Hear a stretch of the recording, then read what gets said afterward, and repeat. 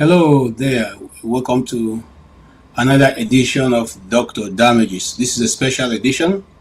We are going to be looking at what has happened in last excuse me 12 hours since we had our last broadcast. Of course, it's no longer news that Mazi Nnamdi Kanu had been sentenced. And the sentencing seems to be shocking everybody, and the whole world, to say the least, is making comments concerning it. And we're going to look at some of those comments. We are also open so that you can also air your own views on the same issue that we're going to be discussing, which is totally going to be about Mazi Nnamdi Kanu. Before we go on, I want to say this. The whole episode of what is going on with Mazi Nnamdi Kanu should really worry everybody. It does not matter whether you're Igbo or you're Efik or you're Yoruba, because once the bully is taken out, then the rest will come for you. See, the ruling that has taken place today will impact every one of us who once in a while have a show, or you talk on the media. Whatever you say can be used, and a terrorism charge can be slammed against you, and there's nothing you can really do about it. So some of those people who are thinking what has been done is okay because it doesn't concern you, very soon it will concern you. When Libya was falling, we said to the then government, which was the Jonathan administration, if you don't do something about in the north, all of these arms is going to come back here. Those advice from a lot of people, or even the media, was not taken. Today, we see the outcome of that. But like I said earlier, we're going to be talking about solely on Mazi Nnamdi Kanu. Let us see. First and foremost, I will give you a reaction coming from a House of Rep member. This is what the person says. Is a clear example. In 2022, Mazi Nnamdi Kanu is a clear example. In 2022, Nigeria's Court of Appeal struck down the charges against him and ordered his release. The UN Working Group on Arbitrary Detention has also called for his unconditional release. Yet he remains in solitary confinement, in deteriorating health, and recently had to represent himself in court. Nigeria has signaled that the law is optional and targeting Christians is fair game. Just hours ago this morning, despite the pleas and cries of the Nigerian people and many Nigerian lawmakers, Mazi Nnamdi Kanu was convicted on all charges. For fiscal year 2025, the U.S. has requested nearly $8 billion for sub-Saharan Africa. But when Americans see political prisoners, judicial defiance, and the slaughter of Christians, they understandably ask, as they meet their own struggles, why should our tax dollars support governments that refuse to protect their own people? Is our aid aiding a genocide? Nigeria is a nation of tremendous potential, but that potential is being choked out by violent persecution of its Christian population. No country can build a stable future where churches are burned, believers are killed, and communities live in fear. Again, no country where the government deliberately ostracized one of his, one of the tribes in the country, no country where two sets of law or even three sets of law apply, no country where a certain set of citizens are inferior to the other. And my question will be this, before I even go in too far. Those people from the southeast who seem to think that it doesn't concern them, are you thinking that in the near future, your children, it will be said that, oh, your father didn't participate, your father didn't support what Nnamdi Kanu was fighting for, so you are exempt from what is going to come? Do you think you yourself come tomorrow, the law, or those who claim to have the law, will not do the same thing they've done to you now. Many of you will remember the Apo 6. The Apo 6 was, young Igbo traders who are coming back from a night party, and were accused of being armed robbers, all because they saw money with them. What has come out of it? See, so we're not even going to go, I don't even want to go into it. I also want to let you know that there are many judgments on the side of Mazi Nnamdi Kanu, many international bodies on the side of Mazi Nnamdi Kanu that has not been adhered to by the Nigerian state. One of the funny things I heard from this judge today is that Nnamdi Kanu's fundamental human right has been, the Supreme Court say they should give him some money. So since he's going to benefit monetary terms, why should the law also be concerned about that? So you can quote from that same Supreme Court judgment, but the Supreme Court judgment also said that these charges are false, are fabricated and does not exist. It should be changed. The same Supreme Court judgment for which you are quoting from says that Nnamdi Kanu his bail should be reinstated. The same Supreme Court, the same paper that you are reading from, the same paper that the government judge, And I want to say congratulations to Omotosho. Hey, Omotosho, congratulations. You will have surprised the world if you had done otherwise.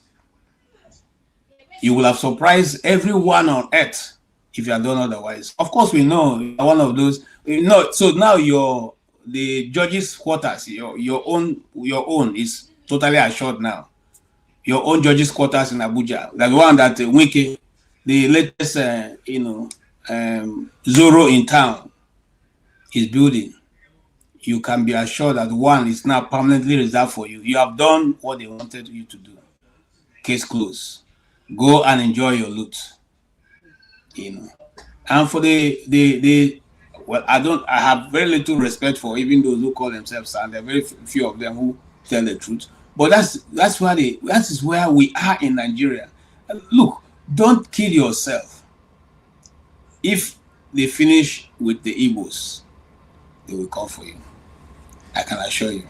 Let's listen to Mazi Nnamdi Kanu's lawyers who were in court on this Saturday. In fact, if you listen to the judgment, the judge also rubbished them. Because remember, they are calling them consultants. The consultant title was given to them by the prosecuting counsel.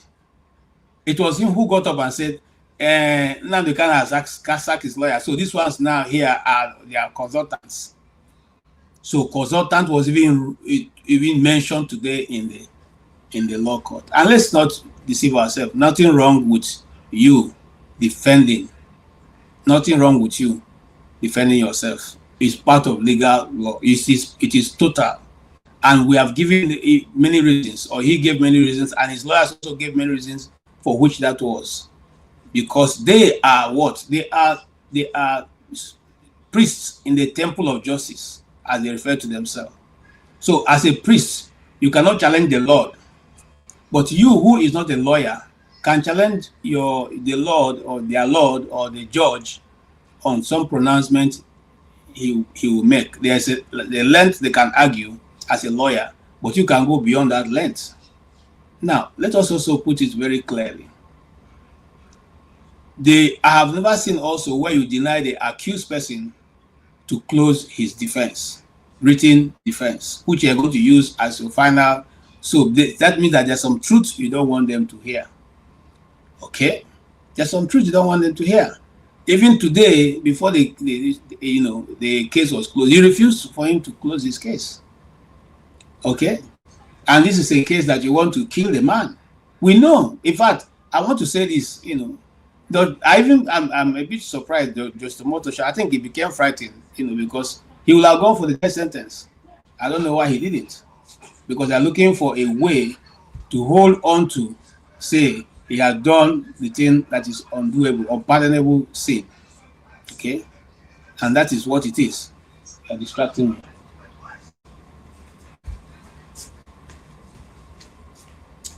So, Having said that, let's hear from our lawyer, because.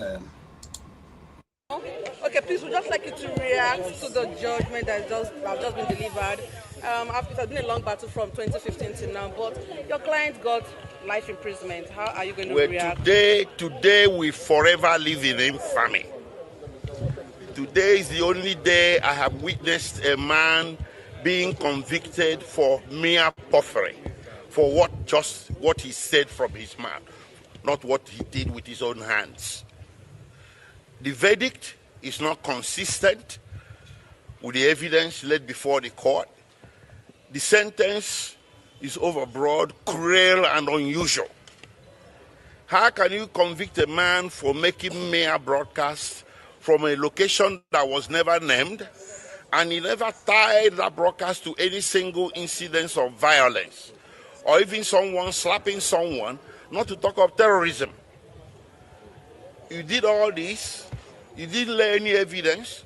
I don't know where this whole verdict can be grounded in law, logic, or facts. We disagree with the judgment vehemently. Completely. Yes. And we are going to fight it from here onwards until justice is done. Yes. There's no justice yet. Yes. Suspect the judgment is not based on law. It's not based on facts. It's based on politics. It's based on some tribal, primordial sentiments. Just because Mazi Nnamdi Kanu is Igbo. An Igbo man has become the person in Nigeria that should be trampled upon. I'm not saying this because I'm Igbo. I'll say it for the Hausa or Yoruba who gets trampled upon. But today we saw an Igbo man being trampled upon, and by God Almighty, we are not going to allow it. It will not stand. Nobody is going to trample on me. Nobody is going to trample on Nnamdi Kanu. Mazi Nnamdi Kanu is not a terrorist. He's a man that was pursuing change. To pursue a separate nation of yours is not a crime. So in Nigeria today, if somebody says, don't be silly, you get convicted. Mazi Nnamdi Kanu may broadcast, and so what? And you convict him for terrorism, for mere words in the Federal Republic of Nigeria. What kind of precedent is being laid? So from here, we are heading to the Court of Appeal. The Court of Appeal is the only court in this country, or the next court in this country, that sits as a jury. We are going to approach the justices there to check out what happened in court today. And we are pretty sure the justices will agree with us that today was the symbol of the travesty of justice that everybody has been suspecting all along.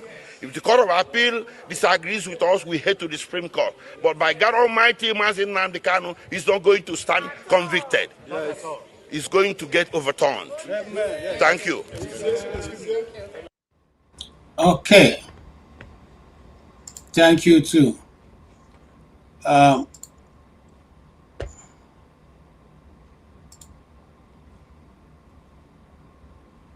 Okay, please, we'd just like you to react to the judgment that have just been delivered. Okay, I'm sorry. I'm having, to fight a technical problem here. I'm trying to invite people, and it's not sending out the invites. So only those who are on Facebook that can actually join in. I don't know why. That's why we came a bit late today, because I couldn't just seem to get it up. So okay, we'll do as much as we can. But the platform is open for people who want to make their inputs. Please, if you can, let me know if you can join us from YouTube, because I can't seem to. I don't know why it's not just putting out the places where you can join. I have welcome. joined you. Okay. Yeah. Oh, wow, Mr. Mazi Okpara. Yeah. You are welcome. Good to see you. Yeah, that one. Thank you. We decided to run a quick special broadcast today just to get people's reaction to what has happened. What would be your take on all that has happened? Yeah, good evening, KJ and my brother. Today is a sad day, very, very, very sad day for lovers of freedom, lovers of liberty, and lovers of justice. Today, justice was murdered in Nigerian court. I mean, there's no other way I can, describe it. It was a sad day for Nigeria, because I didn't go to work today because of this case, because I have a particular interest on this case, and I'm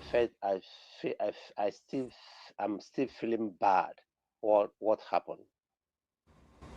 I mean, how can a man being convicted for a mere rhetorics, egbe ọnụ, ama egbu gị, Chukwu kpọọ gị ọkụ, then you convict him? There was no single evidence, there was no single object, harmful of object that was found on Nnamdi Kanu. Even when they raided his house, they did not catch anybody with any double barrel.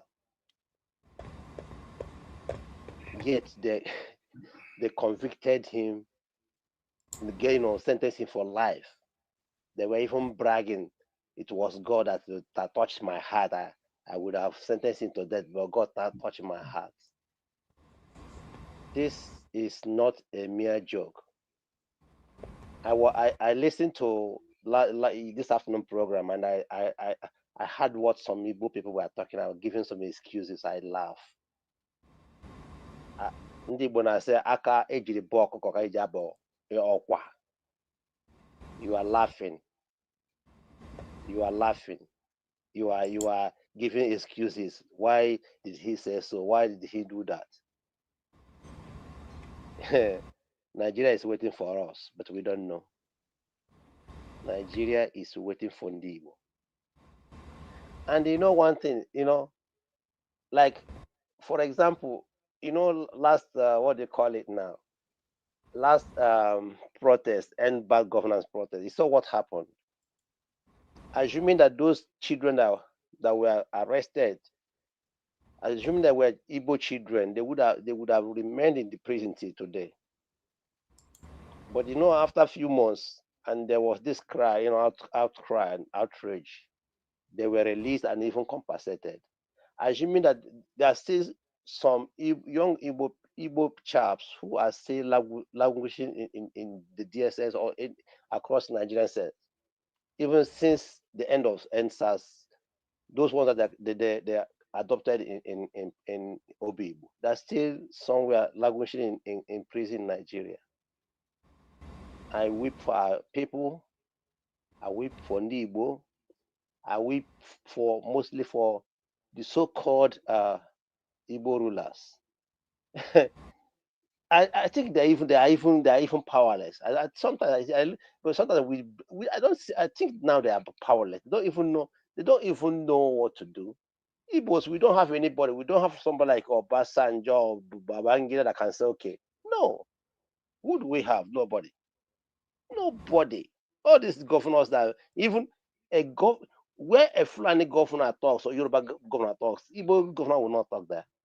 That is how they have reduced us. Where a Fulani senator stands and talk, an Igbo senator will not stand and talk, both like him or her. That's how we are reduced. And then you call yourself, I listened to one guy, Igbo basics, he was talking, I look at that, I don't say, come on, give me a break, man. Let my brother talk. Okay. Welcome, Comparable Facts. Yeah, greetings. How are you? Very good. How are you doing? I'm great. Yeah, I just decided to come earlier and join this evening platform because when I came here earlier, I didn't read the whole thing. I wasn't, I totally forget about it, but I was busy. So I just hurriedly, when I heard about it, when it popped out on my phone, I said, let me join the platform. So I didn't have the whole picture, before now. Now that I have read some of the narrative and what transpired, in the sentencing, the situation is very, very outrageous. I mean, in this particular Nigeria dispensation where we are right now, what they actually did today, I'm let me be very clear. I'm not a fan of Nnamdi Kanu rhetoric and all that kind of things. But having said that, most of what he has said has come to fruition. What we're seeing in Nigeria, where Nigeria has become what they are today, the disintegration of Nigeria. This man prophesies it. So it's not even anything. But to be very much straight, what he did, okay, he was accused of, directing terrorism act, inciting terrorism, providing instruction for making a bomb, causing the use of life via the sit at home. This is all they accuse him of. There's nothing attached to him. I'm not trying to make excuse for him, attached to him for committing any kind of terrorism, like killing somebody. And you have the people in the north, all the jihadis, killing people every day. You are rehabilitating them. You are giving them in a condition. You reduce their sentence 20 years and all that kind of things. They rehabilitate them into the Nigerian society. And now somebody that what I would consider a rhetoric, whether he deserves a punishment or not, that's a different. But there's nothing even close to what they gave him. That shows you where we are in Nigeria. To be more frankly, KJ and Majawara, I'm a proponent of Nigeria. I've been a proponent of Nigeria. Say, okay, let's stay in one Nigeria. But in recent time, even, what has been happening, I'm beginning to doubt if we need one Nigeria. I was just thinking, let's just go our separate way. But what just happened today really confirmed in my mind that there's nothing like Nigeria anymore. Let's be more. We are not heading to the right way. I don't know if you see what happened today. There's a congressman, I forgot to get his name, that made the announcement. He combined what is happening about the genocide in Nigeria with this Nnamdi Kanu narrative. The man spoke today at U.S. Congress. Yeah. So this situation has amplified that it's not just about terrorists or whatever. It's about Christian versus Muslim. We have two countries. That man, I was surprised. We already had this information about Nnamdi Kanu sentencing. So he combined it to be like, Christian versus Muslim. But, we have two separate countries. I mean, I can't even find out about what's actually going on. Let people not deceive. There are some people that is making comment that why did he sack his lawyer or whatever, they would have. I mean, how many years the lawyers has been on this case? 45 years. So in my own opinion, it wouldn't have made any difference because this has already been predetermined. And let me tell you, KJ, you're familiar with Nigerian judicial system. The way the law and the government work, they apply the law with combination of political influence. So there's no way this sentence would have come on if they didn't consult, if they didn't consult Tinubu. Let's call it what it is. That man is not going to make any kind of pronunciation, without consulting the actual rock. That is exactly where it's coming. Whatever game he's trying to play or it's all about politics. He's trying to, cover for the Northerners or whatever to win this election. Or he's a tribalist to the biggest. I don't know. I'm not in his heart, but we can call it what it is. So we should not be talking about Buhari government or whatever. The box stop with Tinubu. Tinubu has been in power for 2.5 years. So this case is Tinubu case. So I don't know why we keep on making case or whatever, that because Buhari started it, then, Tinubu has to go by what the law said. There's nothing like that. This is Tinubu case, and Tinubu is the law in Nigeria. This is the way Nigerian judicial system works. And, when it comes to judicial system, the judicial system is very uneven. There's law for the North. There's law for the Yoruba people. There's law for the Igbos. This is where we are. If you look at all the whole government apparatus, it's occupied by the Yorubas, most of them, maybe about 80% military and other places. So we can't just be blaming Buhari right now because The buck stopped with Tinubu. Tinubu is in charge. If you look at the people that prosecute this case, they are all Yorubas. So, I mean, you can't be going by that case or whatever happened. I mean, that's the way I'm looking at it. Anybody can come here and quibble with you, but this is my own opinion, and I'm going to speak it how I see it. This is how I see it. This has really taken Nigeria to a different level. I mean, things is not going to get better from here. Okay? I mean, okay. I don't want to Thank be you. emotional, but this is just Thank, how I feel about it. thank you so much. You know, I'll just read out what you know, the ruling entails. It says that incitement to violence, e.g., radio broadcasts urging attack on security forces. I don't understand. Okay. But in the court, I'll break it down a little bit. Because I followed this case since 2017. Now, in the court, nobody, when his lawyer, Kana Agabi, asked them, can you produce, do you know one person who, as a result of Nnamdi Kanu's broadcast, died? Can you bring one person? The DSS said they don't have anybody. Okay, I remember that very well because he asked specifically, are you saying that all of these broadcasts, which you accuse him that he is a terrorist, is he acting with a group or acting alone? When you arrested him, who did you find with him? Say nobody. What did you find with him? Say a phone, 2 phones, a laptop, and one other thing. He's asking, is that equipment for terrorism?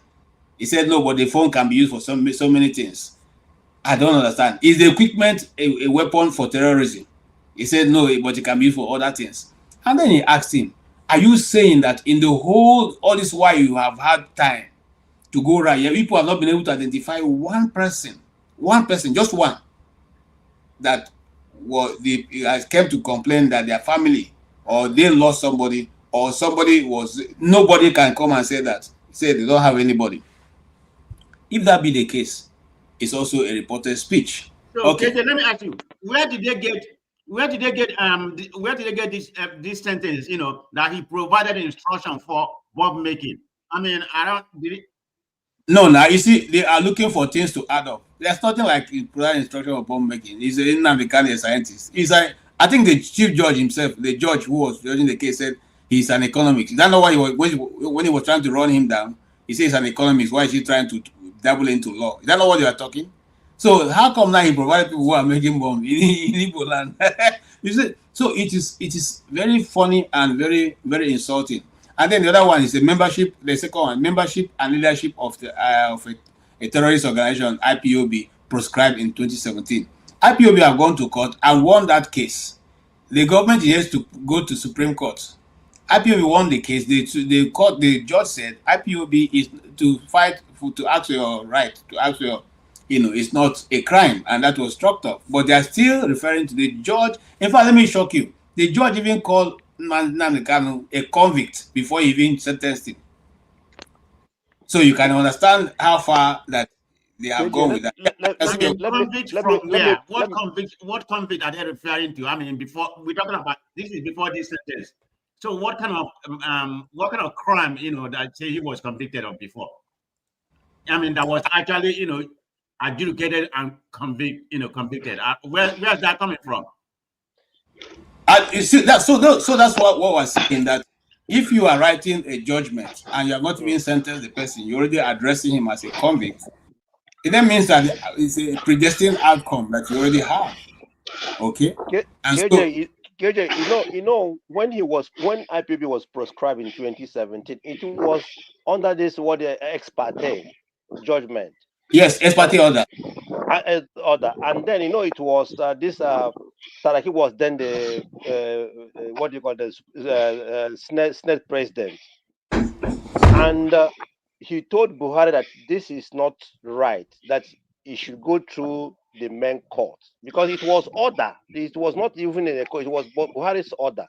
So when they told Buhari that this is democracy is not a military, junta regime, that he should go through the process. That's why they ran immediately to get that expert order. And as we speak, that expert order that's the law they prescribed. Not that they went to court. It was not discussed anywhere. Nnamdi Kanu's lawyers, they were not there at all. IPOB lawyers were not there. They just went to court, got that thing, and that's it. And that's why they refused to come to court to stand the appeal. Okay. That's what happened. Okay. Thank you so much. We are being joined by Uzo and Mr. Sam. Yeah, Mr. Sam, you're welcome. What do you have to say? We are trying to do a very quick analysis of what has gone down, but over the week we've taken down every part of it until we are able to go through with it. Can you hear me? Good evening. We can hear you, Sam. All right. So I followed the judgment today like every other Nigerian and every other interested party, every other neutral person out there as well, who is not really bothered or who is indifferent about what's happened. We cannot sit here and start to bury our head in the sand and start to become so disingenuous overnight. Nnamdi Kanu did insufferable things. Insufferable means things that are too extreme to bear. This guy went all out against that country, Nigeria. How can you be very, very thousands of miles away, sat in your own comfort in the UK, and start inciting violence in Nigeria? When it all started, I thought probably it's one of those from Wazirike, the other guy before Nnamdi Kanu, like everything is going to die down. But I saw how he just began to grow in leaps and bounds, started making money off these shenanigans. You guys fail to understand. Please, I don't want any interruption, please. Let me just. No, be factual. Which kind of money? Did you contribute any money? You are not the host. You are not the host. I'm not gonna respond to you. Let him speak now, please. Let him speak. It's good to have a different opinion, please. Go ahead. Thank you for protecting me. This guy went all out against Nigeria, like I said. People started contributing money. The DSS began to trace out where these fundings were coming from. And they were being linked to this guy, Nnamdi Kanu. I really feel very shattered today when the judgment was read. I was working from home and I was listening at the same time. It didn't end the way I wanted it to. I wanted the judge not to have any mercy on Nnamdi Kanu. I wanted him to get the death penalty.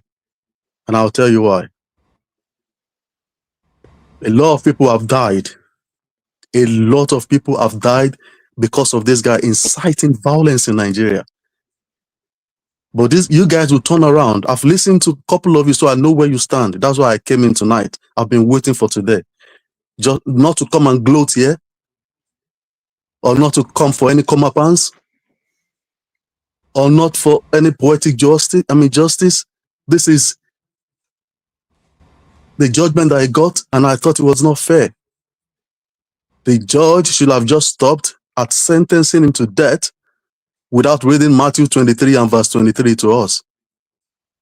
Okay, all of those people who have died via this guy's incitement, telling people to go out, pluck their neck off, kill those police, destroy them, go to the police station, burn the whole places down, and you are pretending not to hear all of those. You cannot do that. We are all alive here. It's just barely some 5 years ago, all of this. I know the case that started in 2015. If there is anything, as much as I detest Buhari, former president, may his soul rest wherever he is. I'm not a fan of his in his second term, but when he was coming in, we all supported him. Maybe not everybody. But one thing that he did that gladdened my heart was that he was able to bundle this guy from Kenya to Nigeria for safekeeping. This guy is a terrorist. Believe it or not, Nnamdi Kanu is a terrorist. Terrorize. See the whole eastern states in Nigeria. You cannot go out on Mondays compulsorily. One riffraff is a riffraff. sat somewhere and it's please. No, excuse me. Okay, You can please, excuse me. calm down. You can moderate his. Mazi, You can Mazi, moderate calm his down. name Please, calling, please. I'm not gonna moderate it because Nnamdi Kanu today is a convict. if you don't want to moderate your language, then I have no option. Exactly. You cannot take me out. You cannot take me out, KJ. I've not abused you. I'm talking about now. It's not Nnamdi Kanu is not your father. Let's have interaction with him. It's not a lot of us here. Let's have interaction, please. KJ, I'm disappointed. Why are you threatening to take me out? That's very low. That's very low. Why are you doing that? KJ, Listen to me. KJ, time this. Everybody should have time to say something. Allow people to say something. Can you listen? Everybody should have time to say something. You called him a Guys, calm down. Calm down,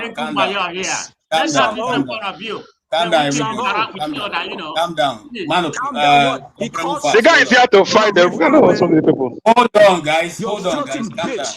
Calm down, bro. You see, if we go this way, we'll not be able to hear each other. We also need to hear his mindset. But I want him to moderate his language. Let's hear his mindset. I don't want to stop him from talking, but let's have a clean discussion. You can make your point without hurting anybody. I mean, that's my decision. I'm on timely. It will not allow somebody to talk for 30 minutes now. Everybody came back to. I just came back from work. I'll appreciate that. Give me some time. Let me be on the time. Let me be on the timing, please. How many more minutes do I still have?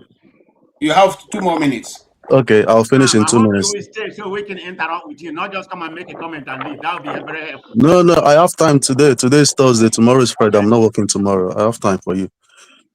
Anyway, you have made me lose my line. I mean, my train of thought. But I'm going to end it this way. Whatever he has got today is very deserving. It deserves what he got today. I thought he was going to get a death sentence because there's a reason for that. If your families or my own family, take for example, those 2 soldiers, you cannot claim you have not seen those 2 soldiers. I don't know whether they are Hausas or they are Igbos. I can't remember again, but I remember that scene. Those guys were killed in broad daylight just because somebody is sat somewhere, and it's telling this myrmidons. Okay, Sam, it's like you find it a bit difficult to talk without having to, See, it's very painful. It's very painful. I'm not insulting. It's very painful that people have died. It's very, very painful. Yet, you guys are. I'm still with you. Hold on. Sam, as you are here now, and I'm where I am now, and I commit a crime, a very heinous crime, and because you are being the radar of the government, and they ask me, why do you do this? And I say, it is Sam that sent me to do it. Will you take responsibility for that crime which I have committed because I mentioned your name? See, there is a connection to all of this. See, your question, you have been simple question. I've answered you. That we say if A is equal to B and B is equal to C, invariably A is equal to C. Okay. We can connect the dot. You think the judge is a stupid man? You think the prosecuting counsels are stupid? They are not. Let's move on. There's no problem. You are right. Uzo. Yeah. What's up? How are you? Can you hear me? Very clear. Okay. All right. I think I woke up almost 4 a.m. today and followed the whole procedure. All right. So and I pray everyone should be civil. Yeah. Every indigenous people person, for how he's feeling feeling it, whether good or bad. All right. What I notice is like I'm a Catholic. There's a time they brought Jesus before the Pontius Pilate. It's like a judge was narrating like narration, and Jesus said, he talked. The narration didn't pull like a place, like a written judgment already be done. We all know that this way is going. Nobody will tell you that that's not right. We all know that already. All right. So my initial argument is that if you know that this guy committed a crime, when you move him from Kenya, take him to court, judge him, prosecute him, and lock you up. When Samalepa was caught in Finland, it takes more than 6 months. It was it was everything was done. All right. So this guy have stayed over 5 years. You are holding over 5 years, wasting Nigeria resources, millions of dollars, bringing to court with armed security and everything. Finally, somebody else have come to like read and read and read and read and read. Both the one that even a layman will know that now this is not it. All right. I wouldn't tell you that everything is wrong or right, but it has happened. So, but the only thing we will not allow somebody will come here calling names or insulting people. We all know how to start. If you have starting now, if you're from Satis, between 2015 2020, we all know what starting Satis worker was like. We all know how it was like. In my place, I'll take it up from my place. A Fulani person will sell you a cow, come dinner and take the cow. You can't say anything. You go to police, they will even arrest you. All right. A Fulani guy, two of them will fight for the cow. They kill themselves. All the people might be run away because army will come and dismantle everybody. My cousin was shot. It was on the news by the military, by the airport road. From far, it was shot. The head was taken off. For what? Nothing. A young guy. We all know how fat this was between 2015 to 2020. That it was meteorite. Operation person that was dancing all over the place, killing people. That's what instigated all these things. We all know how people cannot even go to farm anymore. Even my place. All right. We all know, and everyone was scared. When you sleep one eye. Everyone was scared. We are doing meeting here. Like if you between 2015 and 2020, if you are meeting upon how do we secure before no solution. The governors, some of them came here. What do we do? No solution. Everyone, the Southeastern were looking for solution. How to secure our land. That's when Nnamdi Kanu come with a full force. And it was the solution that everyone was looking for. All right. So everybody buy with the idea, let's secure our land. All right. Then I won't, as I said, it's only a tree that they will call the tree will stand. Nnamdi Kanu was the only person in the 30s when he thought, even the governor say, if I'm the governor also, I will not accept that. As I said, people from the governor of like someone like Opus Odemba, Ibazo, all those guys, then I will not allow him to even preach the next day because they become nothing in the state with the government. People listen to Nnamdi Kanu because Nnamdi Kanu give people hope. Nobody listen to Opus Odemba. Opus Odemba will tell you, sit at home. Don't get anywhere. Nnamdi Kanu will declare everyone going. People will listen to Nnamdi Kanu.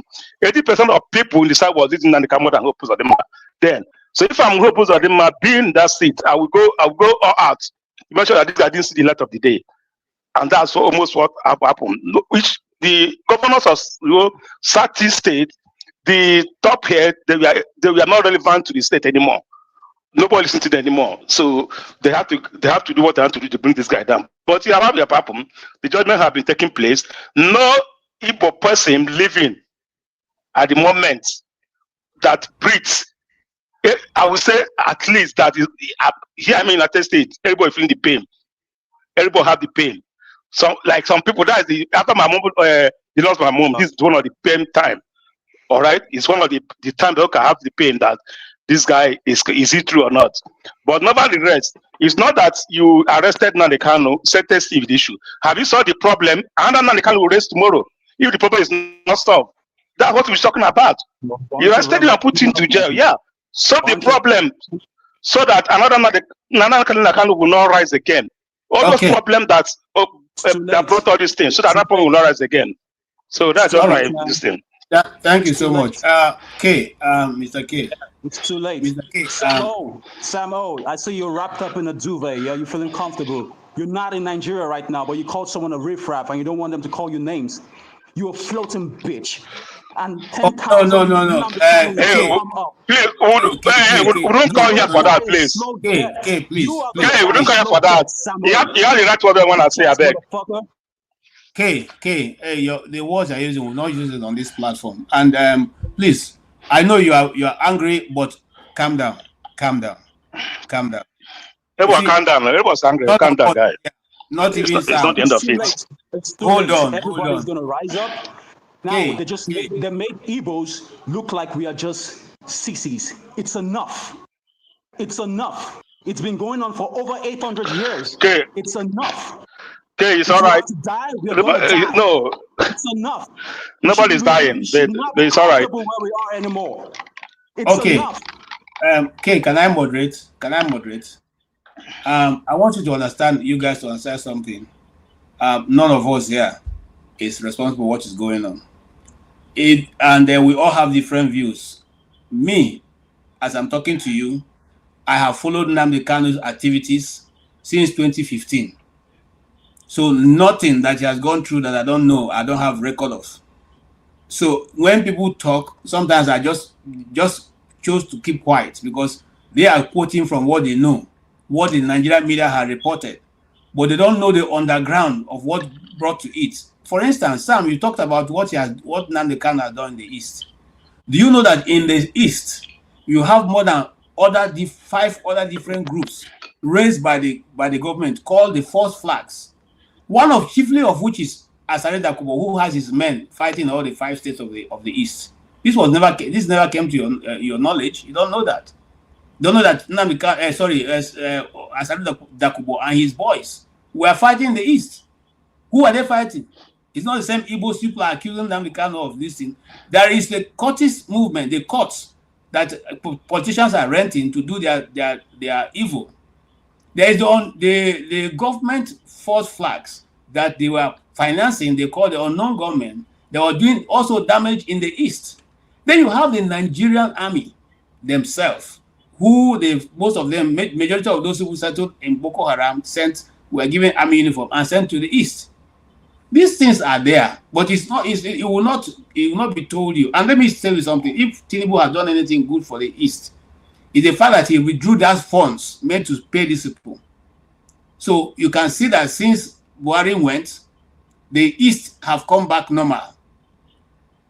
And let me tell you something. I have people in the East. Many times I've called them.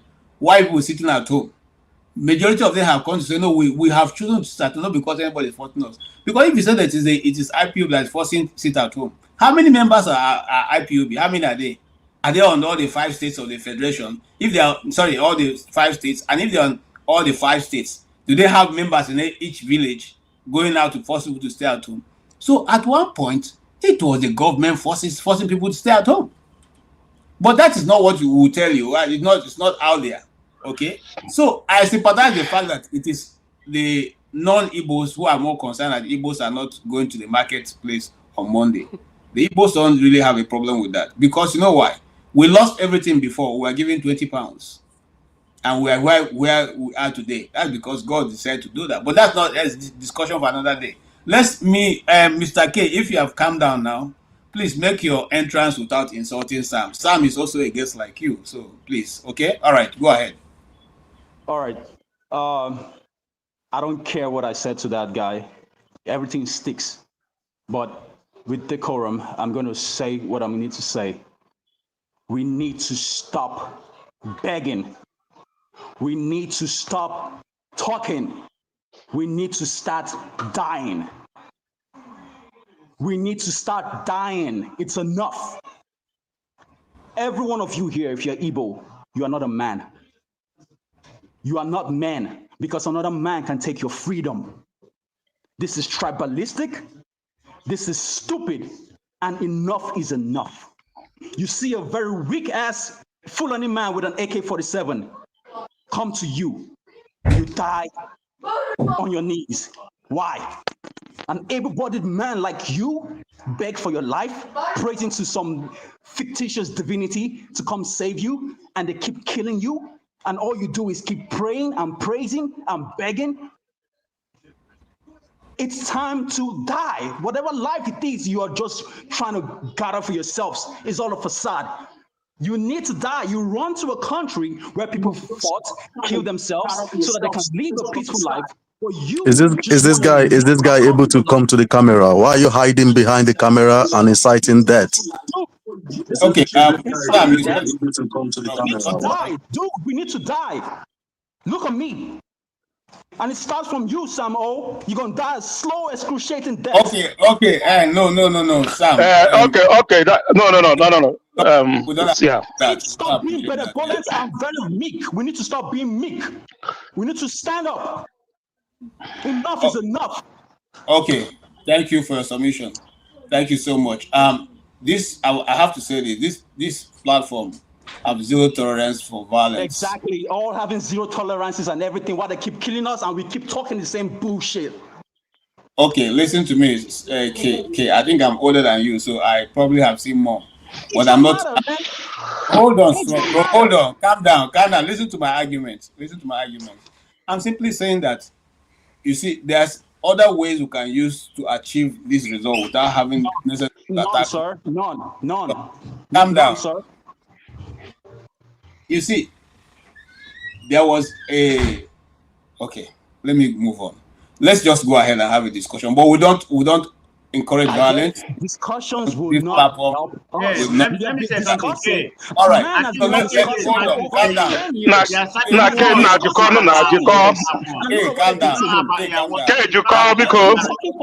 Guys, calm down. He has gone to different countries. He has tried to make people see. Calm down. We talk too much, and look at what he has got for talking. We talk too much. Okay, calm down. Yeah, it's all right. Soldiers are killing us, and we fight back, and someone here is telling us, oh, they killed soldiers. So he deserves death because he said something. Because he said something, and he retaliated, and someone died in the line of action. This man says he deserves the death sentence.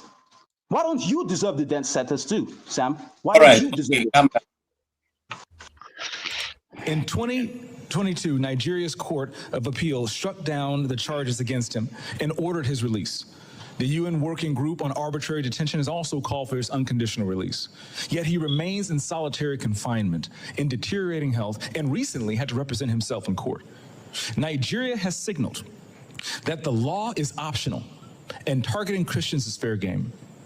Just hours ago this morning, despite the pleas and cries of the Nigerian people and many Nigerian lawmakers, Mazi Nnamdi Kanu was convicted on all charges.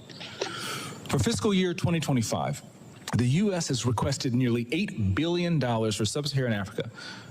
But when Americans see political prisoners, judicial defiance, and the slaughter of Christians, they understandably ask as they meet their own struggles, why should our tax dollars support governments that refuse to protect their own people? Is our aid aiding a genocide? Nigeria is a nation of tremendous potential, but that potential is being choked out by violent persecution of its Christian population. No country can build a stable future where churches are burned, believers are killed, and communities live in fear. Okay, that is the submission, Congressman, this morning. I'll come to you. That's what I was talking about. And some other people do. That's small. That's small. That's small. Anyway, don't worry. It is not grab. In 1 month time, you see. Guys, calm down. Trump does not need to waste taxpayers' money trying to go figure out how to solve Nigeria's problem. All you need to do is equalize the whole play field. Okay, calm down. Hold on. Yeah, you done now. Somebody else, please. Somebody else. You come back to you also. You have heard Sam's submission. I heard what Sam said. Yeah. So as from I understand, he probably feels that way because he's a bit removed from the scene. But you are in the scene because your relatives are still in the East. From his argument, there are also Igbo people who have that same argument, like the guy called Udele, who has been celebrating since. Now, why do you think... Not the current name here, beg. Why do you think such people exist? That no, they mention nobody now. That's the definition in there. I take exception to that. What do you mean such people, KJ? What I mean by such, I mean people with divergent view from our own view, the majority view from the So East. it's only the Southeasterners that can contribute to this goings on here. I'm not a Nigerian because I'm Yoruba. Listen. Because now who get wound Hold like on, the guys. piam? Hold on now. Piece of Hold shit, on. Let's Sam. You're a moderate. fucking piece Let's of shit. moderate. Yoruba, Okay. right? Tribalistic. So You're a hold piece on. of Hold shit. on. Let's moderate it. Sam has asked a question. Is it that because it's not Igbo, it should not contribute? I'll go one by one. But I make your point, and if you can answer the questions he has thrown. I don't think he threw it only to me. He threw it to everybody who No, probably I don't look. I heard what Sam said. You know one thing, because whenever somebody comes here, you exactly immediately he opens his mouth, you know where he's going to. You know, when some Yorubas come here, they will pretend as if that Yoruba land is safe. They will pretend that they are not agitating to separate from Nigeria. Actually, Yoruba people are more separatist than the Igbos. They have well-organized separatist group, well-informed, well-organized than the Igbos. Why you see our intellectuals not coming to talk about Igbo separating from Nigeria is what happened today. The angst, the fear of being arrested and put in a prison forever. That's why you see them, they are not talking about Biafra or Igbo nation like the Yorubas. You have Mr. or Professor Akintoye, Banja Akintoye, who is always coming to, to say we are fed up with Nigeria, give us our own separate nation. There was a time he was even on Samuel Ekpa's program with Sunday Igboho. I mean, this Professor Akintoye. He was there for almost 3 hours. They were discussing how to fight together and separate from Nigeria. This man has called for separation of, for discretion of Nigeria for many times. Even this time, a few months ago, he wrote Tinubu that Tinubu should not hesitate to remove Yoruba from Nigeria. Nobody's attacking him, nobody's arresting him because he's a Yoruba man, because he has, Yorubas have this than Igbos. That is why this man is coming here telling us, how Nnamdi Kanu did that. Okay, for example, when Sunday Igboho when his house was attacked, the DSA discovered, weapons in his house. When Sunday Igboho, when there was a problem in Igbarapa or your state, Sunday Igboho took his troops. In fact, that was almost a civil war because more than 500 people died. And that's what made General Buhari to attack his house, because he killed a lot of Fulani people in Igbarapa, in your state. They first went to the burned his house, he escaped, they went and attacked his house again. So when somebody is coming here to tell him what is happening in Igbo land because of this, propaganda, Igbos are doing this and doing that to ourselves, you think that Yoruba land is safe. Nowhere is safe there. Nowhere. And they are fighting for this agitation. They are fighting for this thing very, very well. My brother Sam, if you are acquainted to this program or to the agitation in Igbo land, 2015, when Nnamdi Kanu was first caught, Nnamdi Kanu had no guns. Even then, there was nothing like insecurity in Igbo land. There was no killing.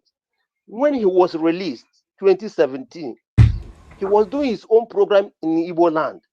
There was no firearms. There was nothing until they came to kill him and he escaped. And then they started their Operation Python Dance 1, Python Dance 2, which Buratai was then the chief of army staff. This Buratai now. So all the insecurity you see in Igbo land didn't start from Nnamdi Kanu. When did Nnamdi Kanu establish ECN? It was on October 20th of October 2020. When did Nigerian army start killing Igbo boys? With no arms, with no dagger, nothing. You catch them, you kill them. Even Amnesty International condemned Nigeria, put the names, told Nigerians how Nigerian government, how they were killing Igbo people for no reason. Al Jazeera interviewed Buhari, wanted to show Buhari where Igbo people, Igbo youths were in Aba High School, saying give us a referendum. He sent his army to massacre these young people. When you come here, you have to know where this thing started. Because coming here and let me tell you, who are the unknown gunmen in Igbo land? Have they caught one person and imprisoned and charged the person to court? Never. Somebody will come and kill and go in a state, in a country that calls itself sovereign. How can people be killing people and you will never arrest those people? You only hear, ECN has killed somebody here. No evidence, nothing. So, my brother, when you are talking about killings in Igbo land, you should know where it started. You should know the beginning. Don't come here and start, he did this, he did that. At least they have had him 5 years. What did they find, from him? Nothing. Nothing. Not even razor blade. They caught him with a cable, with a microphone, with a cable. He incited. All right. Let me tell you. Excuse me. When Radio Kudrat I was listening to Radio Kudrat in 1990s. Do you know that most of them today they became governors? Even this Tinubu was one of them. Femi Kayode, who was the what they call the governor of Ekiti State, was one of them. Dele Mahmood, they were operating Radio Kudrat. They were telling everybody to bomb everywhere. OPC leader today. Look at what Agam said a few days ago. Do you know how many people that died under OPC today? Adams is the area of Kakanfo of Yoruba land. What are we talking here? You have to be fair when you come here, please. The state has the power to implicate you in many ways. The state has the power to send people, divide people into two, people killing people. Lastly, let me tell you, the last Professor Chid, the last commission he did in Anambra State, you heard what he said. He said that most of the killings in Southeast are caused by cultists and political talks. And as we speak, Soludo cannot release that white paper because it contradicted what Soludo was talking. Don't come here and say what you don't know. Thank you. Okay. Thank you so much. You have been very kind. And we'll go. Wow, look at Ngozi. Ngozi is here. So it's interesting that you're not sleeping at this hour. So please, guys, let's give her an opportunity. See, she's in Nigeria. So, and data is not very cheap there. Please go ahead and make your contribution, Ngozi.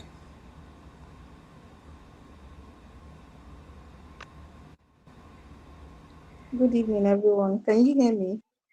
Yep. Yeah. Good evening.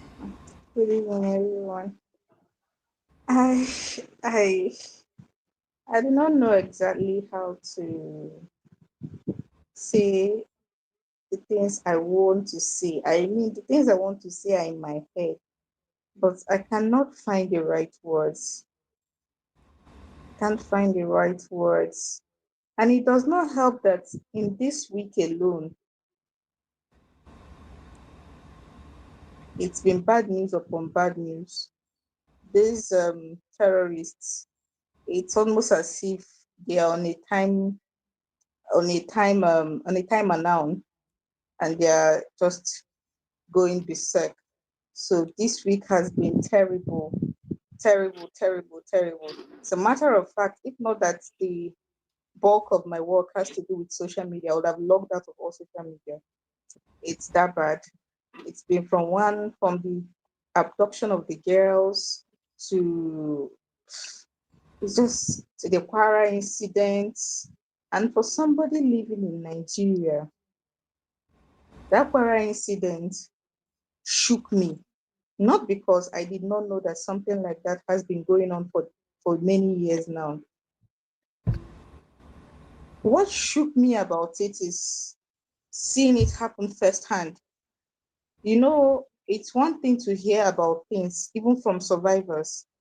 For example, I have family members who survived Boko Haram and only came back to the East with just the clothes on their back. It's one thing to hear. And as a child, I remember distinctly as a child growing up in Maiduguri, everybody would just randomly start running. What is it? Sharia. Everybody would just start running helter skelter. So there is that. But to see the horror of being surrounded by terrorists in the last place you thought they would attack you, a church, it was horrifying. Then to move from I'm that, sorry. Have we changed the topic? I'm lost here. What's going on? Let Just her, you listen. make Just your, you listen. have your say. Let her speak Just now. listen, Just dummy. calm. You have opportunity to speak. Calm down, because all right, go ahead. Because calm down, guys. honestly, I did not have the bandwidth for nuisance this evening. If anybody has a problem with me speaking, I'll gladly log off. I do not have the bandwidth for it. And certainly not from this man. He certainly not, I do not have the patience for his BS. So yes. And then all that, having to deal with all that. And then when I heard that judgment was going to be delivered on Nnamdi Kanu's case today, I deliberately avoided it because we all knew it was building up to this. For most parts, most people could know it was building up to this. You could sense that they've drawn it out long enough. They just couldn't anymore. They just couldn't keep up with the whole charade anymore. So something had to give. But nothing prepared me for it. I didn't even think we were going to go through with something like this. And as somebody living in the Southeast, it's like, oh no, here we go again. Because it's bad enough that you are telling Nnamdi Kanu supporters, calm down. Let's talk about these things. Let's ask for his release. Let's keep demanding that he be released. Even when all the courts have said that he should be let go, let's just keep going. Don't face them with the force. They are pushing you, but don't fall into it. Don't fall into it. But now, what do you tell them? What in God's name do you tell them? There's no reasoning with them anymore. And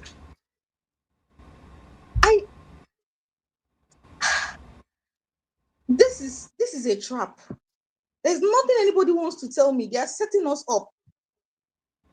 They know emotions are high and they do this. They are setting the Southeast up. And when we do not fall for the trap, they are going to do it by themselves. Don't worry, we're up to The the facts now. Nigerian military, in years past, have been complicit of committing crimes and claiming it is a set of people that they want to target that committed it. They have even admitted as much. So now that they have set up Ndibo with this final straw, I am just thinking two scenarios. Hopefully, we do not fall for it. I am hoping with everything in me that no matter how angry or saddened anybody is by this, they do not fall for this trap. I am hoping. And I know very well that even if we still do not fall for this trap, there is no coming back from it because they are still going to do what they usually do. Unknown soldiers are going to come and do their thing, and then they will still do what they had in mind all this while. Have more reasons to put more boots on ground. The Southeast has been militarized. Anybody that knew me and my take on IPOB since 2021, go and check my socials. The IPOB prior to them being proscribed were just flag carrying, excuse my French, nuisance people. They were not armed. They were not a threat to anybody. I did not support them. I did not like them, but they were no threat to anybody. All they did was do their assembly.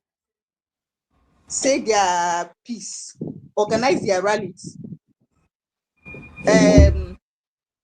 with their usual record. That was all they did prior to the proscription, prior to that military assault where most of them were made to swim in mud. God bless you. Prior to that, the IPOB, I live in the Southeast, so I dare anybody to contradict it. Prior to that, we lived with these people. They were not a threat to anybody. They were annoying, very annoying. Not all of them. For the most part, they were annoying, very, very annoying, but they were not a threat to them. Buhari did what he did. And when he did what he did, I am saying this and I have receipts of everything. I have not changed my mouth since 2021. So nobody can even come and say, God, I have said this in 20. But Buhari is the cause of it. That is why when he died, I celebrated. That man will rot. And not only did he proscribe them, he took away private gun ownership. He made sure that private individuals in Nigeria could not own arms. He did that. So when Are we on a timer? Are we on a timer, moderator, please? I'm the moderator. I will say when she stops. She's in Nigeria. She's using her data. I want her to speak her mind. And if she wants to log on, she can log on. You are in a better place where your data is not logged up. How do you know where I am? So because she's in Nigeria, I have to wait. Nigga, shut the fuck yes, up and that's the listen. law. KJ, lock this guy out, man. KJ, take this guy out. Calm down, Take this Sam out, please. Sam Take is this a Sam radio out, please. member. Let him be here. No, don't take him out. But Sam, calm down. The lady is in Nigeria. It's my turn to speak. Then your turn. So let's give her this more platform. She's in Nigeria. Being a troll. This is what he gets paid for. He's deliberately trolling. He knows I'm going to get we are gonna balance this shit soon. It's all about negotiations. It's all about negotiations in this game. We're gonna play this game. We birthed you guys. We feed you guys. We make you who you are. We teach you. And now it's time to teach you the real. Okay, calm down now. Okay, calm down, please. I was talking to you earlier. Calm down. That's not. You're gonna know us soon. You will know us soon. Eccentric case, you're asking I'm a clown, you're gonna be the joke soon. We will see. This is the greatest delusion of grandeur I've ever seen. Okay, you are nothing, man. Hold on, guys. Listen, I know that when this broadcast starts, people will come here with different views and they want to, cause destruction. Please don't allow it to go that way. I don't want to move anybody. I don't want anybody to insult anybody. Okay, let people have their say. People feel differently. People have different. You're gonna have to remove me. It's enough of hearing people say. You need to stand up and be a man. Stop talking. Okay, but right now, take it easy now. Okay, in my room now. Where do I stand up to now? All right. Ngozi, please conclude. Let me just conclude by saying this. I just know that there is an end game to all this. Obviously, there is always is. But before that, and that end game, look at what played out in court. The prosecution said, "Oh, we think he deserves the death sentence," and the judge says, "Oh, I'll be merciful. I'll give him life sentence." Pontus Pilate. When they kill Jesus, I set him play. And then it was so annoying. Like, make it a little bit believable. We are not clowns. We know what is at play here. And then they do it. And then by 2027 now, what you're going to hear is Tinubu pardons or reduces the sentence. And he's going to call it a gift to the Southeast. I know that is the end game. But what I am worried about, what scares me, is what is going to happen from now till then. Because that is the ultimate end game in all this, to use it as a trump card to say, "Oh, I know we were the one that sent him to jail, but look, we are setting him free, we are reducing his time. That is something we did for you people. You people have to reciprocate by voting for us." That is where all this is going to end. But before then, these people are so heartless. They are willing to risk lives, knowing what the impact of what this could be. They are willing to risk life. What am I even saying? They've been risking lives all these years, but they're willing to risk more, even in the face of international outrage. They are willing to risk more. There's no coming back from this. There's absolutely no coming back from this. And anybody anybody that's still at this point still thinks, oh, for those that would think it's a gotcha moment, oh, I pity you. I pity you. It's not the gotcha moment you think it is. And if after, sorry, go ahead. So I think this is not for those that are thinking, oh, gotcha, oh, finally have him. Yeah. Oh no, you're silly. It's not. You're very silly. And I don't want to even sugarcoat it. You're very silly or daft to think that this is a gotcha moment. It's not. Oh, it is going to come and bite all of us in the ass. And it's not going to be nice. The only reason I feel confident and I feel justified is that posterity will always judge all of us. I have been saying it since 2021. Let posterity judge all of us. Maybe we are here. My prayer is that nobody will die. Even said people are saying, all of you, no, nobody will die. Nobody will die. All of us will live. Whether you're in Nigeria or out of Nigeria, all of us will live and see what becomes of this. Good night, everyone. Thank you so much for coming in and making your contribution. It goes a long way to help us. Thank you. All right. Comparable facts. Yeah, thank you very much. Ngozika, it's good to see you. Okay, hope you be safe. So let me make it. I'm going to ask a question. One, and Sam, this is directed to you. We need to be respectful here. It's going to be yes or no. Please, I don't want you to elongate your answer. Do you believe in Nigeria the application of law combined with some political factor, make the judicial system or the law in Nigeria very uneven or not? Can you just say yes or no? The application of law combined with some political factors, does it make the way the laws have been adjudicated in Nigeria? It's not a yes. It's not a yes or no thing. Every case must be dealt on or dealt by on its own merit. Every case must be dealt with on its own merit. So that's the way you want to answer. Okay, let me proceed. Okay, you don't want to answer. You don't want to answer yes or no. So let's go. I think what we are witnessing when it comes to Nigerian space, let's not sugarcoat it. What Ngozika has said is definitely right, and I think KJ started it. Everybody knows it's well documented that the silent genocide that we have, which was Buhari, was the one that instigated whatever happened in the Southeast. Maybe people are just going by the news, whatever they are hearing. Buhari did operate what we call a sting operation. That's why you see all those unknown gunmen perpetuating the whole thing. He budgeted a lot of money. The security expert has come and confirmed that he budgeted a lot of money in order to sabotage the Southeast. He's a silent genocider. He did it in nobody he wants to. The people he consider, the dot in the circle, he wants to exterminate them. He was a silent genocider. That's a fact. That can never be taken. If you look at it, the last 2 years, since Tinubu came in, I'm not a Tinubu fan by no means. The so-called unknown government, you don't even hear about them anymore because they have taken away the budget that was perpetuated by Buhari. That's a fact, and it's well documented. So when people come here, you say something. If you look at the record, the data, empirical data in the last 2 years, the violence in the Southeast has subsided drastically. I know there's a little bit of separatism going on, some kidnapping and some other things, and that's happening in the South Side. If I may give you the correct data, in the last 2 years, in the Southwest, dead by violence and other crime you have in the Southeast, in the Southwest, it's about 200 and close to 300. Where are you getting your data from? Where are you getting the data from? Man, you didn't want to answer my question. Just be quiet, okay? Don't annoy me. I'll let you speak and let me You have come with your lies again. Is your stock in trade? Is your stock in trade? Tell us where you got your data from. Go and find out. Sam, please. I beg you already. I beg you already. Don't insult people.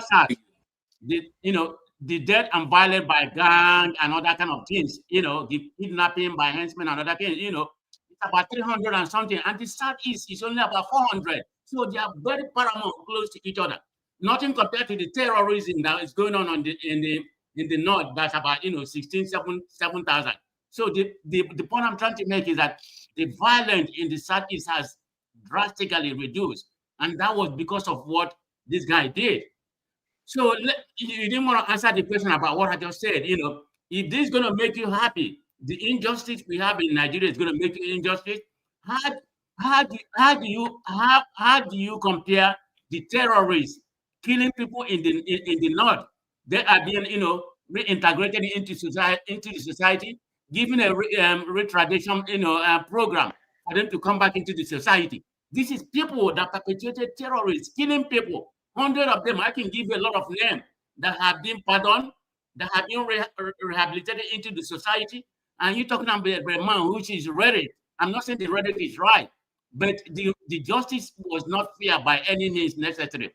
But if you come here, you know, and you want to throw the line of people, you know, who their narrative is based on insensitive outlook, oppressor, you know, cheerleader. That's what you are, rejoicing for another man than for, you know, celebrating the injustice that's being done in Nigeria. People like you that are you know, state loyalists and biased, you know, then you are driven by what I call hatred and, you know, hatred and injustice. But that's your opinion. I respect it. That's why I said people should allow each other to come here. I go to a different platform. You hear Sam. I go to one man platform, and I'm going to go there this evening. I'm not scared, and I want you not to be scared. For you to come here and say your opinion, like you said, this is what this platform is all about. It's have your say. So if KJ did not drive you away or Dr. Damage, you shouldn't be afraid of anybody. I go to one man show. You know, it's on a different kumbaya. One man and let me speak. You know, he never drive me away. So that's what he said. I don't know why he's saying people are driving you away. Nobody drive you away from here. Don't be going just kumbaya. Don't hear the same thing everybody's talking about. Come to a place where there's a diverse opinion. You have stated your opinion, and I respect your opinion. But I'm going to counter you, and you haven't given me something, you know, to disprove my narrative that, you know, there's an uneven justice in Nigeria. The terrorists in the north are being pampered compared to Nnamdi Kanu. How do you justify that? People killing people. I mean, almost, if you have the data that is being compiled by international, it's about 63,000 people that have been killed, just Christians, compared to, you know, about 6,000 Muslims that have been killed. If you look at that number in the last 5 or 6 years, and how many dead in the southeast, which are condoned, but it was getting better until this outrageous ruling. I hope my people will calm down and let's see what happens. You know, don't take the bet. But that's your opinion. I respect your opinion, okay? But you didn't answer my question. Thank you. Thank you so much. Guys, one of the charges that was leveled against him as part of his terrorism activity was the killing of Malam Bullock, the APC guy who went to conduct the primaries in Imo State. Now, here is the Imo State governor, who obviously is not a fan of IPOB, talking about his mother.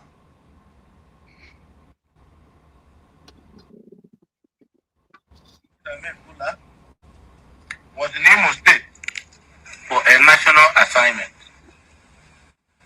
He came to Owerri with the Senate Committee on Constitutional Amendment.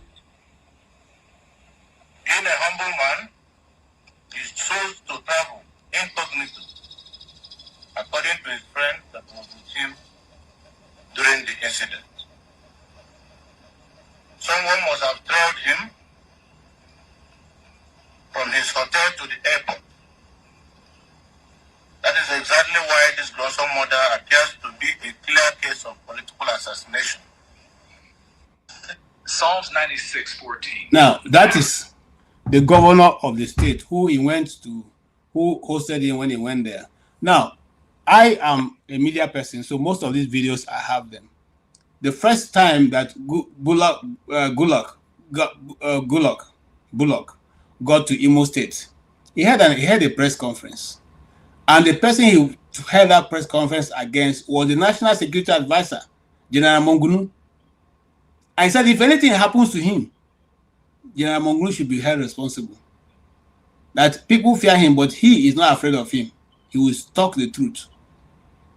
And that guy is the one for a lot of things. That video is out there for anybody who wants to search. Go search it. Bullock's last interview, you'll see it there. Okay, when they tried to put this on IPOB, the family even said, no, we know what is going on. Please leave IPOB out of this.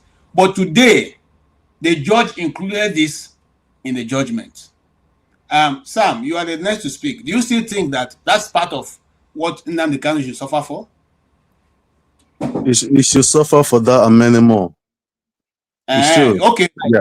You will suffer, and your generation will suffer many more. No. You see, I'm going to take you out. Okay? If you don't stop, I'm going to take you out. Please don't do that now.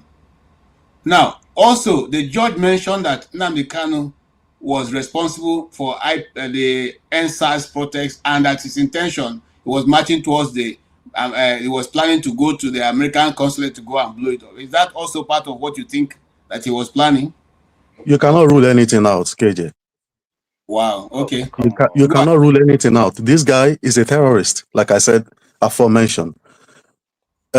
Without mentioning them, because I don't want to trigger anyone, you are calling for death, but you are hiding behind your camera. We can't even see your face.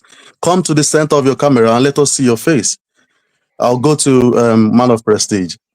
See, the situation we are dealing with, see, you can chew gum and drive at the same time. It's not mutually exclusive. Okay, one must not stop for the other. What we are experiencing in Nigeria, yes, we are in a state of war now. Nobody's denying that, and it's been orchestrated by you know who against the president. But that's not the topic for today. We can start the president. Yes, that's what's going on. If you don't know what's going on, is politics. But we'll go back to that later. Let's go back to the East. You mentioned earlier if it deserved this, and I said it deserved it and much more. If you people in the Southeast, and I'm calling you guys out, I'm Yoruba, I'm not a child. I've lived with everyone in Nigeria, and I know the crybabies in that country. Please don't shut me up. Let me speak. This victim mentality. Please don't interrupt me, please. I'm not abusing anyone. You're not insulting anybody. You're abusing. Don't worry, you are abusing us. But go ahead. Abusing who? Have I called your name? Using victim mentality. Victim mentality. This guy is here to cause trouble. If I were you, if I were KJ, I would remove him. I'm sorry. No, I'm not him. So is that democracy? You want to remove me? This is a bastard. He's a bastard. Hold on. This is a bastard. Hold on. I said that. Remove this idiot here. No. That's what I'm against. Don't insult anybody. Okay, make this thing. Don't insult. And I said that to Sam. Don't insult anybody, but make your point. You are free to make it. It is have your say. So you have your say. This guy did a lot of damage to that country. I don't know how the southeastern part of that country will recover from this. No one in Nigeria, believe it or not, I'm telling you the truth. It's southwest than southeast. It's southwest than southeast. I'm telling you now. Remove Lagos. Take away Lagos that people develop. It's southwest than southeast. You're coming out. This guy is a moron. This guy is a moron. This time is a moron. It's southwest better than southeast. Take away Lagos that people develop 100%. It's not that southeast. You're here talking rubbish. We are fools. Remove this idiot. Talk like human being. Let's have a conversation here. Stop doing all that, man. No, don't be like KJ. You're not right, man. Don't everybody say fool. Let's have that conversation, not all this you are saying. You started. Today we forever live in infamy. Today is the only day I have witnessed a man being convicted for mere puffery, for what he said from his mouth, not what he did with his own hands.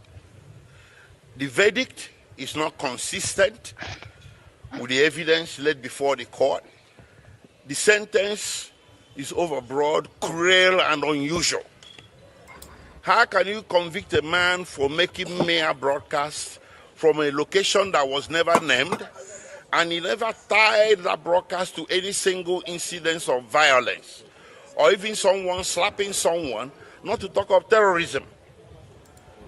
You did all this, you didn't lay any evidence. I don't know where this whole verdict can be grounded in law, logic, or facts. We disagree with the judgment vehemently, and we are going to fight it from here onwards until justice is done. Yes. There's no justice yet. Yes. Suspect the judgment is not based on law. It's not based on facts. It's based on politics. It's based on some tribal, primordial sentiments. Just because Mazi Nnamdi Kanu is Igbo. An Igbo man has become the person in Nigeria that should be trampled upon. I'm not saying this because I'm Igbo. I'll say it for the Hausa or Yoruba who gets trampled upon.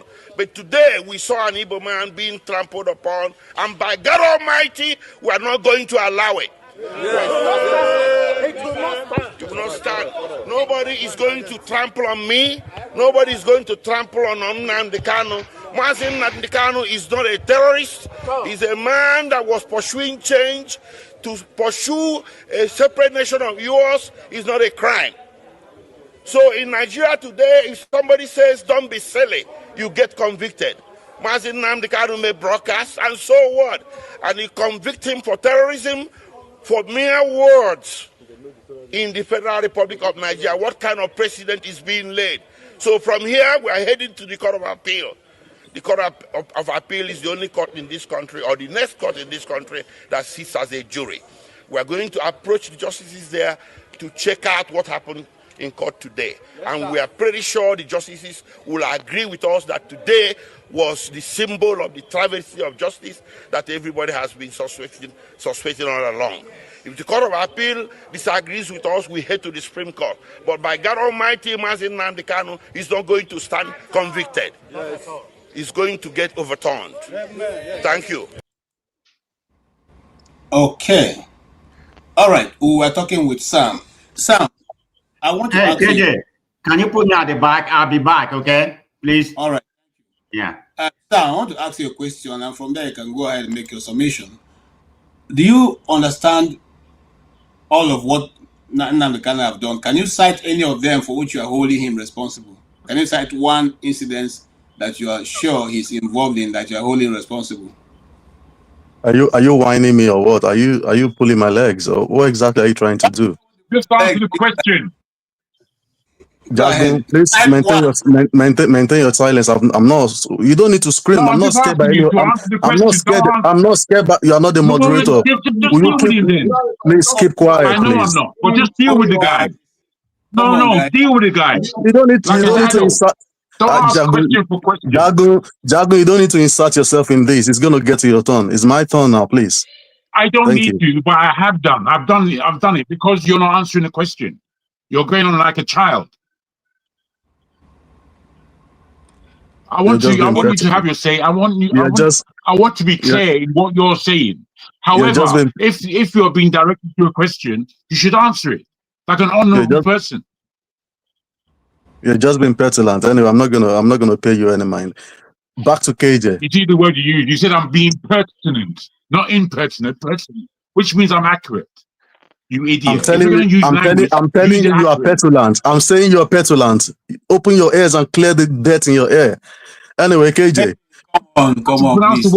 The word you want to use. The word you want to use is petulant. He is the one. He is the one inserting himself here. Whatever scribble you're trying to give up. Just speak your keys. Let him. Go ahead. Do you know what, KJ?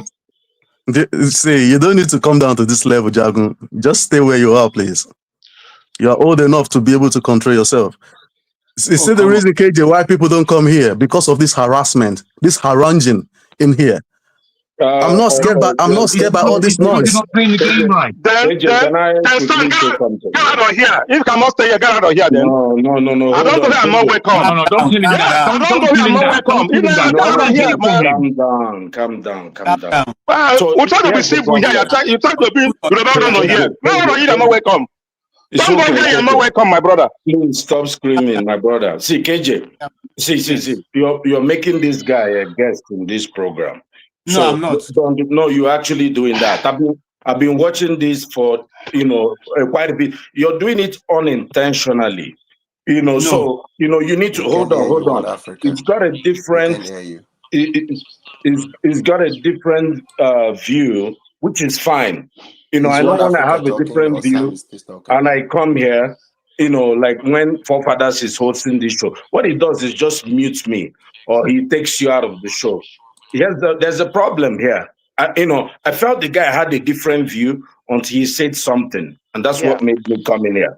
What he exactly. said is that that people are orchestrating the terrorism against Tinubu. Yeah, And that's where he lost me. Look, exactly. so he's got a political agenda in this. So look, and I do respect people. You know, look, I have a different view from most Igbo people and most people what they said. You know, I don't have the view that Nnamdi Kanu is innocent. I don't have that view. You know, if you have the view, then there's a problem. You know, or you can. But I don't. What I just believe is in justice. What is justice in Nigeria worth?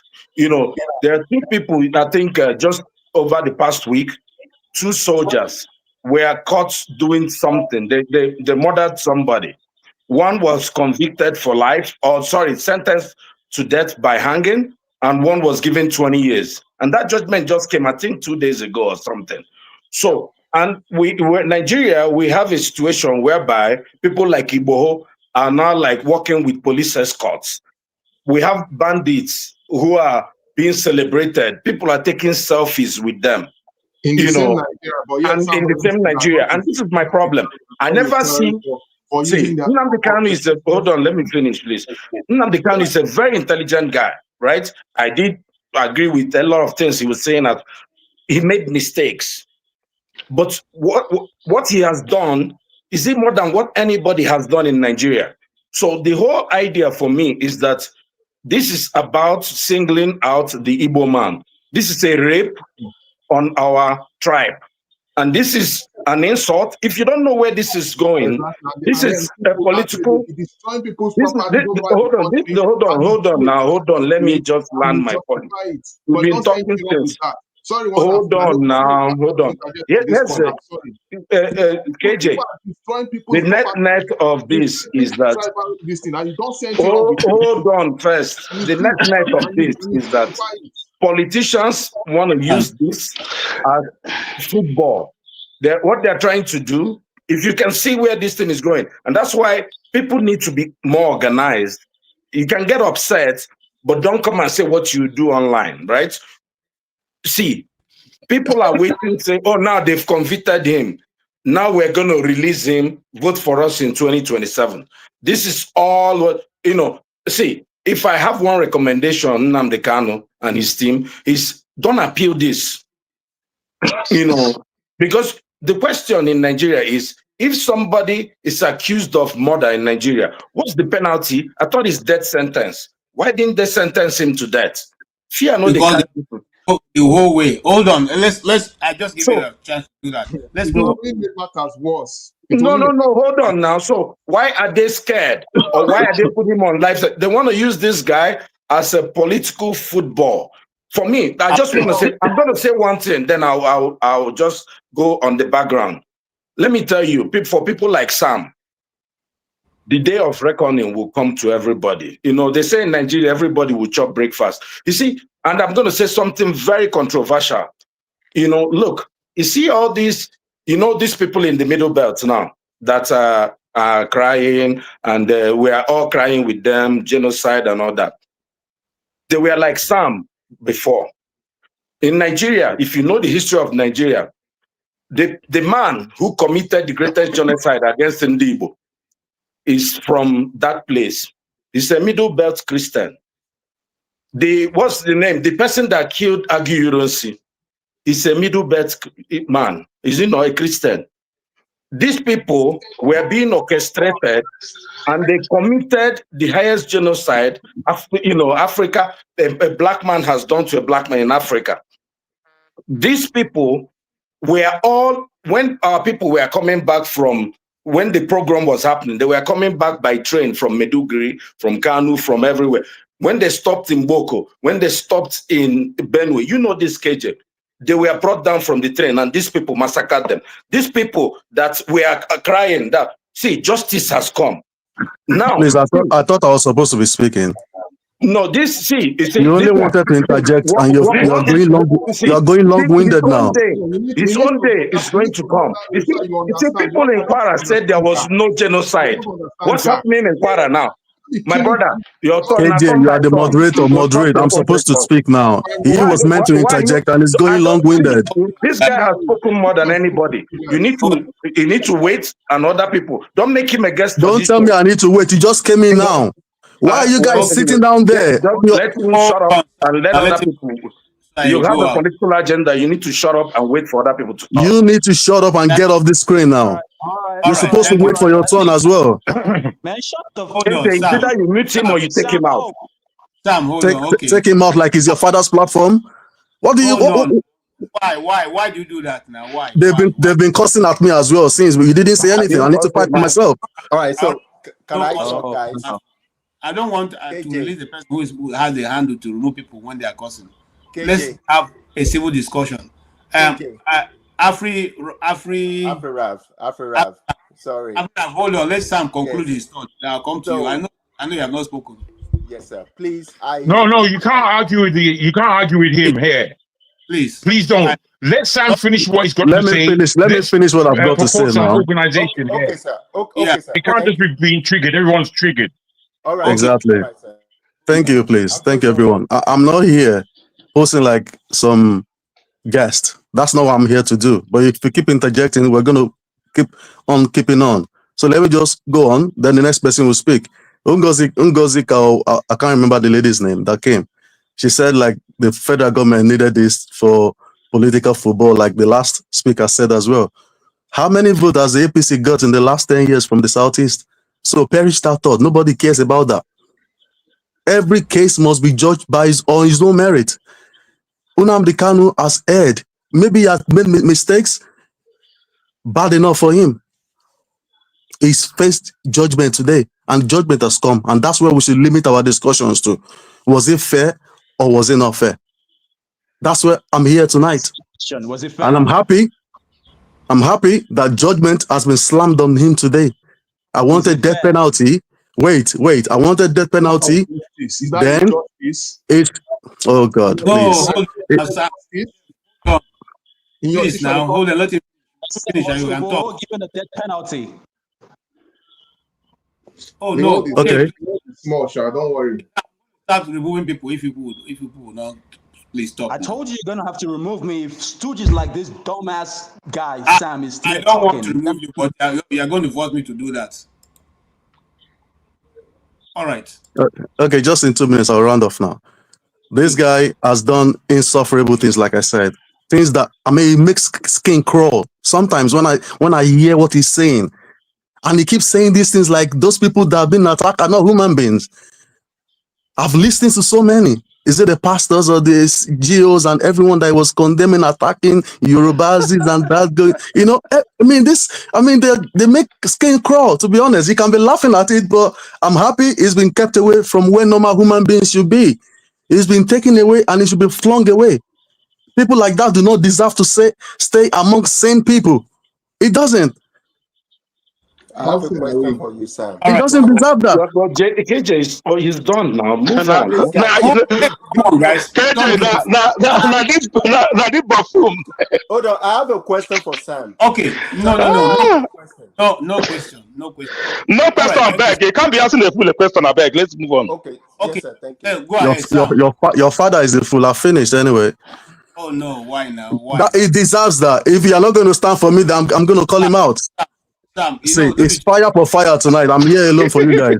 The next person, please. So can I? KJ, if you don't remove this Sam, that means you are with him. All right. If you don't remove this Sam, you are part of this problem. You guys, it's not part of the problem. Let the next person speak. You are part of this problem. If somebody comes to troll you, you fall for this thing. So he's talking with his mouth. Answer him back. I don't want any insult. I've said this many times. If anybody is going to insult, I will remove you. That's the only reason why I will remove you. But he has been insulted now. Insult go day. Insult go day.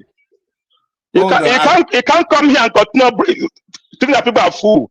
KJ, they will not let me speak. I'm losing my train of thought. Let the next person speak, please. Uzo, go ahead and speak. You're already done.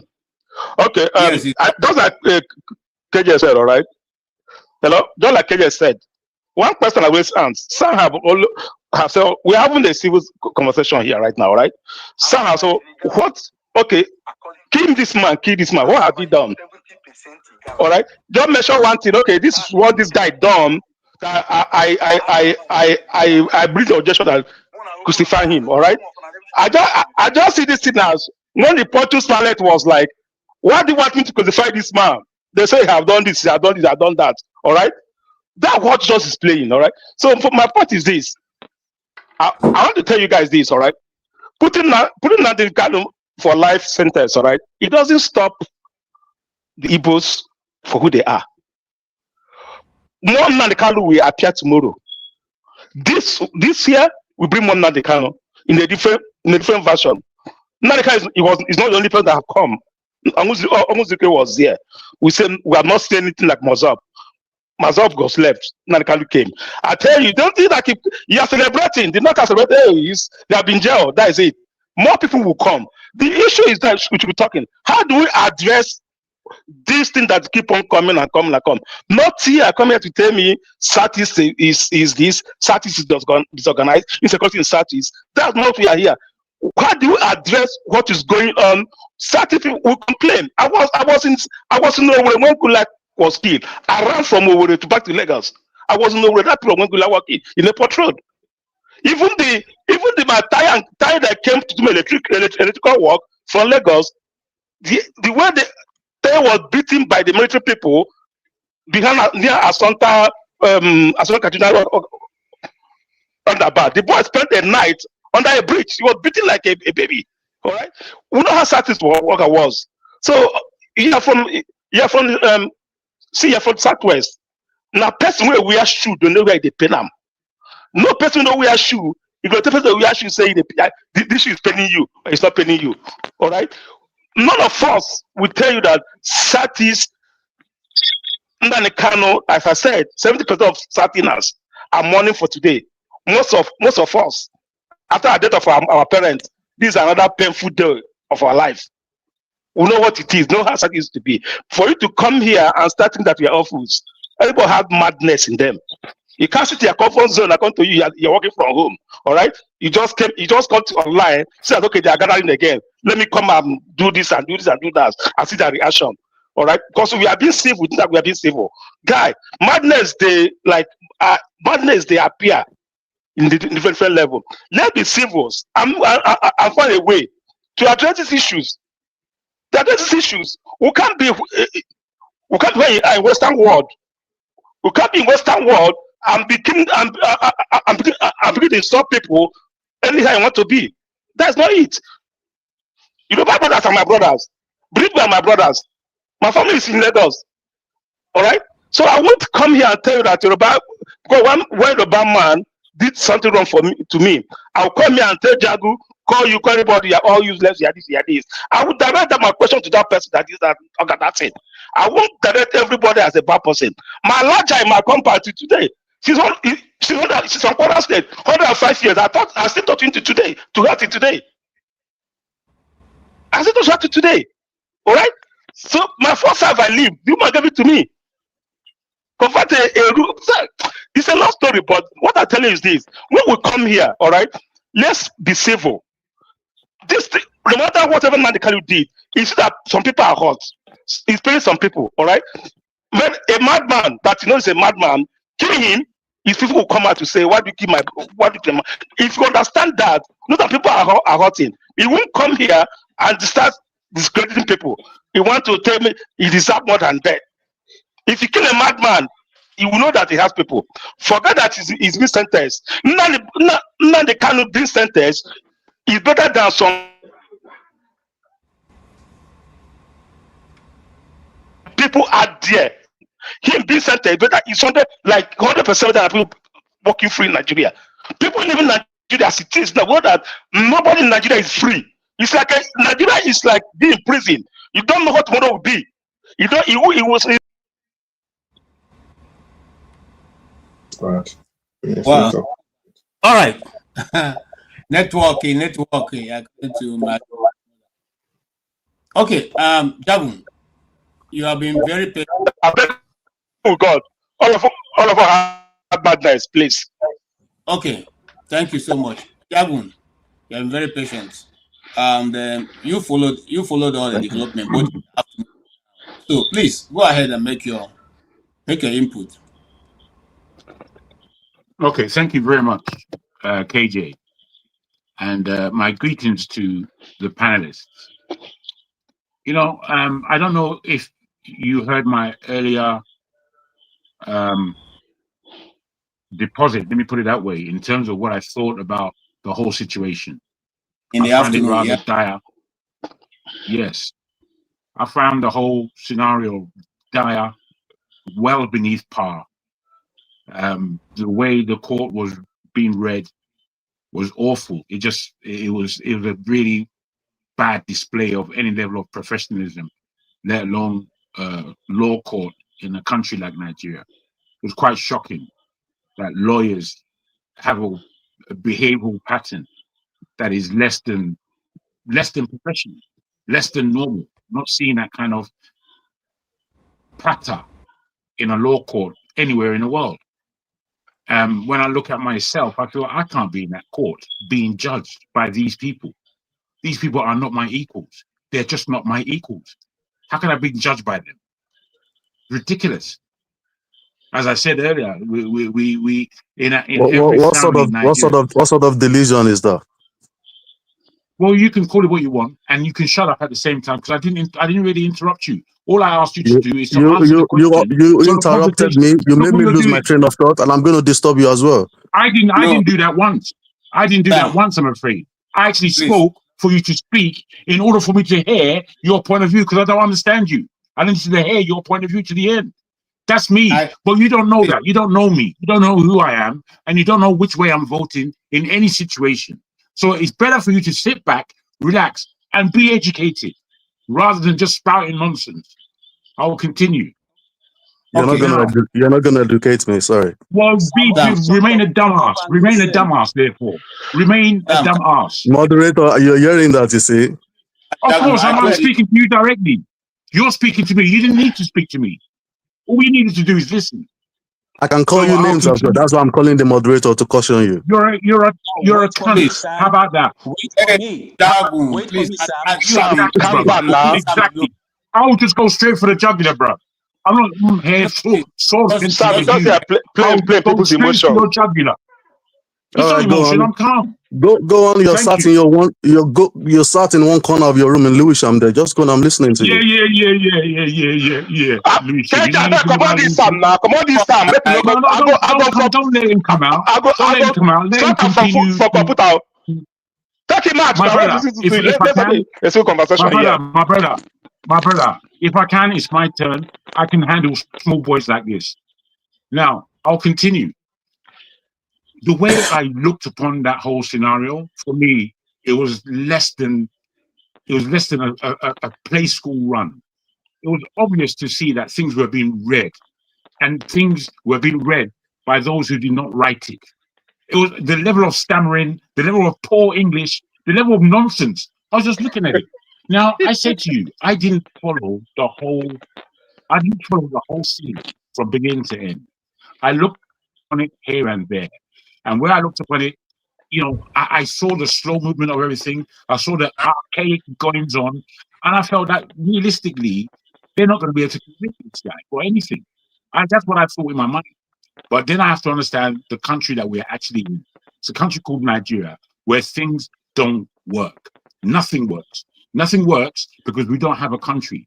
Nothing works because we don't have a constitution. Nothing works because the political class has turned the whole country into dumbwits that would accept anything. And that's what we have today. So given this scenario, I'm looking at the whole thing and I'm trying to work out what's going to happen to my country come the future. And when I say come the future, the near future, 2 to 5 years, that's what I'm thinking about. And in 2 to 5 years of this kind of shenanigans going on in the country, with all the positivity it has, and with the fact that the whole world is looking at Nigeria the whole world is, especially the greater powers, to see how they can manipulate Nigeria further. And I'm looking at this thing and saying, we're in trouble. We're in trouble. And then we have people like Sam wanted to squabble and scribble when we have real pertinent things to talk about. He's saying that he wishes somebody dead, whether they deserved it or not, whether it was a ruling that was justified or not. So that's another person with a mindset that is already corrupt. His mindset is corrupt. I'm wanting reasons for why you think like that. And that's why I was waiting patiently and listening. But what you did, unfortunately, you made extreme rulings as being valid in your mindset, and we're offering it to us who have read, who have better sense. You can't offer that to me, bro. You can't offer that to me. It's a pile of nonsense.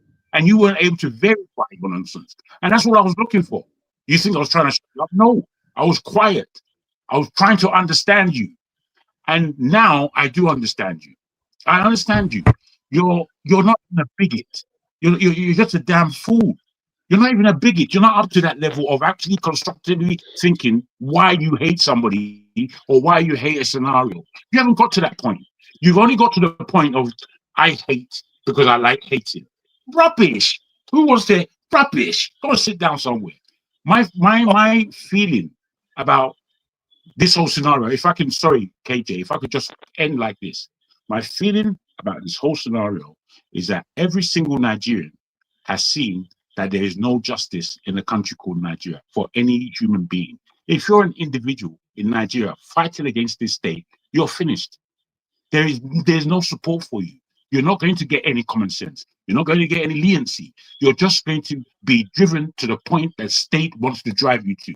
And if that's fair for Nigeria, then fuck Nigeria. I'm sorry. I'm sorry to say. I'm sorry to say like that. But that's the bottom line. What I looked at is injustice. Injustice on too many levels, and then to be pronounced to be given life, a life sentence. No, I'm not a fan of Nnamdi Kanu. As a Yoruba man, I've heard his rhetoric. I don't like it. I feel strongly, Nnamdi Kanu in front of me, me and him would have a deep conversation in which I would tear him into pieces. But that does not allow me to just say that his justice is worth nothing. I can't do that. I can't do that if I'm a human being. I can't do that. That you should just throw him away like he's not a human being.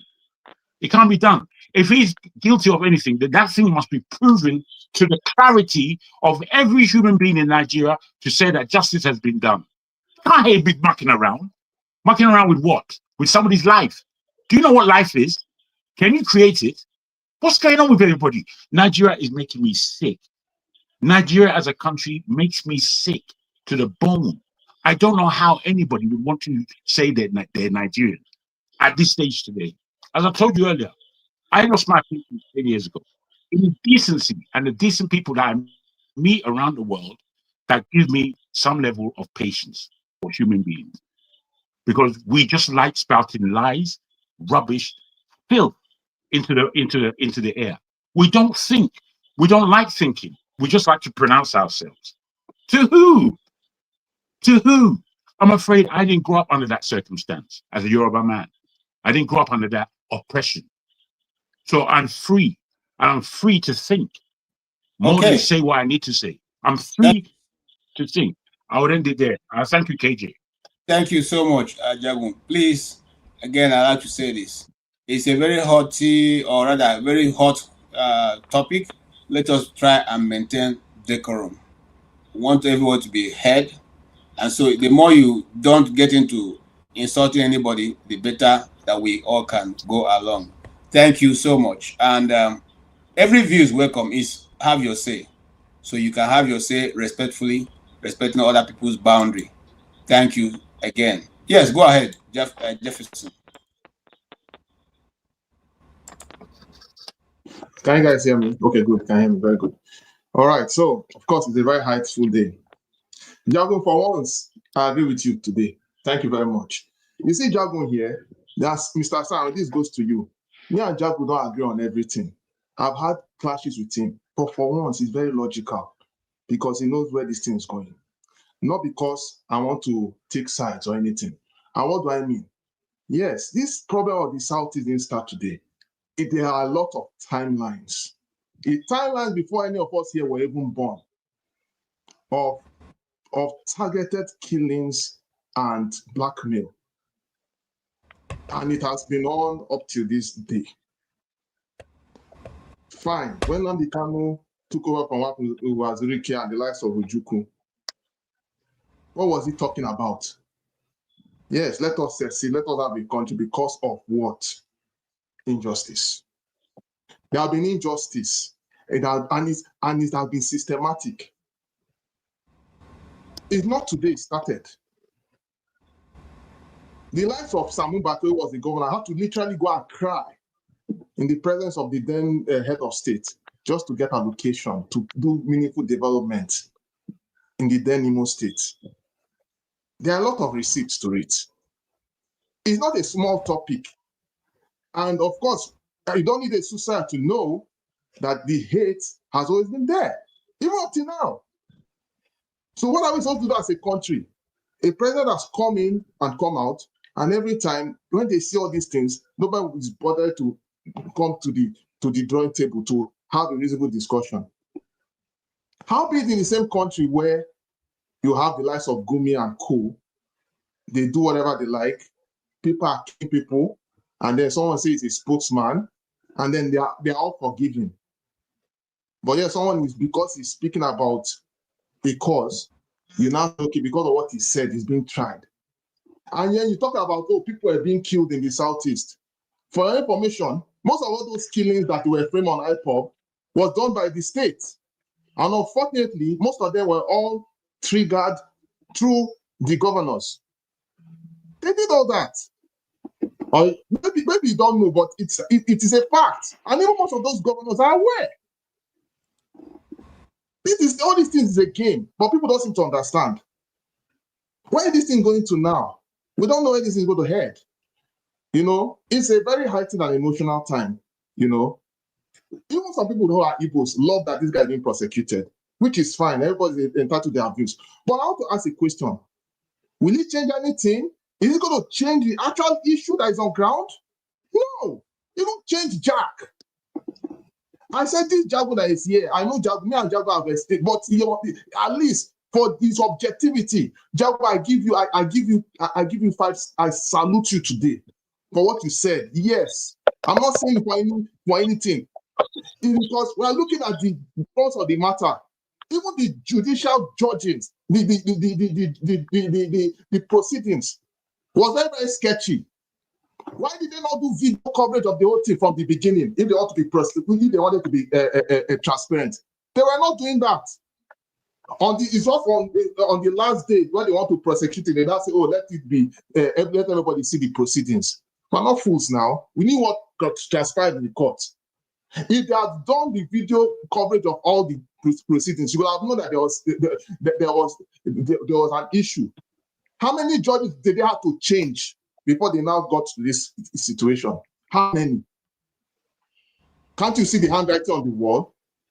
If the judges were so fantastic, if they had it all, they knew what to do. Why didn't they judge this matter since? But there's always been politics. The whole thing was highly politicized. Is it the way he was brought into the country? How he was kidnapped into the country? Is that thing right too? Is that how a country should be run? You know? Okay, fine. His approach was dangerous, or he did whatever. But he's not the one that started the problem in the Southeast. Let's just tell ourselves the truth. Yes, I can agree with you that most people who are Igbos, who are from the Southeast, you know that it's just like even in the Southwest and any part of the country. We have people who will betray their own trust just because they want to align in the center or align internationally. So it's the same thing. It's the same thing all over. You know, they are now accusing him that, oh, he's trying to ferment trouble. But guess what? Or he didn't want to align with the elites, the political elites and the leaders of the Southeast. But guess what? How are you so sure? Don't you think there have been discussion upon discussion? But guess what? Because of interest, most people didn't want to be interested in discussing nothing. Because they feel that it will affect their own ego. It's going to affect what they are getting. It's just like in the whole world today. We all know that the black people has a universal problem. And what is the problem? We're all facing racism. If it's not in America, it's in Canada, and all over the world. But guess what? There are still some black people who, because of what they are enjoying, they don't mind trampling on other fellow people. Or is it not? It's happening in the same continent here. It's the same thing in different spices. If Nigeria is so fantastically great, why are most people running off to get greener pasture from their homeland and failing to address the major issue that is on ground? As it is now, the whole world is looking at us. I'm not saying now that, of course, it's not as if the whole world they have the best of standard, but there are some things we can do for ourselves. Now, someone was making mention of, someone is trying to disrupt the administration to progress. Nobody is holding nobody. I watched late Yaradua when he was president, the way he spoke. He is one president I respect. You want to know why? Because he knew that he needed to unite the country and make the country progressive and stop issues. Is it Niger Delta? He knew what was happening in Niger Delta. He settled it. Is it the issue of Boko Haram? He settled it at the time. Not 100%, but he tried to stop all those issues that were there. But was trying to make sure that everybody has a united, a country that is inclusive. Okay, can you round up? Sorry, let me conclude. Nobody is stopping nobody from giving good governance. This thing is objective. And it's very simple. People don't know that, look, there's a way a leader will carry out his own activities, his own affairs, that if he carries everyone along and make sure they resolve the root cause of what is happening in the nation today, most perceived enemies will turn friends and vice versa. It's very simple logic. But instead of us to concentrate on that, we are always looking into the divisiveness. Then I will conclude that by saying this: the issue of NSAS and everything, end background and everything, it's so surprising they now say it's IPOB that caused it. And I'm like, from where? People were killed. No, people were killed and people got upset. And all of a sudden, just because they want to, and up to today, the people have not gotten justice. Okay, thank you. Much more. To move. So where are we going with all of this? So thank you. Sorry, I'll finish now. I will finish now. Sorry. So my question goes to this: what is next? Where are we heading? It's not enough to just say, this guy is the one is inciting people. Oh yeah, let's shut him up. Thinking that will go to end it. It's not going to end nothing. As far as this hatred, negotiate this. All right. Thank you. We need to move on. Go nowhere. Thank you. I rest my case. Thank you so much. Yes. What's wrong with your audio, sir? Can you sure? Can you guys hear me? No, it's can you guys hear me? So can you remove your mic and do it again? Are you using a earpiece? Check if you have another mic. If you have another mic, you can use that. Two mics there. Put off one.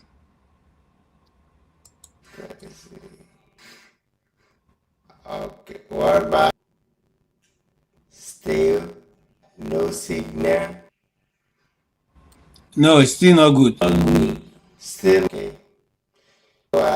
Please go to another person. It's already night here. Okay. We'll come back to you. Check to be sure that you don't have two browsers. Check to be sure you don't have two browsers open.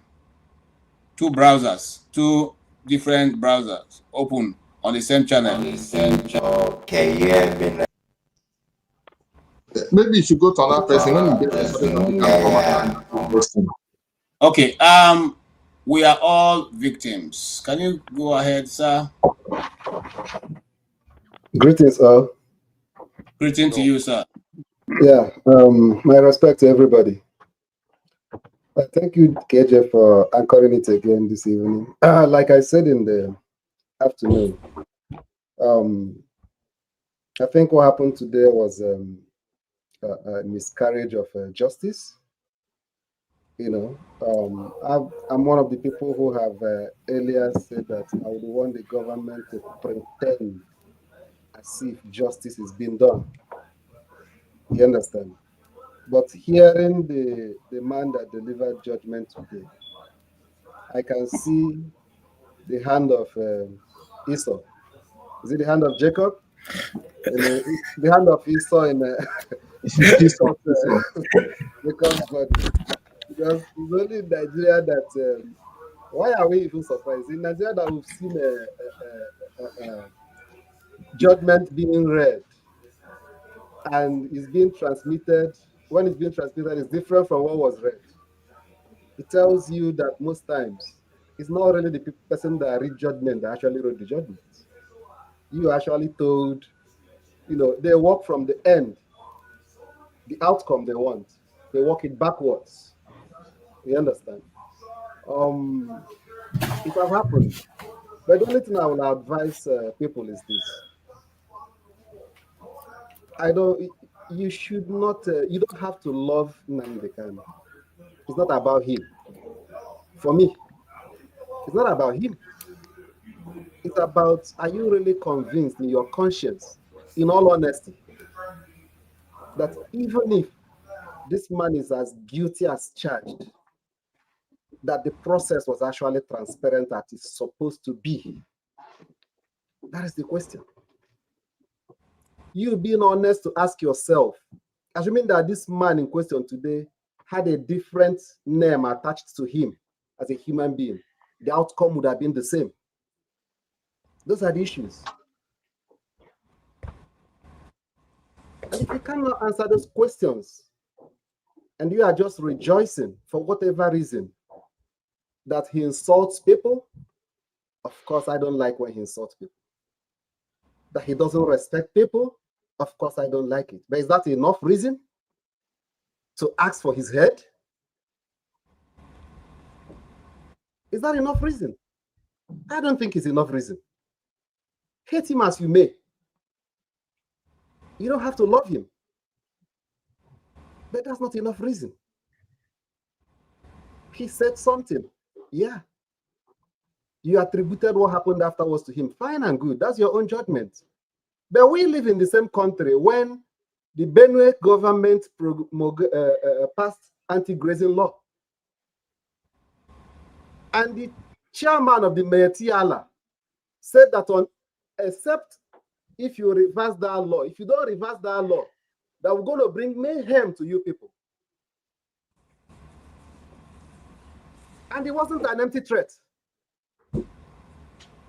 It's still ravaging the state up to today. And because you now said, okay, this one made a broadcast.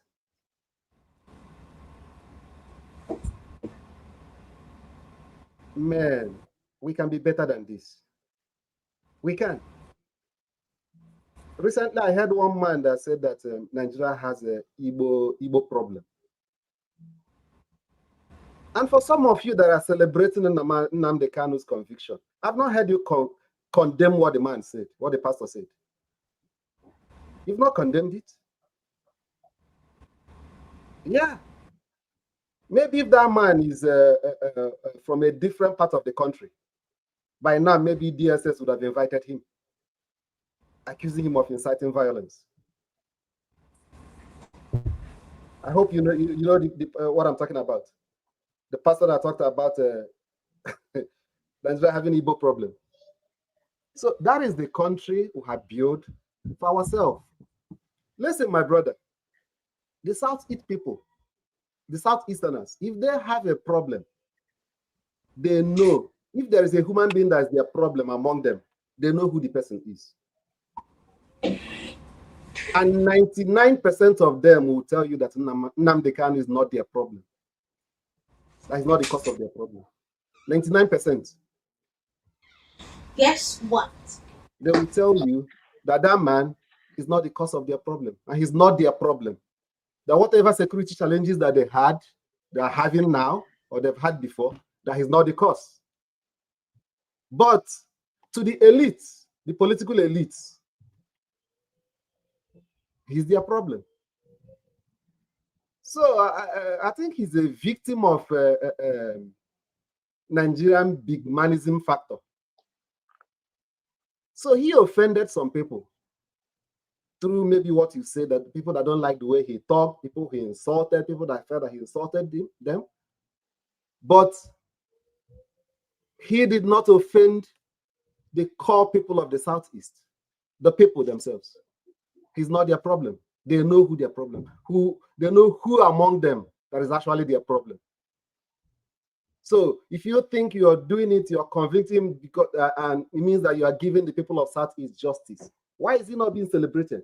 Why is the conviction not being celebrated in the Southeast? But what kind of logic is that? You're saying that the people of Southeast are not worried about what he's been doing, yet it's rubbing off on the country at the same time. What kind of logic is that? Is he rubbing off on the country or rubbing off on the Southeast? Who is he actually terrorizing? That's my question. Is the Southeast in Benin Republic or Nigeria? Are you from Southeast? It doesn't matter. I'm Nigerian. I just asked you a question. You're not from Southeast. I'm from the Southwest. I'm a stakeholder in this country too. Listen. We're talking about Southeast. If it's a problem, no, listen. I know. I'm not saying you can't comment on it. Just listen to me. You are not from Southeast. I'm saying that if he is the problem to the Southeast, that the Southeast will tell you. If he's our problem and he's convicted today, we'll celebrate it. Trust the Southeasterners. There is somebody among us that would have the same faith that before him today. People will celebrate it on the street. Do you understand that, Sam? He's not our problem. That's what I'm telling you. You don't need to force him to understand. Everybody is entitled to their own sentiments. Maybe it's your problem. That's why you feel like, okay, yeah, I'm a Nigerian. Because I'm a Nigerian, he's a bad person. Justice has been served. People of Southeast, come, let us rejoice. But we are telling you, he's not our problem. He's not. He's not. You can take it to the bank. Some people have given you timelines of certain things that have happened in the Southeast since 2015. But you wouldn't want to listen to them. People No, beyond it pinches them. We're all victims beyond 2015. To be honest, what you're saying really flies in the face of logic. It stands logic on its head, to be honest. You will never understand because you don't know the part of the war that happened to us. You never knew. Listen, what happened to you? Why are you guys? This is what I was saying the other time. What happened to you guys? Every part of Nigeria is marginalized. Stop. Allow me to talk, please. Allow me to talk. I can give you Gentlemen, Jefferson, you have no, I didn't call you to interject. Allow him to speak. This card is not going to work on me. Not this evening. Everybody is marginalized. That's your business.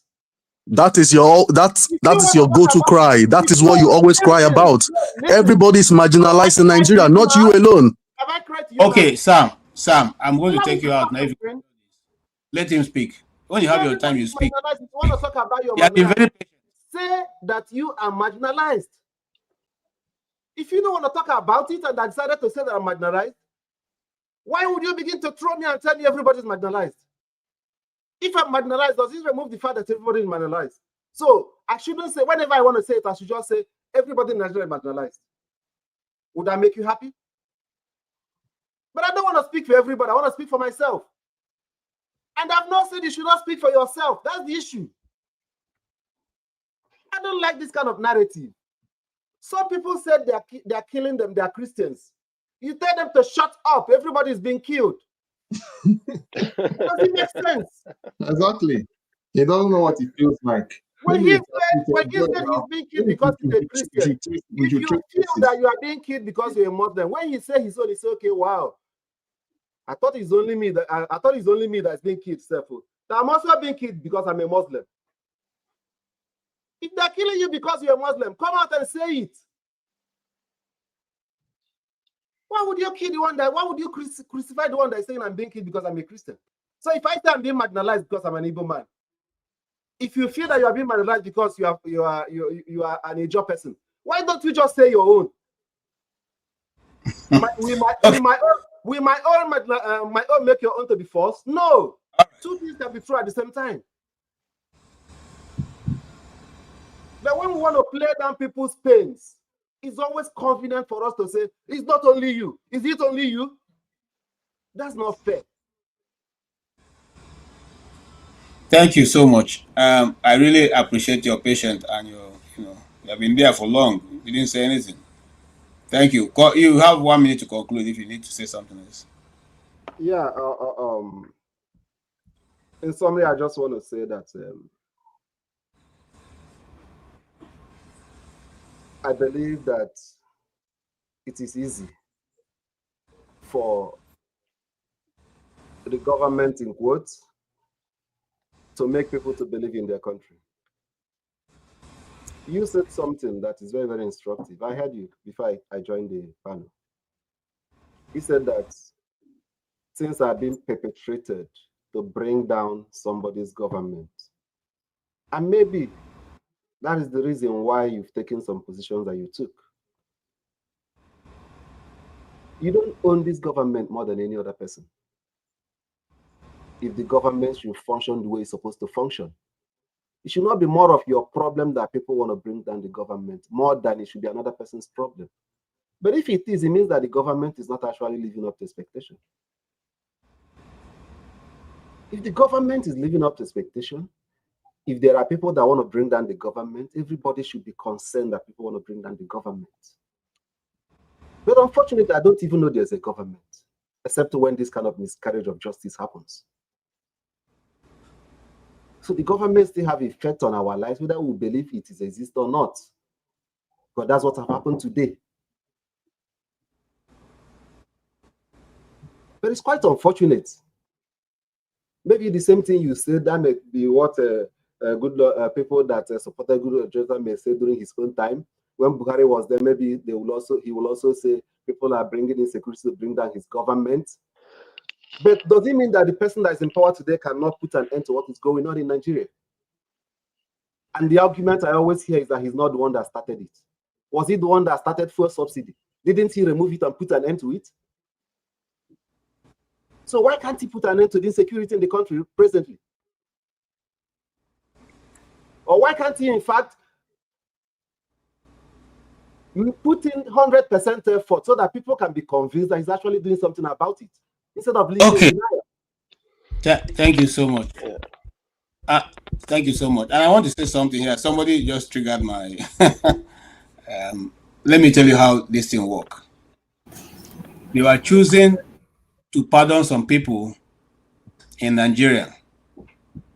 They went and brought Nnamdi Azikiwe, who was an editor of the pilot in Ghana in 1845 or thereabouts, and pardoned him and said, we are giving you granting pardon for the sentencing which you got in that time for writing against the colonial government. Now, Nnamdi Kanu, at the time that happened in Ghana, went to this, appeal the case and got a acquittal. He won the case at the appeal, so that didn't even stand. But now, 2015, I think you may be getting your timeline mixed up. Okay, did you say 1845? No, not 18. About 1945 or thereabout. Sometimes. Sorry, not 18, not 19 something. Okay, when he was writing for the pilot, the pilot started in Ghana, and then he won the appeal, and then shortly after that he returned back to Nigeria. Now, 2025, the Nigerian government comes and say we are pardoning Nnamdi Azikiwe. My question now be, if you needed to pardon somebody, is it somebody who already got his case trashed and thrown out? What's the reason? Because not even the same dispensation, it's not the same government, it's not the same period. But you just want to have a semblance of there's somebody in Igbo land that you want to pardon. That's the Igbos also got their own fair share because Nnamdi Azikiwe is in the list. And I'm so upset with the Nnamdi Azikiwe's children. None of them ever came out to say, no, this is rubbish. Okay, except for Habad Makoli's people who came and say, you can't put our father within those criminals, which I totally appreciate. You can't put them together; they're not in the same class. Okay. Now, having said that, fast forward, Now, Nigerian government sends a delegation to London to go and plead for the return of Ekweremadu. The whole of the Southeast is telling you, release Nnamdi Kanu. But you want to show that you are also being fair. You go to London to begin to plead for a man who is convicted under a crime that was totally adjudicated properly and everything was done transparently. Listen, no Igbo man who will say he wants you to negate justice, or because it is Nnamdi Kanu that is in the process. No, we are simply saying the process is not fair, and I'll give you many reasons, especially for those who still have some doubt. One, he never had the access to his lawyers. The first charge that was presented. The first charge that was, no, sorry, Sam, relax. The first charge that was presented, among the charge, one of them was that he was using Radio Biafra to perpetuate, terrorism. When the lawyers went to discuss with him in his cell, and in that process, Nnamdi Kanu asked them, but why the location? The location is London. And based on the fact that the location is London, that will not stand in Nigerian court. And because they bugged the rooms where he was, that was taken, and the next time when they appeared in court, before the judge, his lawyer could even present that, they brought a fresh sheet, having removed London from that charge. So that is why today the case, you see, that's what one of the things that the lawyer was saying. You say somebody was broadcasting, where is the location of it? You couldn't pin it down to one place where that broadcast was made from. Okay, because if you pin it in London, it will not stand in Nigeria. Now, having said that, the judge, Bintanyaku, issued many orders that should move from the DSS dungeon to the prisons and facilities. They refused till this day. They refused to obey that court order. The judge and even Omotosho, who also didn't do anything to that order that was given numerous times. Now, the DSS operative, one of them was attacking him physically. That same person tried to attack him again in the same court. If you follow the procedure without bias, you'll have heard him say, you have been the one attacking me. You want to attack me again in this court? This is the same thing that has been going on. The judge has never once say, oh, why are people doing this to him? Even when the last time he came to court, he told the judge, I've been trying to file a case, get documents. They refuse for me to do it. The judge didn't caution. The judge didn't say, okay, move in from there. The judge say, you know what? Since they are stopping you, or you have 3 hours with your lawyers inside my chamber. I mean, with your lawyers, good people should go and discuss my chamber. How is that? How it's done for an accused person who you want to put to death? That's the way you think. AJ, this is revisionism. What you're doing, this is revisionism. These things you're talking about just happened less than 2-3 weeks ago. Oh no, that's not fair. I'm trying to hold myself not to remove you from this thing. Yeah. I'm talking about something that is out there in the press. I wasn't there. It's in the press. If you have been following the case that you claim, you should know this. Okay? It was in the press. The Nigerian press, that's why we reported it. Okay?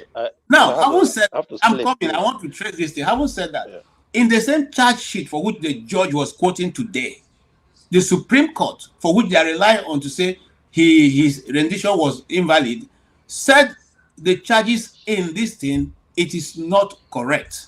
It's there in the judgment. Say you should remove this, you should change it. It's not correct. The Supreme Court still said, you know what, you people did wrong by not giving this man bail. Take him back and reinstate his bail. They refused to obey that. Okay? Why did Nnamdi Kanu sack his lawyers? Because they couldn't even meet all the time. There was no need. Somebody who is going for a case and you give him 3 hours every day every once to come and meet in your chambers. Is that the way it's done for other people? Okay? Is the man already a convicted person? I thought that an innocent person is given all the privileges because he's still innocent until proven guilty. Is that not how the law works? Does it work upside down because he's somebody else? Is there any other person who have gotten this kind of treatment in Nigeria? Now, fast forward. Some weeks ago, I still have the videos because they talk with facts, and that's how I'm trained. Some days ago, we saw the chairman of local government meeting with bandits, attending birthday parties of their listing and snapping selfies. We saw the bandits counting their money, taking pictures and putting on the internet. Nobody ever traced them Of to course, go some and don't do things like that.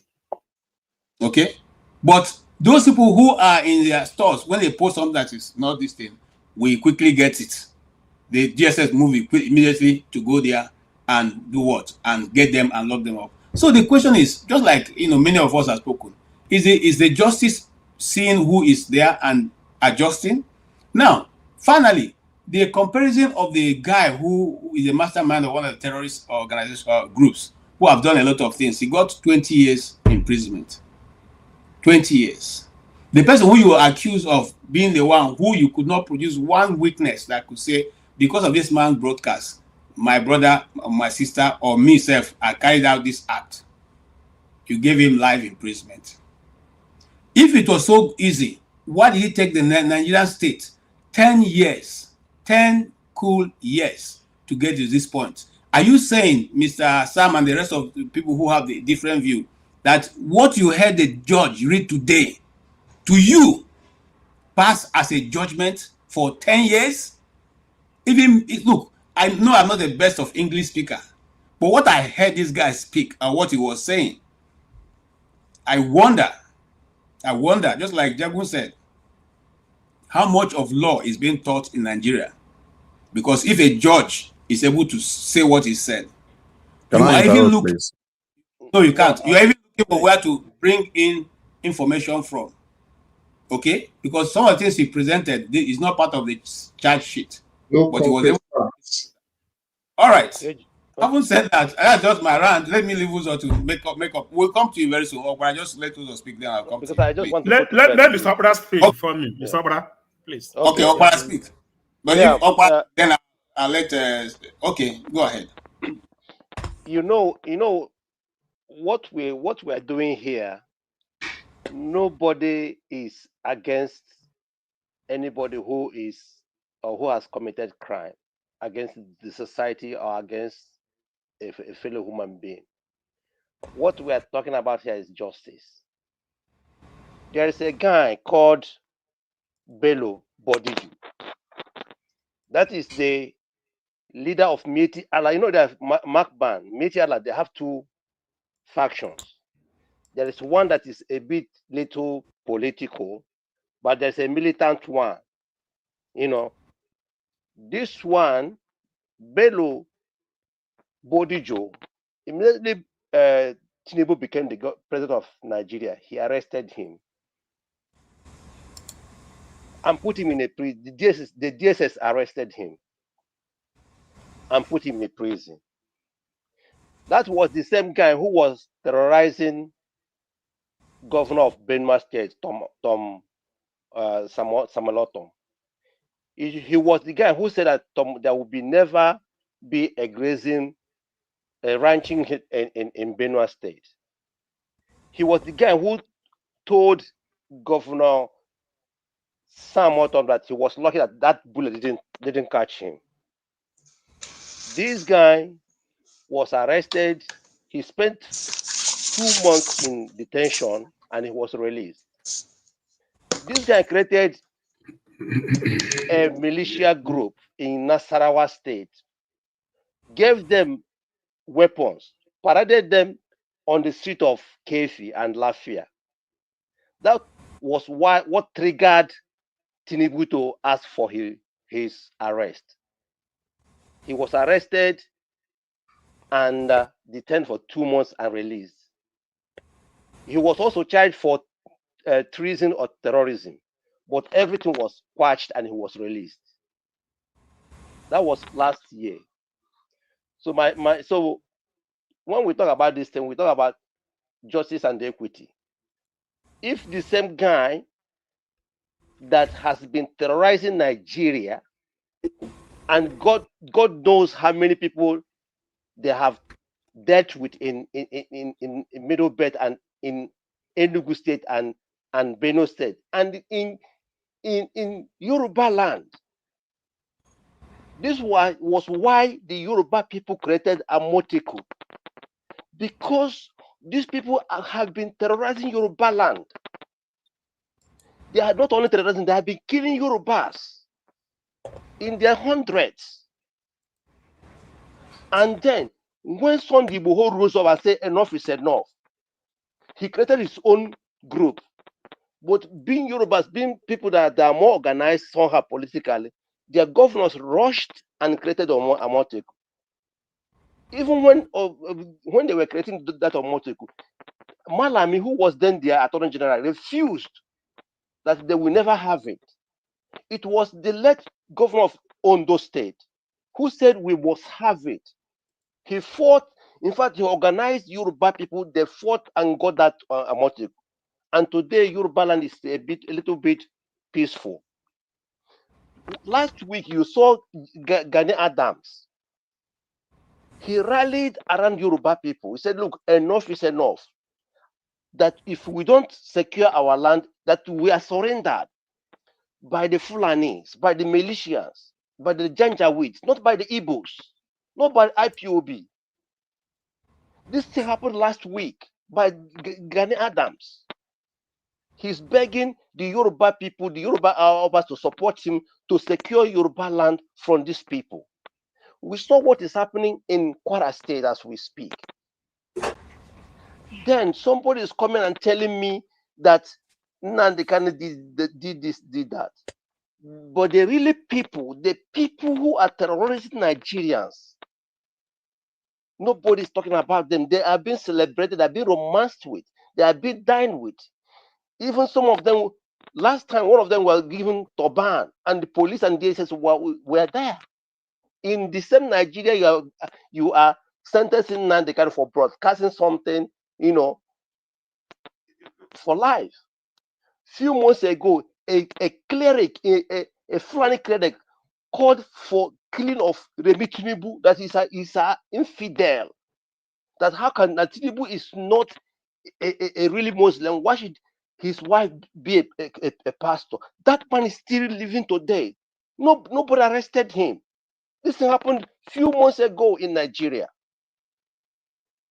Then you talk about somebody who just spoke, do this, do that on radio. You didn't catch him with when you caught them. When you caught him, you didn't catch him with anything, any dangerous weapon.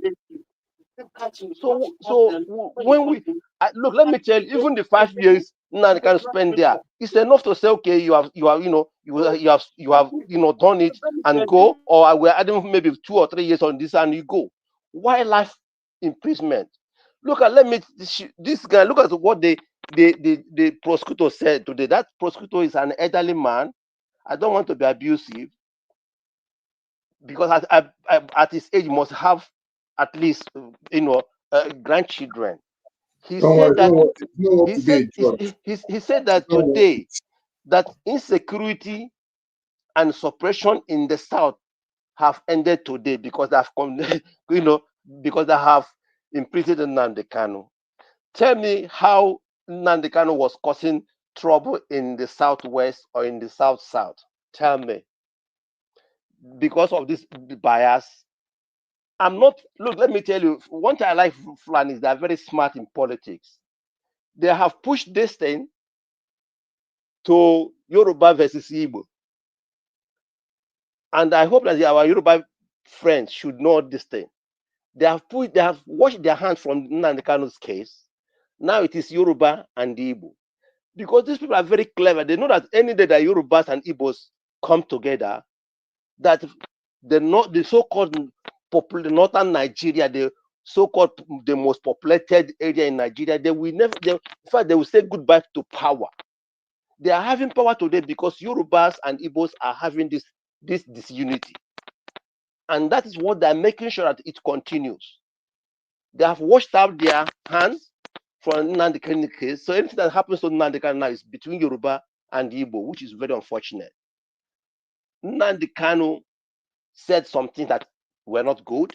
Are we being lectured? People are waiting. No, excuse me. Yeah, I'm finishing. But what I'm trying to tell you is that if you want to, condemn Nnamdi Kanu, start from the beginning, where it started, not where not from when it was ended. Start from the beginning. From the beginning, Nnamdi Kanu was never, he didn't carry gun from the beginning, even to the last, he never carried gun. In the whole, let me tell you, even Okorocha was Imo State governor. Okorocha was allowing them to do their parade and go, until most of them came. Okay. Until Osodema came. So what I'm telling you that what happened to Nnamdi Kanu today was an injustice, and I believe that is not the end of it. And anybody expecting Igbo people now to start cleaning ourselves, but no. We have gone this way.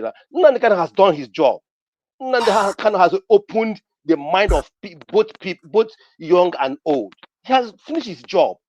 It is left for other people now. It is left also to continue for our liberation, whether total separation or confederation. But we want that it is not going to continue like this. Thank you, and good night from here. Thank you so much, Mazi. And yeah, Mazi. Okay, it's my turn now. Because we need to go there. Let me continue from where Mazi stopped. Nnamdi Kanu has done its job, and he has gone to prison. And I assure you that he being in prison, for some people in their generation, he will really be better than them. If he's in prison. For that generation, he's better than them in prison. He has done the job, and with the Igbos, we are proud of him. I'm proud of him. He have come, he have fight, he have conquered. Somebody else will continue. If not today, if it's tomorrow, if not tomorrow, next day, somebody else will come. And that person also continue. So that's how life is.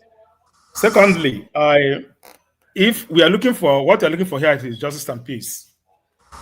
All of us here know that all the conviction they convicted Nnamdi Kanu today, if Nigeria government start convicting people the way they convict Nnamdi Kanu, Nigeria will be clean. Nigeria will be a safe place for people to live, because all the conviction, everybody does that daily basis. Even from the custom to the where we talk, how we treat, the threat of life to people, how we do. Past election was the past election was an example. Past election was an example. We see what happened in past election. People, some people make utterances, make comment. People come out and matched people. It's nothing. All right. So for me, if the way Nnamdi Kanu case was done today, if Nigeria continue in such way and dealing with issues, then Nigeria will be a safe haven for everyone to live. But my point, my concern is this: if he said do Peter the same way you do to Paul. Don't give Paul to Agwalomo and give Peter seed of Agwalomo. Give to Agwalomo. Let everybody share the same thing. Don't convict Nnamdi Kanu for making a broadcast, for bringing in illegal transmission without going through the customs clearance and everything. For all of us here, even Sam goes to Nigeria, have declare no cash and they carry cash to Nigeria. That is almost like the same thing we are talking here. Here, everybody is being convinced the way nobody Nigeria will say heaven. Some people go, that's just the fact. Yeah, Nnamdi Kanu have done. You have fight. He has done whatever he want to do. Fight the race. The Igbo people, the Igbo community, the Ohanese, we are part of him. The Igbo community, United States, Canada, all over the world, we are part of him. And the life continue. We keep on fighting for our own liberation. We know what we fight. It's not only Nnamdi Kanu is in prison. It's over millions of Igbos are in prison because most people benefited, their villages and their town were safe.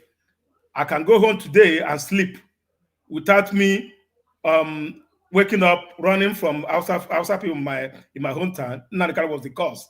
He may say he has done this, he has done that. He has done the bad things. He didn't say the good things he have done also. As president, he didn't say the good things that we from the Southeast, we are telling you the good things he has done. So for most of us here now, going back to the village, going to our hometown, not having meeting every Saturday for continuous 8 months, discussing how it's going to bring peace, stability to to our region. We don't have that anymore. All thanks to Nnamdi Kanu. Especially we in abroad. I know how much I contributed every daily basis for security, for cutlass, for touch, for help, for whatever, to make sure that there is peace in Southeast, all the way to Nnamdi Kanu. But right now, some people are using that, okay, he did this, do that. Good. They say, okay, if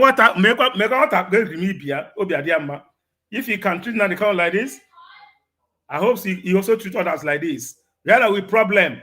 When you don't treat others the way you treat Nnamdi Kanu, then you are shouting, in one piece, in one this one. We are not going to fight. People are not going to fight. We are not going to make any riot or anything. But the Igbos are proud. The Igbos are proud. Yeah, it pains, but we are proud that he fought. He did not betray. He did not betray the Biafrans. He did not. He did not succumb. He did not come to the whole court and tell them I'm not a Biafran. He stand and fight like a warrior to the last end. To the last end, he fought, and with Igbo, we are proud of him. Anywhere he is, we are proud of him.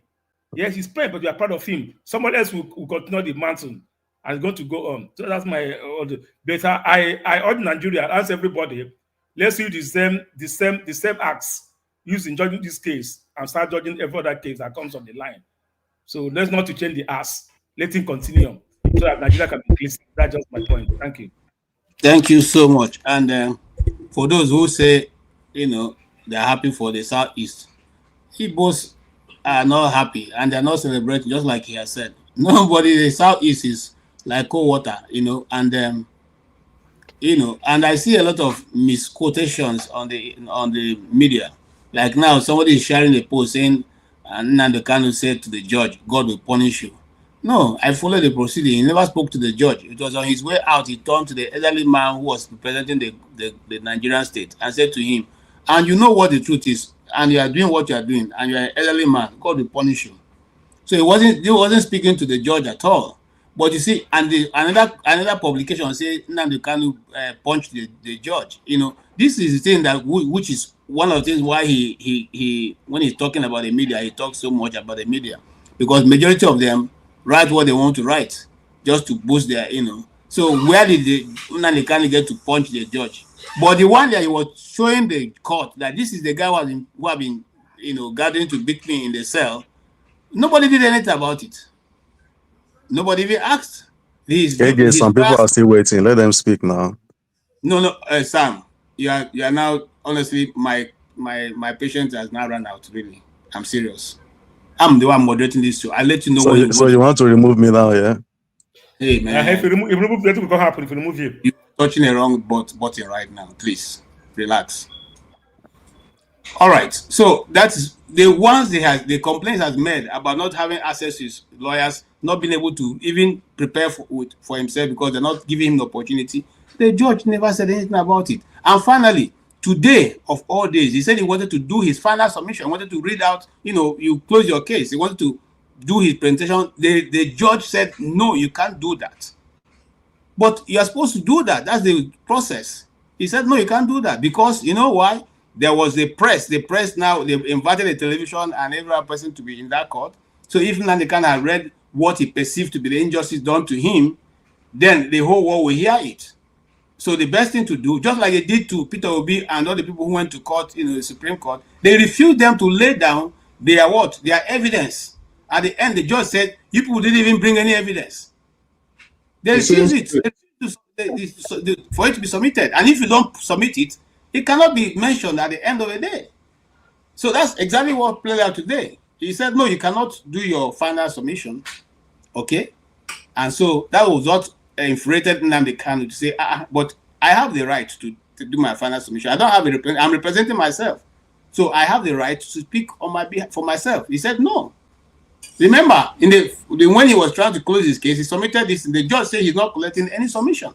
So right now, he didn't collect any submission. So if the case is case is going forward, the bad thing about it is that you don't have any document submitted by Nnamdi Kanu that can stand in his place because the judge refused to accept them in evidence. And somebody still tells me this is fair. Even if you don't like the man, please let your heart know that there's another person breathing air like you have, the same blood that you have. We don't care about heartless people. Whoever wants to be heartless, keep on being heartless. I don't want to Just go make ahead it to served cold. I don't even know who's speaking again. All right. Yes. So where are we? Who is Two the next Ninja. person? Two Ninja is next. Two Ninja. Yeah, No. Did you come before comparable facts? Oh yeah, definitely. All right, go ahead and speak. This is all funny. I think at this point, this is like trying to scoop up spilled milk from the floor. Everything I've been coming in and out. I heard people. Well, at least I made sure I listened to my guy Jagan. That was what I listened to. Then he started flipping out. But I listened to Jagan. While I agree with you, Jagan, that it was kind of abysmal, and I've been complaining about this. They sounded really uneducated. I was kind of disappointed. But that said, the law is still the law.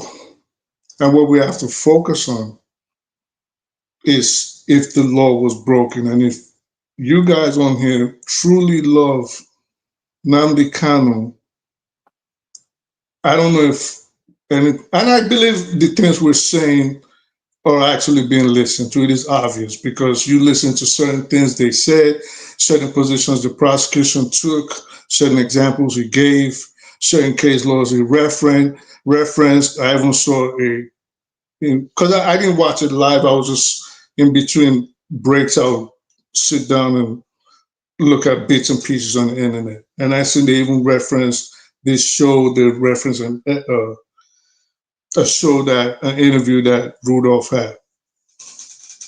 Now, after that has been said, I think this is not the time for us to be making, or for those that really, and let me before I go on. I think we need to be empathetic. As much as I'm a stickler for the law, and I'm a stickler for law and order, we also have to recognize that there are certain people that are hurting. That said, we also have to remember that there are people that were victims of his organization. So this at this point, we just have to be real with ourselves. Lies are not going to take anybody anywhere. Making up fallacies and making up fantasies are not going to take anybody anywhere. That said, the law is the law. Was the law violated? Was the proper sentence carried out? I'm seeing here, people are blaming, there was a guy, Husseini Ismaila, an ISWAP commander, he got 20 years. This is the same show people would come on and say, people are not getting convicted. ISWAP people are not getting arrested. Nobody's getting arrested from Boko Haram.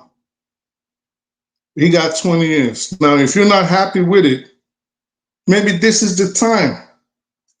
Especially like those clowns that hovered around Nnamdi Kanu like vultures, looking for airtime, coming in for the terrorists, doing nothing, obviously advised him wrong. Maybe this is the time for people to push for certain reforms. If you want the same kind of sentencing regardless of the jurisdiction, if you want the same sentencing for the same crime committed, maybe it is time. For example, in the United States, I'll give you an example. Here in the United States, we have what we call the federal sentencing guidelines. And the federal sentencing guidelines, which of course now they say it is advisory, it's no more mandatory. But what the federal sentencing guidelines does, and I've referenced this before, I know usually maybe some of the things I say are not understandable. Hold on, sorry, I have to stop you right there. Don't give us example of the United States. The United States is a more perfect union. Let's go there. Just talk about what's happening in Nigeria. Because giving us example of example of United States is always taking it too far. We're not even close to half to be referred to what goes on in the United States. So let's just leave it there and talk about Nigeria's situation. That's where we are, because those examples are giving us will never work in Nigeria. It's not going to work. We are dealing with unequal variables. All right, where a particular set of people are lower than other people. So don't go there. Just talk on the Nigerian issue. That's what we're here. Don't move away from the topic. Just deal with the issue. So again, to that, you are saying that you are talking about that the law is the law. I want to ask you a question, Mr. Brain Cell. No, ask me a question, please. Don't throw me off. Let me finish, please. Okay, I know. Please. With all due respect, can I please continue, please? Allow him to finish. Please. AJ, can you put us on time, man, so everybody can have their rounds now? I want to ask you. Answer the question, or think about it. What was your question? Yeah, hold on. KJ, put us on time, like Sam said, please. Hold on. Jefferson. It's a simple question. Who in this scenario that we are in now? In this case, it's always this is what. Can't you guys hear me? Hold on. Okay, so Jagu, sorry, I said Jagu. Two Nigerians, one brain cell. You have 3 minutes to round up. 3 minutes. Starting now. This is what you guys have to learn something. You have to learn to listen to people. Just don't hear them. If you go back and rewind what I was saying before I was rudely interrupted, I said, if you are not happy with the sentence Nnamdi Kanu got today, vis-a-vis the one the ISWAP commander got 2 days ago, maybe this is the time to put for reforms in the judicial system. But because you guys are so emotional and you hate to listen and you hate dissenting opinions, are you sure I start getting boxed. There you go again. No. You cannot control your emotion like a woman. So listen to, you know what, give it to the next person, because you're not going to let me speak. No, I don't understand what is going on. Is it, you cannot interrupt me if I am making a neutral statement and I am bringing up suggestions. You cannot keep interrupting because you cannot control your emotions. Listen to the person, what they're saying. I have not said anything antagonistic. I have not said anything insulting. In fact, I led by saying we need to be empathetic. Neither did I. If you claim you listen, you will have Jefferson, if you keep interrupting, I'm going no. If you keep interrupting, I'll move you out. And that goes for every other person now. If you interrupt without me calling you, I'll take you out. My patient has totally gone to the roof right now. Mr. 2 Nigerians, 1 brain cell. You have 2 minutes to conclude. And I'm telling you, I led by saying we need to be empathetic because there are people that are hurting. And I believe the whole country is hurting on both sections, on either side of the divide. But it is imperative for us to still follow the law. At least the ISWAP commander got convicted. Nnamdi Kanu got convicted. You might not be happy with it. Others might not be happy with it. But if you're not happy with it, then the next step is to try to figure out how to get your man out of incarceration. These are the steps you need to take. Now you have to figure out, how do we advise? And I was saying, well, maybe our words might not get to them, but I believe they do. Because there were certain statements and certain things that happened that shows that this show is being listened to. So maybe those clowns, like I was saying before you guys started interrupting me, maybe those clowns that were hovering over him like vultures for the theatrics, maybe they can go make themselves useful and push for something like we have in the United States, which is, before KJ started interrupting, and this is why I say you guys try to listen, we have what is called the federal sentencing guidelines. At this point, at least in the federal system, what the federal sentencing guidelines ensures is that based on your criminal history and your whatever you were arrested for, regardless of which jurisdiction, which circuit you were arrested in, it is more than likely that you will get the same kind of sentence.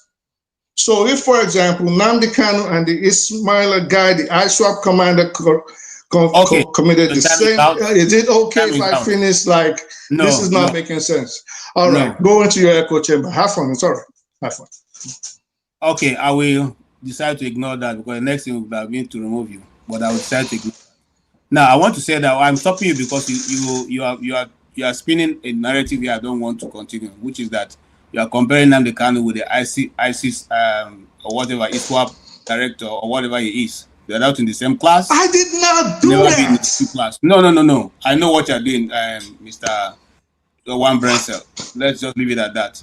All right. No. AJ, I think you got to AJ, please. I think you got that slightly wrong. You know what he was saying? He was just mentioning the convictions of 2 individuals over the last couple of days. That's what he was doing. Let me tell you where I'm going to. It was more than that. Please don't read into that like that. Listen.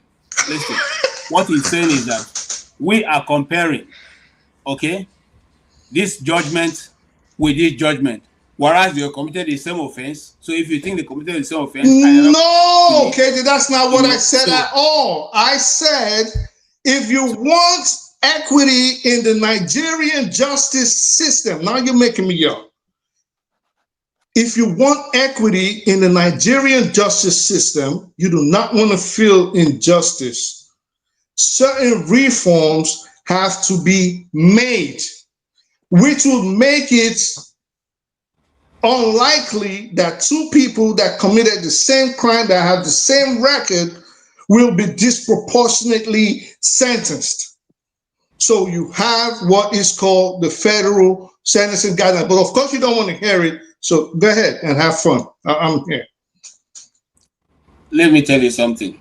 You see, when we come here, and I want to make that clear, please don't come as a lecturer. If you have some people you lecture, do that with those. When you come here, also know that people who are here have their own jurisdiction for which they operate, and also have their own responsibility, and they have their own ideas. It may not be the same. I'm not lecturing. I'm talking based on experience and my training. What do you mean I'm lecturing? That's a posture that you put each time you come here. Say because you don't know. Because no, you can't know everything. No, I never say you don't know. Okay. So the question is, and now wait, hold on. What you have said from today, I beg, KJ. Let's just move on. Let me say one last thing. KJ, do you know? No, Dragon, one second. No, I don't want to say anything. Let's move on. All right. Comparable facts. Okay, thank you very much. All I was saying, KJ, don't bring yesterday into today. Let today be clean, if you can, because I didn't catch what you caught. Let's just go ahead. Okay. Speak. Let me say this. This is a platform where everybody should have their own. Everybody has their own opinion. You know, you are good to to narrow your opinion the way you see fit. But we can counter you whether for good or for bad. In order to let me pivot a little bit of what Naija Brent said. I mean, you follow Nigerian politics. I don't know, I know you're a Nigerian. I don't know what part of Nigeria from, but it doesn't really matter. You're a Nigerian. That's all I care. I don't know when you went to Nigeria last time or wherever, all your information, you just got it from online, which is good. I mean, a lot of Nigeria hasn't been to Nigeria in a long time. But are you looking at the Nigerian political landscape, knowing there's what we call uneven justice in Nigeria? It has to do with the application of law, which has a political factor. There's no jurisdiction, particularly something of this nature, that doesn't have any kind of political undertone in it. And what I'm trying to say, the way the Boko Haram, the Northern Boko Haram, the jihadists, the radical, I'm not saying Muslim, the jihadists, the radical Muslims that have been terrorizing Nigeria, killing Nigeria, it's not the way any other Southern, particularly the South is being judged. And this case epitomizes my narrative, because the justice is unequal, regardless of how you see it. You may say, go and find your records or whatever. Nigeria is not the kind of country whereby you can find your records. You can't find your record because Nigeria is like what we call a jungle justice. It's very difficult to penetrate in that place. I understand what you're talking about. Is it okay for me to say something real quick to you? Yeah, go ahead. Thank you. How do you envision that, based on what happened today, that you are obviously upset about, and you feel his sentencing was disproportionate and it was excessive? How then do you think, forget the political undertones, I agree it is there, because I've always, all these should be here and you should have heard the things I've said in the past, right? But we have the political undertone, but let's stick to the legal aspect now. How do you expect to get justice if it is not in the book? If it is not, if you cannot look at, if you cannot look the judge in the face, if you cannot go on appeal and say, well, Your Honor, the law says my sentence should not exceed this based on my criminal history and based on the Constitution, my sentence should not exceed this, right? Okay. If you cannot do that, how do you now expect to get justice compared to the other people? You're saying Boko Haram got this and Boko Haram was let go and Boko Haram, they can probably come.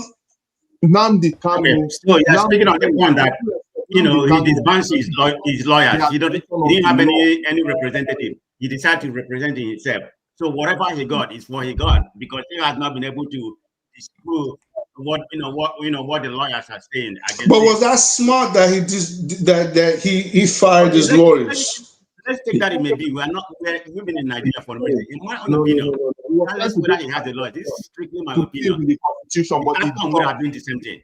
Because let me tell you what's going on. I'm gonna conclude on this. They refuse to listen to you. This is not a this is a political trial. But, the action is political. I'm gonna call it how it is. This trial today is a conviction, a trial against the evil, and it's political. The action is political. I mean, you can't miss it. It's a trial against the evil. What do you think would have been a fair sentence? What do you think would have been a fair sentence? Okay, let's just take your point of view. Let's say the facts are true, right? Mm-hmm. But the sentence does not equal, from precedent, from history, does not equal, what the sentence is. We agree. Listen, let's agree that the sentence is excessive. Right. Let's both agree. Let's just agree right now, based on this question. Hold on. What do you think would have been a fair sentence? Hold on. Because there has been so many numerous. Hold on. Man, comparable facts. Hold on. This is what I'm trying to avoid. Because you come in, you take over the program, you begin to ask, and the question and response you begin to. I don't want that. Because we're having a normal discussion. What is wrong with that? Another time. I don't want that. I don't want that. Don't you think that was a valid question? No, I don't. If when he gets his turn, he'll answer the question. Let him go ahead and finish. Let me finalize this. This is my own opinion. Okay, the conviction and the trial is against the evil, and it's political. It's political. You can't equivocate from it. It's very political, because you can't tell me there's a different judgment for Nnamdi Kanu and there's a different judgment. We don't want to litigate about what they pronounce, making bomb and other kind of things. Even I thought the fact is true, but the trial is political. You can't argue that even the action they have been taken Because if you vary the difference between what happened to him and the terrorists that has killed numerous, I can even bring you the figure, that we have here. Anybody can dispute. I can tell you exactly where I got it. In the last 2 years, what has happened in the Southeast, how the violent death has diminished drastically. It's comparable to the South. 400 to 500. It's only the Southwest. They are not even a moon to read. It's up to 300 violent. So the thing has subsided. And like I said before, KJ has properly said it. Whatever happened in the last few years on the non-government, which you don't hear again, was a sting-up operation put on by Buhari. There's no doubt about it, but that's not where I'm going.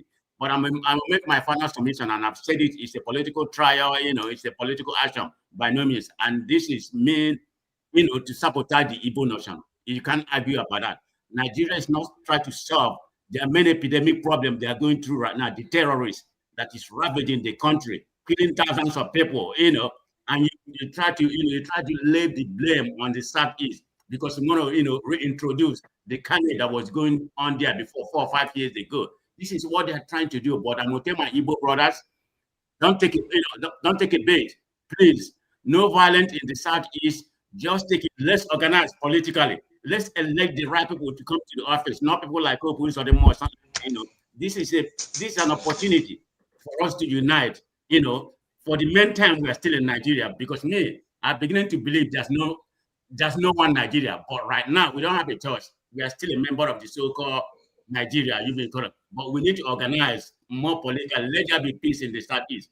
Don't let these people, whatever their nefarious, idea they're trying to do to the Southeast. This is political, like I said. You come and ravage that Southeast the way it used to be like about 2 or 3 years ago because it has subsided drastically. So I'm begging my Southeast people to calm down. Don't take any drastic action. Even now, the Kanu supporters, don't take it to the next level. We need to form a very political action.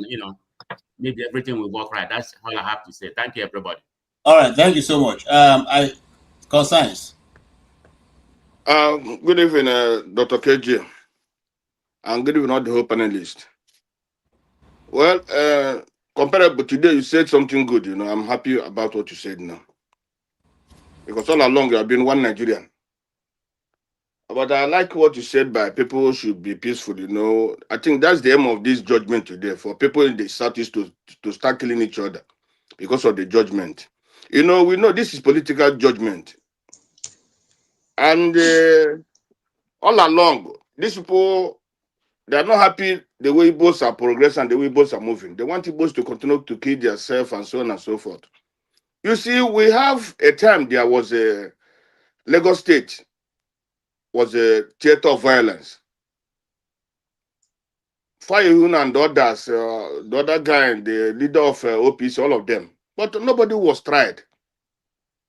The Boko Haram activists, Boko Haram itself, and all the killing people, all this, nobody was, how many people, nobody was tried, only recently.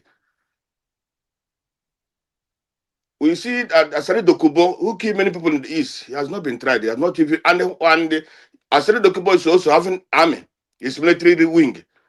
Nobody is even arresting him. In the Muyetiala, they are having their military wing, nobody's arresting them. They're killing people every day, and nobody's arresting them. But only whatever happened in the East, anybody from the East rises up and they try to bring him down. It's very, very unfortunate. You see, but the thing is that who is going to miss is the country that is going to lose. Because at the end of the day, somebody like Sowore, somebody like Dede Faro to me, Nnamdi Kanu, these are the people that can push the government to make the government to do the right things. But when you cage these people, you think you are doing the right thing for yourself, the citizens, or the citizens think that they're doing the right thing for them. They're not doing right for them. Because if, for example, Nnamdi Kanu is out, pushing the Southeast governors, wanting them to do the right thing, if for the benefit of the Southeast, and if for the benefit of the country. If Nnamdi Kanu is out, we show her and do the rest. Pushing Tinubu to do the right thing for the people. Who benefits? The people that benefits. It's not the government that benefits, the people that benefits. Put light for the people. Put water for the people. Put security to the country and all the rest. It's the things that benefit. But when you bring all these people down, You think you are doing good for the citizens? No, you are destroying the citizens. You see, in this judgment today, I never see in my life. I've been to many different countries. I lived in many countries. I never seen where somebody was sentenced because he was saying something. You can't judge somebody because you are just because one. If I command somebody, if I say, "Hey, you supposed to go and put that place on fire," I'm not the one who put people the place on fire. And if there is a what they call it printer from the phones and all the rest, and they see that where I gave somebody money, that's evidence. Whereas as the person phoned the person direct, that's evidence. But this one, there's no single evidence. You are convicting the person to go to jail.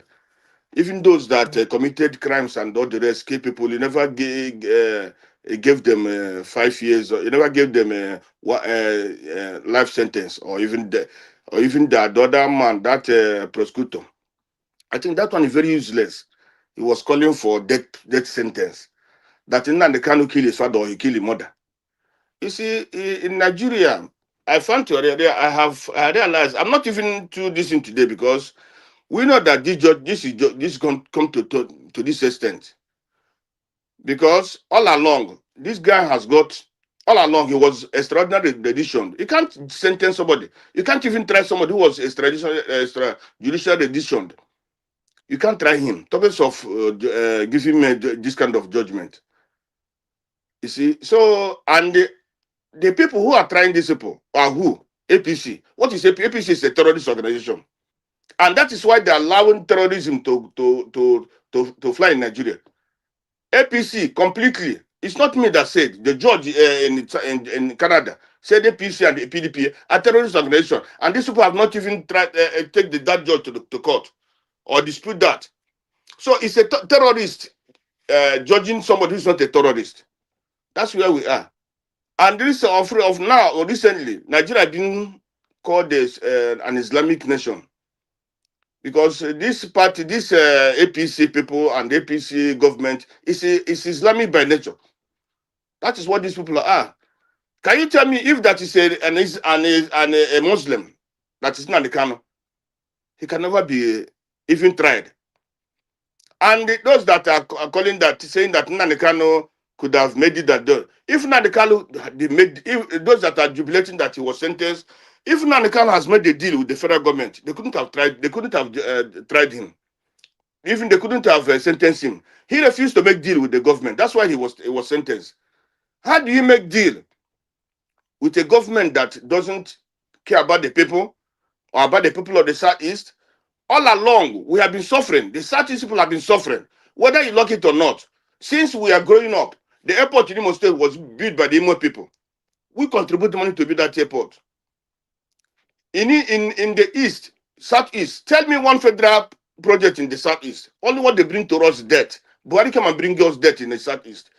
All the whole nonsense that were happening in Southeast was caused, most of them was caused by Buhari and the Sarasari Dokubo. So I think when the worst this part of it is this: you married a wife or somebody, you married somebody, and the person say, "I don't want to be with you again." What is the problem of you leaving that person to go? IPOB started peacefully before these people start killing them. For those who say Nnamdi Kanu, the way he's doing it there, if it is me, honestly speaking, I would do more than know what Nnamdi Kanu has done. Because Nnamdi Kanu this agitation started peacefully. Okay. Before the government start killing, before the DSS that was sent by Buhari start killing them, and then if you have troops and those people are being killed, so you're gonna keep quiet before Nnamdi Kanu start agitating that way, the way he was agitating. And again, somebody was just talking. He was not using a gun. He was not using anything. You're against him. Igboho was with a gun. They found the guns in Igboho's hand. Igboho was not. It's not on trial today. I think I call this my brothers, these Yoruba people. They should look at themselves very well. No condition, no. This thing is the only thing that why I like the word today is this. The only thing that is permanent in this life is change. It's change. You can't, because you're a Muslim or because you want to be in government or you want to do this. You are licking the ass of the Fulanis. Today, Okay. things may change tomorrow, and I believe it's gonna change. Whatever happens, it must change. Round up. So if they like, let them continue to collect money from the Fulani and sentence Nnamdi Kanu to. I believe that we're not going to kill each other. We're not going to do anything to each other. I believe that the good judgment will come. Nnamdi Kanu will be free. Thank you. Whatever they do is their own problem. Thank you so much. Somebody was asking no evidence. Yes, no evidence. No evidence. The court procedure, I followed everything. And one of the questions I remember the lead counsel for Nnamdi Kanu asked them, those people who the DSS presented, each person he asked, you said he was responsible for what was going on many people died as a result of his activity or his broadcast in the Southeast. Say yes.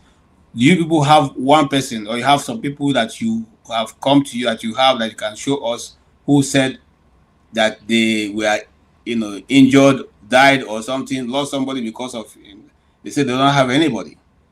So now you guys have an open mind. For 10 years that you've been dragging this case, you couldn't find one person who could say, because of this man's broadcast, my brother, my father, or this person, this thing happened to the person.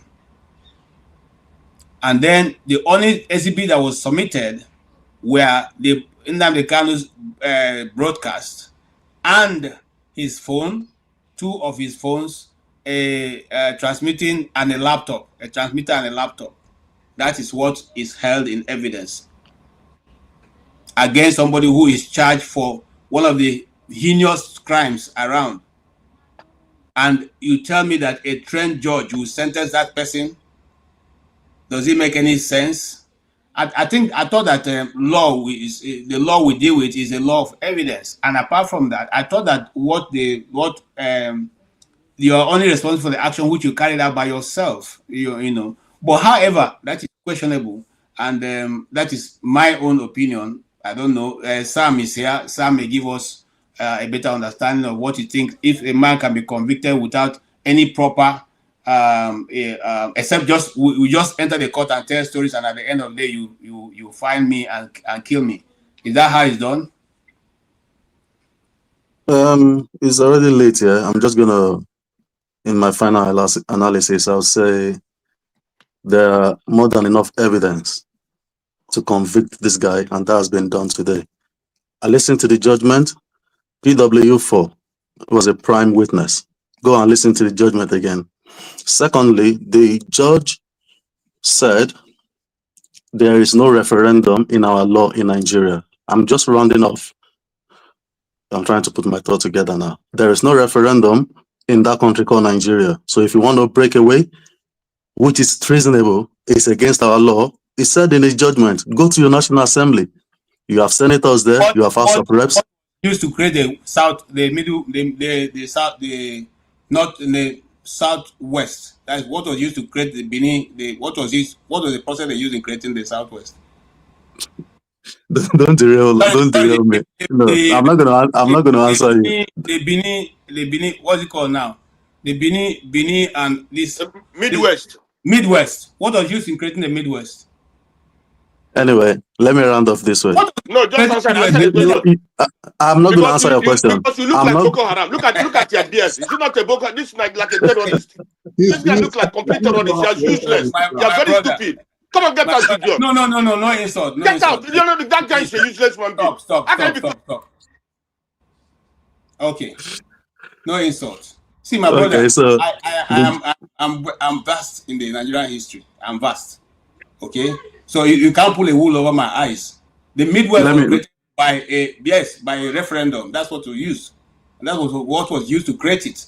So if the judge decides to say there's nothing like that now, let him go back and check, because he has that's what I'm saying to you. The constitution you're quoting is not what is in existence today. The 1999 constitution, which we have, which is the ground norm, does not have a place for referendum. Sam, I like your contribution, but I want also to let you know the same way you have said that does no longer exist.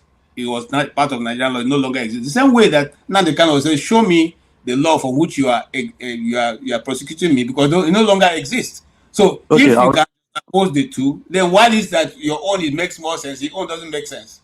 okay, I'll tell you why this judgment was fair today. This guy was rendition from Kenya to Nigeria, okay, and the case went to the Supreme Court, and that is where the misconception, the misinformation, and the disinformation is coming from. And there's so much revisionism that's been going on. We need to clear people's mind. We need to clear their doubt as well without emotion and sentiment. The Supreme Court said you have a case to answer, whether you were rendition correctly or not. All of us are literate, we're educated, we can read. So the Supreme Court said, go back to the Federal High Court. He started dilly-dallying, change. I don't want this judge. I want her to recuse herself. What's that woman's name again? I've forgotten her name, whether in Yako or something like that. They brought another judge who started reading. Binta Yako. Binta Yako, yeah, thank you very much. Who started the new judge? The one that gave the judgment today. In his judgment, he said, I read the case from 2015 till date. It was a thorough judgment. What more do you want again? It deserved what it got today. If you want to break out of Nigeria, go to your National Assembly members and go and speak to them. Let them table it before the National Assembly. And if it flies, fine. If it doesn't fly, we'll remain together. Because, see, okay, let's say Biafra guys wants to go away now. Are you happy to remove yourself from Lagos? Remove yourself from Delta? Remove yourself from every part of Nigeria and go back to your southeastern states? Is that what you want? How do you make your business across the sea? Please let me finish. I'm going to finish in 2 minutes. I don't want to delay anyone. I'll ask you a question and you continue. You are living in London right now. Have you removed yourself from Lagos? Did you remove yourself from Lagos to live in London? I'm not crying marginalization. No. I'm not crying I want to leave Nigeria. I'm not crying I want to leave UK. So I know that most Yorubas, Lagos London's almost like a second home for Yorubas. Did they remove themselves from the Yoruba land to be in London, so they are no longer having anything to do with Nigeria? Come on, are the Yorubas here? Are they agitating that they want to leave? That's the question. No. Let me tell you what you're doing. Let me tell you what you and the man of prestige just did now. There's a fallacy called fallacy of. Wait. Let me finish. I'm going to finish on this one. It's late. I want to sleep, sir. There's a fallacy called fallacy of relative privation. Is an illogical appeal to something that doesn't make sense, preposterous. It's an appeal to worst case scenario. It's just like you telling me I'm trying to dismiss your own instance because there's a worse problem somewhere else. Oh, you're crying to me that I've got cancer, and I'm telling you, be grateful that you've got cancer, but at least you can still eat. That's what you're telling us tonight. You are easy to reference what is going on with Boko Haram and Lakurawa and all of those guys in the Northwest and Northeast. The government is dealing with each case on his own merit. Nnamdi Kanu has got his judgment today. Those ones, their judgment will come as well. So stop reducing one scenario against the other. Terrorism is terrorism. Nnamdi Kanu was convicted of treason and he's gone. Right. I'm going to leave it that way. You made your point. Thank you. Jagun. Well, I've said enough on the subject of this judgment. I think it's for Nnamdi Kanu and his team or whatever to go and face the next court. That is what is open to him. If he doesn't want to spend life in prison, in a Nigerian prison at that, which is full of flea bags and all other kinds of suspicious insects that carry weaponry in themselves. I'm still perplexed with the country at large. I wonder what's going to happen over the next couple of years. With what Nigeria is doing in terms of projects, especially with one or two individuals in Nigeria, it seems that Nigeria can go forward, but it's not. It's not going to go forward. It's not going to go forward. There's too much political mayhem going on in that country. Far too much for the country to have a chance of going forward the way it should over the next couple of years. Okay, given this scenario, I want to ask you a question, Jagun. You have followed, and I'm going to use just one example so you can answer. Both yourself and Ngozika have never really been people who love, Nnamdi Kanu's campaign for separation. But are you a bit shocked that today she was here to say now she signed into that struggle? Now she sees No, that totally an injustice in the system. Because that's what I'm no. asking that question, because I've come across many Igbos who did not support in the first place, but they are now saying, oh, now we have come around the circle, we can see what you people have said. Do you believe this judgment has drawn more people closer? Even we are all victims. Doesn't used to support the idea, but today you can see Let he's me not let only me answer the question. speaking the angel. So what do you see that this judgment will bring into the Igbo land?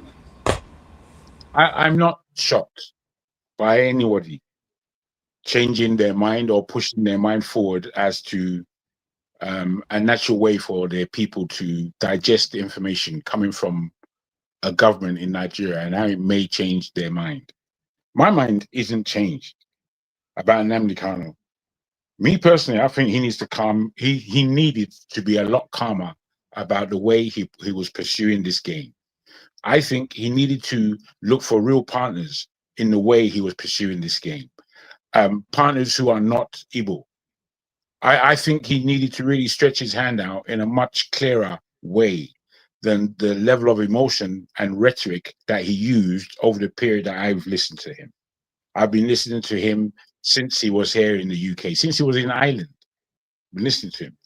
And whilst, I can listen to him and agree with much of what he says, there's too much that was highly abrasive, highly flammable, highly get my back, to the point I really wanted to have a discussion with the guy.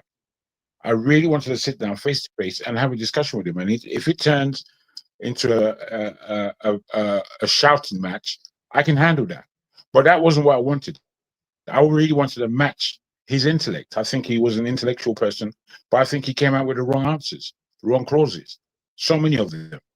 I believe in a discussion that was fair and approached well. I believe I'll break him into pieces intellectually. So, because everything that he was trying to teach people, I know these things. I know them. I've been looking at our country since I was a good 8 years old and not really understanding it until I came to the point that, I really do understand the madness of this country and how many filthy hands who are not Nigerian that are in our country from a long time. I used to see a lot of goings on in my household. A lot of goings on.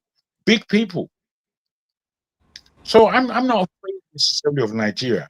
I'm afraid of our level of thinking, our knee-jerk reaction, our lack of control. And I don't blame anybody for it. I don't blame anybody for it because I know Nigeria is not an easy terrain to deal in. It's not easy. Being a Nigerian in yourself, it's not easy. So, with all what's going on, people celebrate other human beings to the point that it can become destructive for them. And I always feel that you can't be myopic in the case of Nigeria because there are too many other people of other ethnicities in your country. So while you're thinking about yourself and you're not gathering the understandings from other people's point of view, immediately you start going wrong. Immediately. Whilst you think it's just about the Igbos, and then you're calling the name Biafra, and those people that you're calling Biafra, they're not joining you in Biafra. It's like, what are you doing? What are you doing? Doesn't make sense to me. These things are not all conjoined. I have a way of separating them. Because why? Because they're bloody separate. They are separate. You guys call the Eastern region like it was the old map when the Europeans were here. That's not what it is anymore. That is not what it is anymore. But you guys don't want to accept that. So you keep calling Biafra, Biafra. Biafra ain't going nowhere. It ain't going nowhere, is my understanding. But do Igbos have a right? 100%. Are Igbos functional people, functional human beings? Yes, they are. Do they have might in terms of numbers? Yes, they do. Do they have much to contribute to Nigeria? Of course. However, this Biafra thing is dead in the water. Dead. You may not believe it, but I'm telling you, it's dead. I've always gone back to the actual parameter of the word Biafra. And I tell you, people, that word is not an African word. It doesn't come from an African sentiment. As much as you can make it up and say Biafra and put it together and start having all this thing, no, mate. I know the history. You can't blind me from what that history is. I've lived in Spain, Iberia. Can you permit me? Can I ask a question? Let me just ask my brother a question. You say Biafra is dead. Are you banking on an absoluteness that there will not be another person that will rise tomorrow with the same ideology, with the same fire burning in their heart, and say they want to resuscitate the struggle? Fair enough. I understand your question. In my viewpoint, there can definitely be another person who would do such. However, them doing such, it would remain that they are banking on something that is already dead. Simple. That's what they're going to do. Biafra has no meaning in an African language. Biafra on a map was first seen in Cameroon before it was ever seen in Nigeria. Ever. I know the map from the 1600s and before. I know who put that there. In Portugal, where I visited many times, there's a place called Mafra. It's built upon a hill, just like Alhambra, where the Moors were controlling the area in Granada where they have Alhambra. They put it on a high level. Mafra is the same in Portugal. It's on a high level, and it's a marvelous spectacle. Marvelous, unbelievable. And this is what Biafra is based on. But a Biafran doesn't know that. He hasn't done the what he's done is listen to Nnamdi Kanu. I think in the end they're gonna get it. Well, that's up to you. And it's not to say I mind. It's not to say I mind if they were to get it and have peace amongst themselves. You understand? But I can tell you that won't happen. I can tell you it's not gonna happen. There are too many Igbos. Wait. Let me just land. Then wait. There are too many Igbos and too many there are too many people that are so-called Biafrans that are not wanting to join the bandwagon called Biafra. Too many of them. You know, sometimes I make mistake in this country. I will speak to an Igbo guy and I will speak to him about Biafra. He say, "Oh no, don't. I'm not one of those." It's surprising when so many of them come and say the same thing. We believe, because of the rhetoric of noise that we always have to listen to, that they're the majority, but they're not. They're not. Okay, Yagun, you are speaking. And me, I like to be. Wait. If I may, I like to be practical. I don't like flamboyance of nonsense. I like being practical. 1 and 1 has to add up to 2. So if we can sit down between me and anyone else who calls himself a Biafran. Yagun, I want to ask you a question. What will any Igbo person now who is living in Nigeria or who is living outside of Nigeria want to remain in Nigeria for? What is that thing? Give me one. I have to say to you like this, KJ, with all honesty, what is one thing that any sensible Nigerian would want to stay in Nigeria for? Any sensible Nigerian? Well, you see, I'm coming now, Jabu. You see, now, if you're in the Southwest, you have access to railway, you have access to at least some level of government project and interventions. You have access to a lot of things. I mean, you know, what is the thing in the Southeast? In the whole of the Southeast, I'm not saying one state. The whole anywhere you can. That is. Oh, hold on.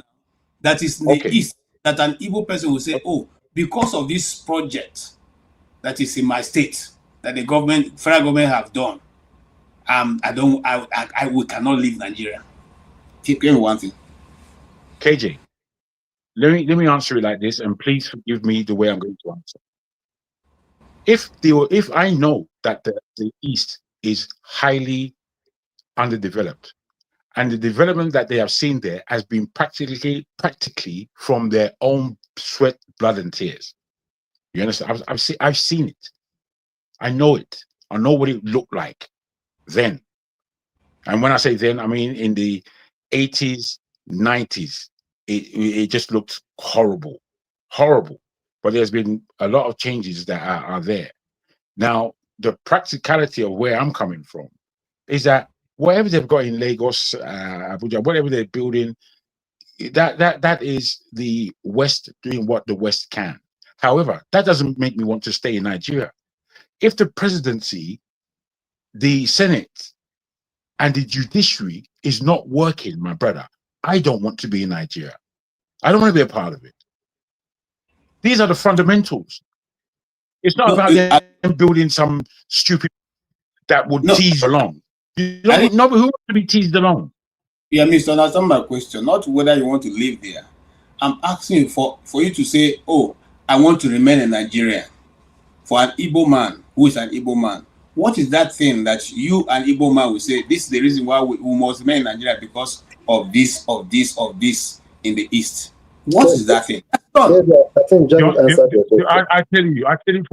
I tell you from the point of view that I have, being born anywhere in Nigeria, whether I was Igbo man, Yoruba, a Northerner, the only thing that would make me want to stay in Nigeria, even as it is now, is the fortunate or unfortunate, yet to be realized aspiration, the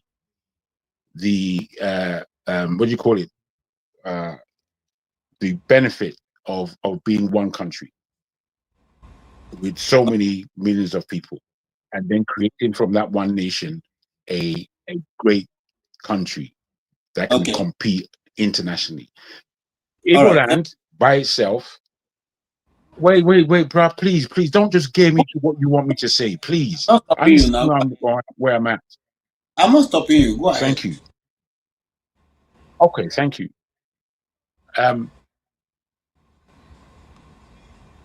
Nigeria, being Igboland alone, would find it difficult to survive, especially in the first 5 to 10 years. The only part of Nigeria, really, without bias, which would become a country the quickest, if the people are sensible, it does take sensibility to entertain it, is the West. The West is the only place that can become a country within 5 years. There's nowhere else in Nigeria that could. Nowhere else. That easily. I'm not saying that the Igbos couldn't make it, but they've got a longer way to go than we have in the West. A much longer way to go. And they'll still have arguments to complete when they're on their own. Serious arguments. So, I'm not giving anybody any flowers. I remain the same. What I have seen over the last today, what I've seen has given me a lot less hope for that country. And it tells me that our country is going to become so porous if somehow we don't know how to cleave together. And that's why I spoke earlier that people have to stand up and speak up. I believe the Yorubas have to stand up and speak up that what's going on in this country is a pile of trash. It's a pile of rubbish. We can't really get to the level we want to get to of a first world country in this way. We can't get there. And that's my sorrow and worry. If you're UKJ, if I put it this way, if your only sorrow and worry is that Biafra is not about to become, because it won't be given to you by the Nigerian state, if that's your only worry, I would suggest that you got bigger worries than that, brother. That's what I would suggest. All right, thank you so much, Jagun. Can I just say this? Can I just say this? When people write comments and they don't give reasons why, because that's what happens a lot with these comments. Don't you think that's like they say, "Oh, he doesn't know what he's talking about. This, that, or he's talking nonsense." Why can't they say why or what the reason is? Why is it always like one just rude comment that just ignore them. I know, for real. I agree with you. It's that this is the kind of intellect that we're trying to raise countries out of. Joking. It's the joke. KJ, if you permit me, let me just quickly say something. No, I think Why I it's said Biafra, why I it's said on. Biafra is gonna, yeah, Jefferson, just 1 second, please. Just give me 30 seconds. Why I said it's gonna come to pass. It's just very simple. If Nigeria does not give the Igbos something to look forward to, that fire and that belief in their subconscious that something better is in front, if only they can achieve it, will never die. Now, the only way Nigeria can kill that idea of Biafra is at least make their economic situation better in that region. And once they do that, yes, they can kill that idea. But barring that right now, it's not going to happen. And even if they do improve their situation, which would mean improve the rest of Nigerians' situation, I think even 2 generations will probably have to go by before you can indoctrinate them to imbibe a one Nigeria. You know, releasing them today would have sent, if Nigeria was between Iraq and the Deep Blue Sea, releasing them today with what's going on with the United States, but I can get into all of that later. Jefferson, sorry I took your time. No, you're right. You're right. You're very right. I mean, I feel that. I feel it would have. I feel strongly, and I know that people may feel differently, but I feel strongly it was there was reason enough to release him, and it came from something that you said some time ago, which is that the fact that the case is being run in a certain way. This is reason enough to release him. So now, in watching today and the way people were pronouncing things, I thought, is this how this court case has been run by these I didn't think it was going to get released today. I thought it was probably going to get like 30 years. This is what I thought on the most serious charge. I thought it was going to get like 30 years. Really? And then between the appeals and the 5 years he spent, then maybe he'll spend another 3 years. And then maybe when this guy's about to leave, they'll be like, okay, you know what? We've quelled the situation in the Southeast. You can go. This was my calculation that he was going to get like 30 years. Can we hear from Jefferson? And by the way, the situation in the Southeast was created by government. So let's not, because since Buhari have gone, there's no situation right now in the Southeast. So let's leave that. Okay, so Jefferson, let's hear you. All right. Thank you, everyone. This is obviously a heated situation, but I wanted to address what that, I'm sorry to use the word, that stupid Sam said before he left. I have to be vocal. No, he has left. Please don't. I have to call him stupid because. No, it's not. Well, okay, it's let me idea. But I actually put that because I wanted to address some things. Mr. Jogo is here. We have had a rift, but it's good to be objective. There's a saying that there's no smoke without fire. You know, we don't need a soothsayer to tell you that there's an issue in this country. There's a big issue, very big one. As you can see, as Nigerians, okay, in the Nigerian state of things, are we really united as a people? If you look very carefully, okay, fine. Let us even concentrate on the issue of the Igbos, right? So just 1 minute. Just give me a second, please. Just 1 second, please. Yo, Steph, man, it's nice to see you again. How you been? Thank you, my brother. I'm good. Yeah. Sorry, guys. I just needed to address it quick something. So we don't need a soothsayer, right? Even okay. Let us start from after the Civil War. There was a reconciliation. No talk, no vanquish, blah blah blah. We try to reintegrate again. Bros. If I can push you. I'm going. Of course, I want you to start from before. I want you to start from before the Civil War. That's where you should start. Because at that time, the Igbos were supremely positioned in that country. Yes. So what went wrong? So point of correction, we were positioned. However, some things went left. So I don't really have much. I don't really want to go into all that. That's why I said let me start from after. Of course, I'm only saying that you should. No, my brother. I'm saying that for the sake of fairness, you ought to, because there was a time, the first 6 years in Nigeria was in the hands of the Igbos in too many ways. Even before we had the independence, it was in hands. What went wrong? This is the question. Calm down now. This is the question with where we are today. I cannot answer all the questions, but I do know that when Nigeria was given independence, the first, I think Nnamdi Azikiwe was supposed to be the president. He was the ceremonial president, and it was given to what they call it, to Tafawa Balewa, and from there we all know the story. So this administration went there, but of course, before the Civil War, there was a coup, which was termed as a civil war. Which was actually termed as an Igbo coup. Is it fair for me to say this? Is it fair for me to say this? That Nnamdi Kanu was in the driving seat, and instead of him, wait, let me land. It's going to be real. Let me quick. Let me just land this so it's in your mind. I need this in your mind. Azikiwe was in a supreme position. Instead of him joining Yorubas, who were much more like him in terms of education and also, authorization, if you like. Instead of him doing that, he joined cow pushers. I don't mean to be dismissive, but he went to the north. They dribbled him anyhow because of his hatred for Awolowo.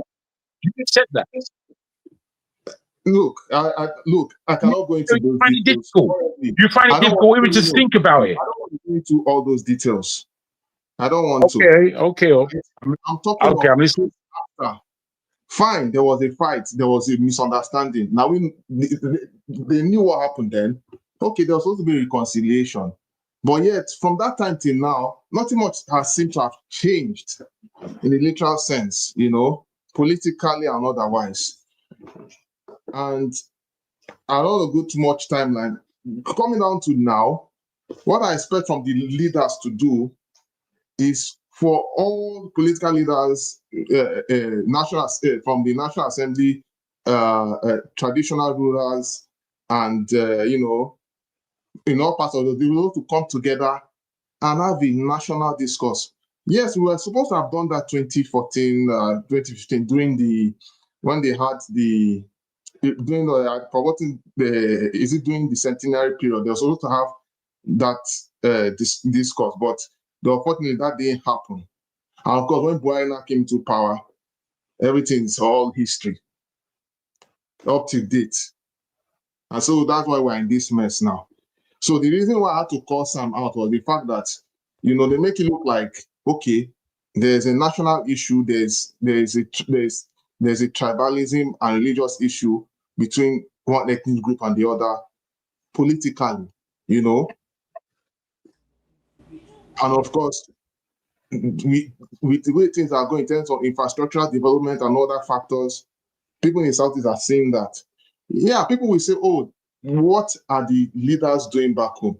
It's the same everywhere. Yes, the leaders are stealing money. If you look at it from all the 6 geopolitical zones. But we cannot forget, and let me not forget the fact that the amount of allocation still going according to geopolitical zones. We can actually see the metrics in terms of the type of projects that are coming over. We can also see those things as well. We can see all those things, In the Nigerian state, even prior to the situation we're facing ourselves today, you cannot dispute the fact that equally, most Igbos in Nigeria are still trying their best to integrate and make things work in the country. They are in all parts of the country, on all 6 geopolitical building, and trying to do a personal business and also do developmental projects. But in most times, how do they get repaid in return?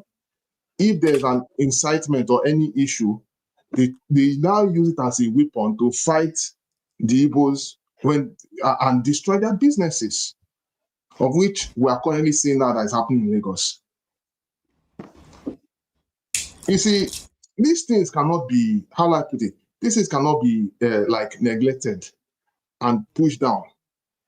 And you cannot disagree with me that most of the things that are being said on Nnamdi Kanu is not actually happening or is not facts. We cannot mix words. We can't deny it. It is still you can't actually deny all these things, right? Brainsel was talking about why don't we follow the law, or why don't we follow things by the law? If you look very carefully, in fact, if I should tell you, the federal government is the judiciary of the federal government is the ones not following things by the law. They are the ones breaking their law, breaking their constitution. And of course, we all know that the judgment that is being passed today was on non-existent law. And that's fact. And that is what is, and that's what played. You see, this is something. Your last point, your last point, that's what I saw. That's what angered me. That's what got me. Exactly. And you made a lot, your analysis, even though you don't agree with our cause, made a lot of sense. And that's what it means to be being objective here. Any reasonable country that wants to progress must look at what the underlying problem is and see how let us best way to tackle it. It's even that bad that I can remember when what's his name, the Minister of Works.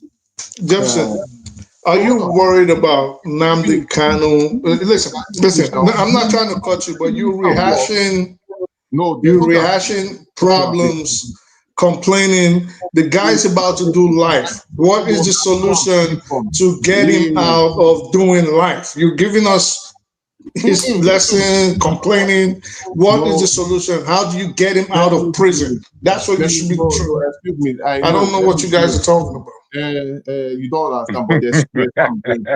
When Minister of Works visited, went to Anambra State, I don't know if you are aware of that. When he went to Anambra State, to Abia State to visit Alesoti, when Minister of Works, he represented what's his name, Tinubu, because Tinubu could not come in there for his reasons best known to him. He represented the presidency, and of course the House of Rep member was equally there. The House of Rep made a lot of demands, national demands. What were the demands? He said, look, that he was appealing to Tinubu that they should not destroy Ibuku's businesses, which is, of course, the political charade. He also appealed to Tinubu that he should release Nnamdi Kanu, and also made some other major demands, which is to say, they actually know the crux of the matter, but they always keep on what they call it, they always keep on ignoring it and ignoring it and ignoring it. And don't forget too, before they arrive at this point and this judgment, there have been consistent attempts to bribe Nnamdi Kanu. Okay. All manner of offers. Thank you so much. But fortunately, he refused to take it. Thank you so much. So thank you. We'll go to. Yeah, I'll stop there for now. Yeah, thank you. We are all victims. You have listened to us quietly without bothering everybody who is fighting. So, sir, what have you garnered from just sitting and listening? Well, guys, you can take me out. I need to go now. All right. What will be your final conclusion for today? Okay. Yeah, my brother Tuna just was saying, what should his supporters do to reduce his sentence? I'm asking, is that a rhetorical question? What do you think they can do to reduce his sentence? What influence they have? Well, I think there's a lot that can be done. I'll tell you this. For one, the judge quoted certain things I've been saying on here, even the prosecutor.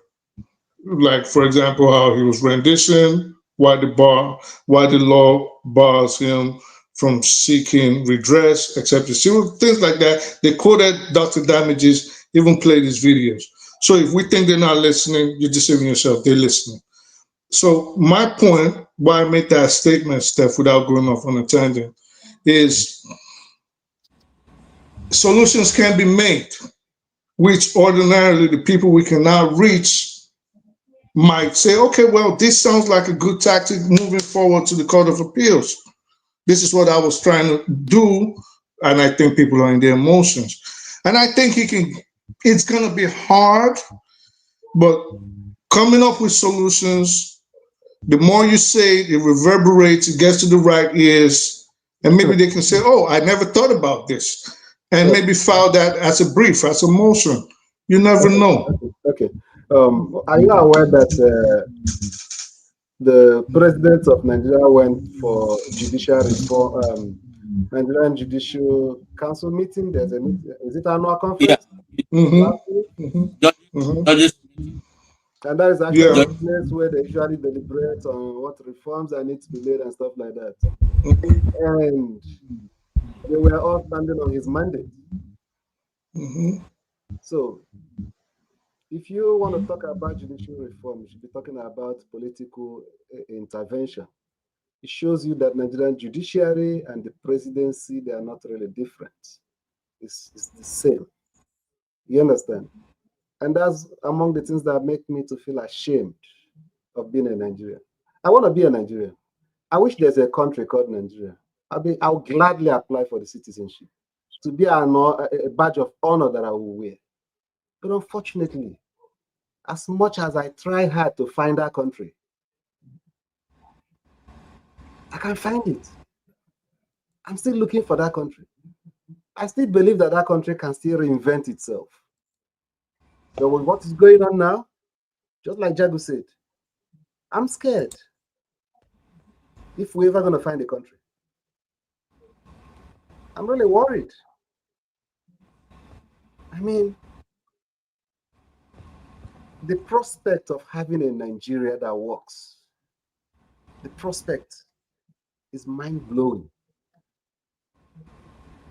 But as the day goes by, the reality dims. From one low to another low, from this low to another low. I mean, if it is convenient for us to believe that Nnamdi Kanu is a terrorist, fine. But the crop of people that are ruling that country today, what can we call them? We'll call them terrorists raised to power. They are worse than terrorists. Yeah, terrorists raised to power too. Worse than. The worst of us are in charge of that country. And it's going to be hard for us to redeem that country. It's going to be hard because they've succeeded in dividing us. Yep. Those guys are so clever. They are so smart. So look at that. Look at Ojuzo. Look at the number 6 man in the country. Look at that. Do you think there's anything that will ever make them feel like Nigeria is not working for them or for the people of their zone? No. Anybody that says such thing is a noisemaker. He should be dealt with as far as they are concerned. But I wish that it's possible for us to, redeem our country. I believe that this man that is there now, I don't like him. It's not personal. You understand? But because there are things I believe in, my principles. You understand?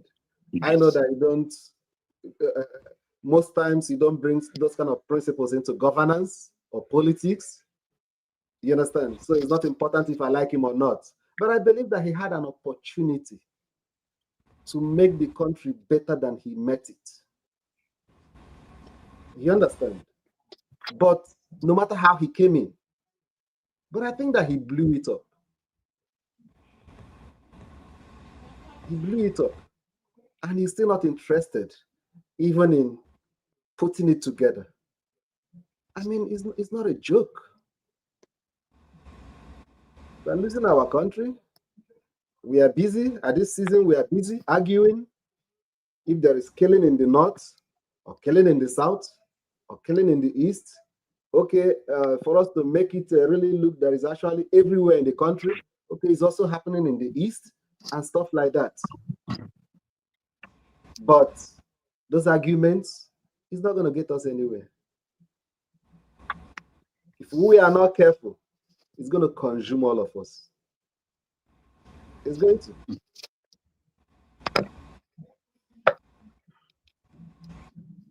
That's Thank what I you have so. to say for now, my dear. Thank you so much. Yeah. Okay. Yes, you want me to skip you? One brain cell. No, obviously not. This is something I think we can talk about for weeks if we had the chance, because there's so much to say. Steph, what I actually meant when I said that was, aside from when I said in terms of people speaking up and giving ideas, I'll tell you something. There's a parlance in law that we say, only a fool of a lawyer represents himself in court. Meaning, even if you were a super attorney that deals with super criminal attorney, if you're accused of a crime, no matter how light it might or slight it might look to an average observer, it is always imperative that you don't represent yourself. For this reason, people don't even represent their own relatives, right? There's something I want to say, and I don't say this to denigrate anybody, and I shouldn't be prefacing it, because if it was just me and you, Steph, I wouldn't even waste my time, or even Jagon, even local people. Right? Dan Alpha. So, what Kanu's mental health, it needs to be checked. They need to check his mental health, especially if he's truly been in solitary confinement all these years. It was something maybe his lawyers could have brought up as a reason why he couldn't stand trial. I know, yes, often you see different delay tactics by defendants. I'm sick, I broke my leg, they beat me up, they're not letting me access the library, you hear it all. This is why complaints like that usually don't move judges. But in his situation, where he was in DSS custody, indoors most of the time, I don't know why his lawyers did not push for a mental evaluation. Now, to top it off, he suddenly comes and says, I want to represent myself. That did not seem normal at all. Even the judge was trying to dissuade him from going that route. Hey, can I allow you to speak? All right, go ahead. You see, some of you followed it, and some of us followed it like night and day. His lawyer made a lot. You're breaking up. You're breaking up. Your son, KG, your son is breaking. It can't be my sound now. Now you did your son is breaking. I have a feedback. Well, we can hear you clearly. I can hear you clearly. I have a feedback coming from. Yes, when you speak, there's a feedback. I don't know. Oh, I don't hear it. Feedback is not coming from me. It's coming from somebody whose mic is on or who is having a double listen open. Not me. I've been talking clearly since. Excuse me. All right. So now, Christ. Somebody has a double. It's you now. No, you have muted everybody now. It's only your next one. I say it's you now. Everybody check your browser if you have two browsers open. Your browsers, if you have. No, everybody is mute. Everybody is mute. KJ, mute everybody. Let us see. Okay, let me change my mic. Hello? So it's not from me, really. Let me see something. Because I've changed my... Mute, I speak the truth. So you complete the meeting. Okay. No, not me. I speak the truth. Mute The yourself. people that just entered, check if Not me, my your browser brother. on YouTube is still on. It's not me. Oh. Okay, speak now. Say speak now. Say KJ, speak. So can you hear me? You see now, somebody said this was on. Okay. Jagun. It's sorry. It's I speak the truth. It's I speak the truth. Okay. So now his lawyers made a lot of applications which the judge refused. I said this earlier on. Now the medical one was the one that got Nnamdi Kanu more infuriated than any other one, because the medical records was forged. They were forged. Nobody went to meet him to examine him when the judge gave the order. Yeah, but KJ, that's not what I'm talking about. Let me just continue. I speak the truth, So you I don't have a get thrown problem. off. I speak the truth, you have a problem. Check yourself, man. Now, that is why now they've sued the Nigerian Medical Association differently, because nobody came to examine him, but they took what the other examiner Nnamdi Kanu called and doctored it and used it to submit to the court. So his lawyer did. Can you just switch off now? KJ, let me just continue. You were giving a lecture. That wasn't even what I was talking about. You keep throwing me off. Let me just continue. That wasn't what I was talking about. Fix your system. Your system is disturbing the show. Fix it first. No, I already. This is the only thing open. This is the only thing open. I just checked.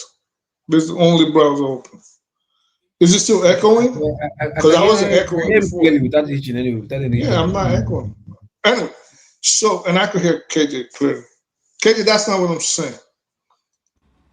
I'm saying, based on his own complaints and based on the precarious situation he finds himself now, because what I'm trying to do is trying to figure out a way, if I was his attorney, if I was an appellate attorney, how to get him out of the conundrum he finds himself in right now. How are we going to make sure my guy does not spend 100 years, life in prison? So I'm saying, prior to this, his lawyer, because you can now relitigate any cases, anything that wasn't brought on trial, you can now relitigate it on the appellate side right now. So whatever he didn't complain about is done and dusted with, except there was a constitutional error.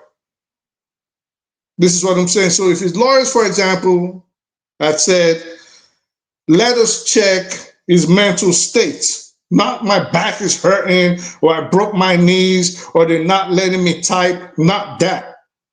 Check his mental state.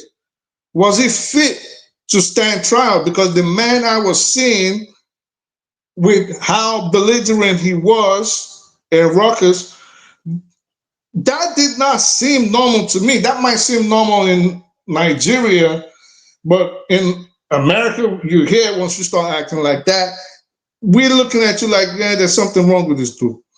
So maybe that was a tactic that they could have brought up. That aside, there was, let me ask this. When he always had at least 7, 8, 9, 10 people, all they were doing was taking selfies with him. At what point did anybody advise him and say, listen, maybe you don't want to take this on by yourself. You're not versed in the law. This is not about screaming and shouting, and they will mail you with what's in the book, and then there's nothing you can do about it moving forward. This is all I'm saying. So, first of all, if I was a family, I'll tell you something.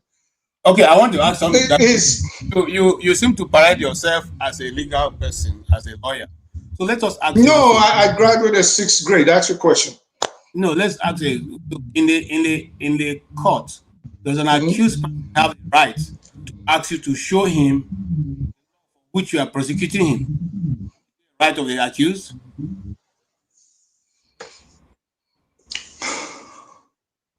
That will depend on the judge.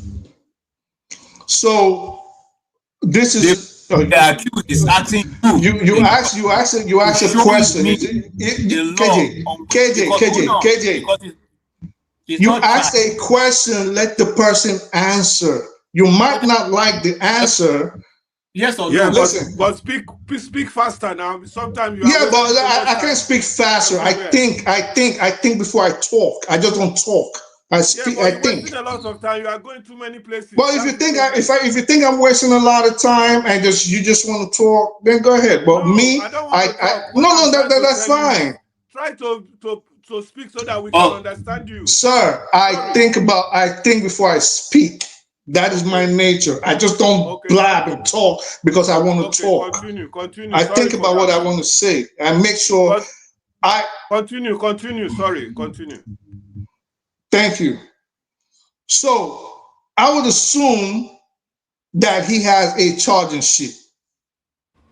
I would assume they have the equivalent of a complaint which listed his crimes or his alleged crimes, which during the sentencing, the judge did read out. So I don't know. It's up to the judge who want to answer him. And the judge might even think, well, this might be prejudicial. Maybe I shouldn't be having this kind of conversation with the defendant. And a little thing can make a case overturned. The judge reading Bible verses before he sentenced him, I don't know about Nigeria, but that is something that could be disputed on appeal. So the judge also has to be careful the kind of conversations he has with all the parties because he's supposed to be neutral. So you want to know something, talk to your lawyer. You want to know something, maybe you want to discuss with the prosecutor. I want to move on. Thank you. All right. So support diaspora. Support diaspora voting. Wake up.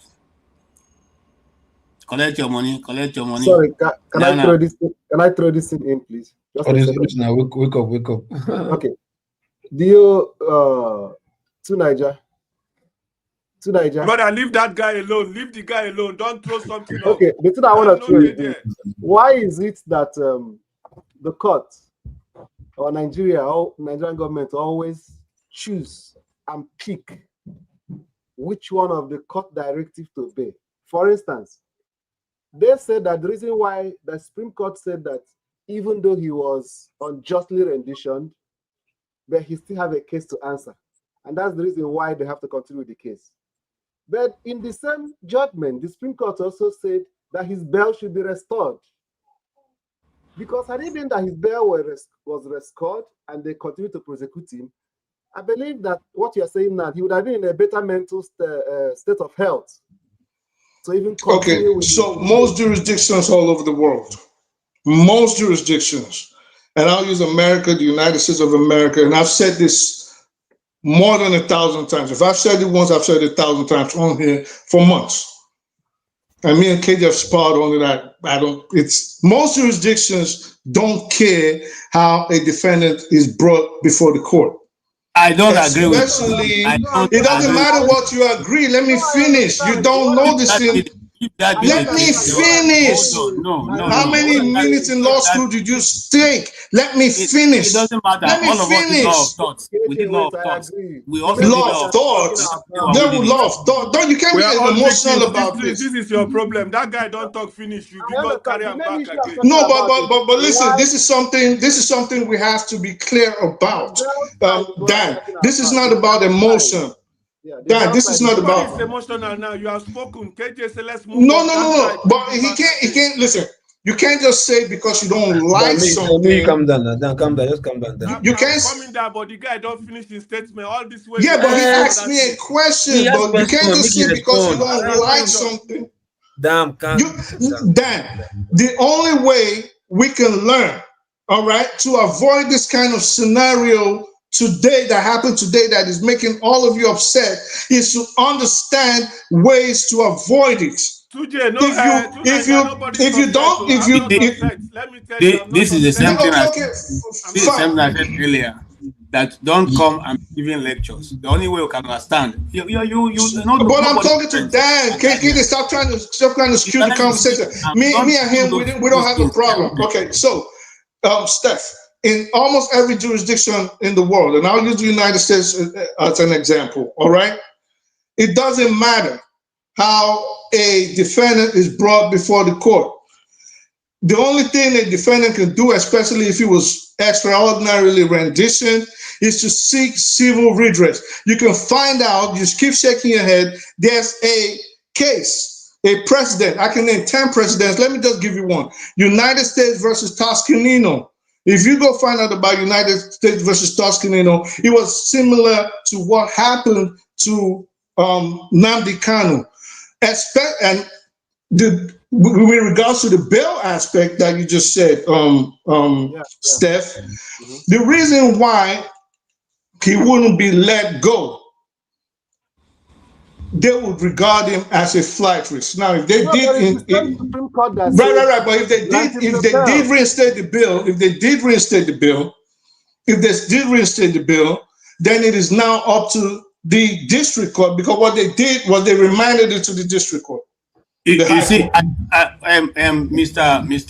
Wambrenser, one of the things I don't like to get into this argument because you jump into the field midway. The appeal court that was delivered judgment on behalf of Nnamdi Kanu discharged and acquitted him. The Nigerian media and the Nigerian government came up with the fact that he was discharged but not acquitted. A difference between discharged and acquitted. And they kept on that thing. They never. KJ, that's not right. That's not how the law works, KJ. Excuse me. They kept on that for almost 1 year without appealing. Then Malami, after 1 year, came up with an appeal. Look, we have followed this case. My only area is, with the lower court disobeyed the Supreme Court that say restore bail, while also accepting to continue prosecution as ordered by the Supreme Court. Why pick one, choose one, and ignore the other one? That's what I'm saying. Yeah, that's what they've been doing. All right, let's move to diaspora voting. Thank you. Finally, reach my turn. So, what was it? What you meet yourself. What was the question now? Sorry. No, just take on it. We were discussing the judgment that came down today in Abuja. So you can take on it if you agree. If you can't take on it, if you agree. What people have said this. Sam said he's celebrating it. It is his best day today. So depending on what side you like. Okay. Anyway, for me, yeah. When I came from, because I came home late, and I was just changing up when my wife said, I said, they don't say this, no, they can't do to life. Like, no, I said, like, geez, fuck, man, fuck shit. That was just my reaction. Like, come on, man, no. I was thinking, worst case scenario, because of the situation happening between the terrorists that's still taking place today, and they give amnesty to, or they call repentant Boko Haram and put them in the most delicate part of the nation, which is security. Probably like, okay, at least we've had back and forth with this guy. Okay, I think time is enough is enough. Just give him 10 years so that minus it from these numbers of, or the amount of period of incarceration, and do the plus or minus, let him go if he wants to go, something like that. Or better still, keep on with the case until the Mumu president wake up and say, okay, he want to seek grant pardon, then do presidential pardon for him. That's what we just expected. But when they say life imprisonment, I'm like, oh man, that was way too much. Although, in the same society, yeah, because of the incitement, or you might not say incitement, because of what his utterances have led to, yeah, and you call yourself like leader of a people, and other people, or the same people that you call yourself leader of, are committing atrocities with that name. You understand? Based on that, so based on because of what you said, they are committing atrocities. Like maiming. You might say killing. You might say just burning of police station, going along with security or whatever. So on that ground, you may want to hold him on that ground. You understand? With the same society. And that society should not, for any reason, do what is called repentant bandit or repentant terrorist or repentant Boko Haram. That shouldn't be in additional at all. So for you to have allowed that kind of scenario to happen for some certain group of people committing everyday crime, you understand, turning the nation upside down, and you can see you have some whatever reason you want to bring from outer space to say they are repented. So you want to put them in security, what they're even supposed to be against. I mean, if you can do that, you're supposed on that ground, you're supposed to even give this guy as in discharged and acquitted on that ground. There's people say, no, this guy, well, we know it's only your people that are just doing their thing in their own place. They're not going around causing problem from state to state. Churches, religion, this whatever. They're not doing that. Just their own territory. They just want to make noise or civil disobedience or whatever. Okay, on that ground, okay. Because of you being incarcerated for many years, you've been through back and forth mental situation, whatever. I just look for something discharged and acquitted, but with a standing warning that if again, then this time the law will catch up with you, maybe with no mercy or with further punishment. So for the judgments, I think it's unfair. It's unfair because you can't pick and choose who to punish and not to punish. You send a wrong signal. You understand? Which is a signal that, for me, it's not a signal. The propagandists have made it a signal that even the government is not even fitting on that propaganda to make it as if it's real. For me, it wasn't real. It was just selfish interest of some persons not getting power, and they started shouting marginalization. Then other people fell for it, start making new propaganda. Now the useless government, not thinking wise, it's not even fitting on that propaganda to make it look as if it's real. You understand? So in the summary, the judgment was not fair. You understand? But what Bobori was saying concerning his lawyer not being smart enough, you see, law is meant not, like I always say, law are meant to be broken. Although if you break it, there are consequences. Yeah, but law is also meant to be poked on. You look for loophole. The law might be strict, but it's your job to look for loopholes to meander yourself out of it. Hence, when Bubun was saying the lawyer should have been smart enough to say, look, with his mental state of health, this guy's not fit for trial. You can't keep somebody in a place like this and like that, and it's not for that, and they put that argument. Now, you said the Nigeria Medical Association was some doctors provided by the DSS, if it's true or not, went to examine him. He also has a right of private care to say, no, I'm not satisfied with this, because every criminal has a right. You understand? So that now fall back to what your people, which is representing both governors and representatives from the Southeast, ought to have stood for if they really, really, really want that guy to come out. If genuinely they really want that guy to come out, they would have stood on that ground, work with the lawyers. Okay, lawyer, this is your feed. How do we get this guy out of this place so he can go for this and that, go for a checkup or whatever? You understand? If they say this and the whole House of Assembly members, Senate, governors, local government chairman, what have you, really, really stand up, my brother, politics, they said it's a game of numbers. They would have listened to say, okay, grant him. But the people who are representing him and his kingsmen and many people do not want him to come out. Hence, the federal government know this because they're having the caucus meeting to know what's really happening. The so-called powerful people who have the funds, who have the influence over poor people or poor followers who don't think, they just follow. Hey, follow, hey, just follow. They have influence over them. Those ones are the ones who do not really want this guy to come out.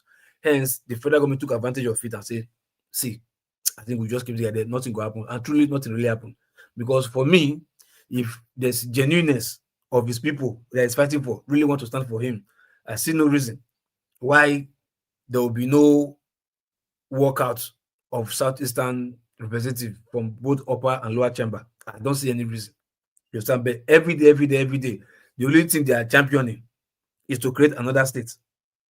You are creating another state, but somebody who's fighting for so-called fighting for everybody is languishing, but you're looking for another state just because of your own selfish interest. Hence, I said his kingsmen disappointed him. You understand? But for him anyway, I think he also shot himself in the foot. That stunt that he pulled, trying to, you know, I've discharged all my lawyers. I don't know what he was thinking. You understand? I think even the lawyers are supposed to even use that as this guy is not taking properly. I mean, like I said, look for loophole, whether you are lying or you're not lying, because these are based on argument. You understand? It's a based on argument and conviction. So this guy's not mentally stable, this and that. You can use that to, like, it doesn't fit trial. So you just discharge all your what's called lawyers who are supposed to who are following this case. Yeah, you are the one involved in the case, but the loophole, the legal loophole that they can use to twist maybe a judge or whatever, he doesn't know it. Over the years, he might have been used to, okay, how you have been going to court, maybe be learning one or two cases, whatever, but still do not give him the 100% know-how of how to twist a judge.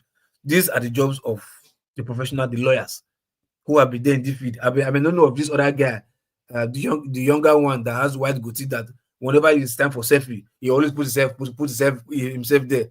I want to show that, yeah, I'm Kanu. At least I can only speak for a genuine person like maybe a Jimako. And there's one other lawyer, one older guy, on Papa.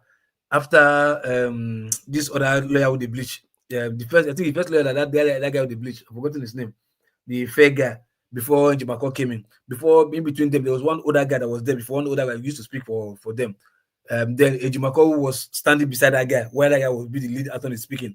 At least those ones were being the one to look for how to, even if it's lobby, they have colleague in the bar, in the bench now, they can lobby, they can do all these things. So for him to chat everybody to say he wants to stand out on his own, I think that was where he shot himself and on the foot. And in a case that is that delicate, because the funny thing is, like, even if you're a pastor, you are innocent and you are being accused, yes, you have every right to be angry.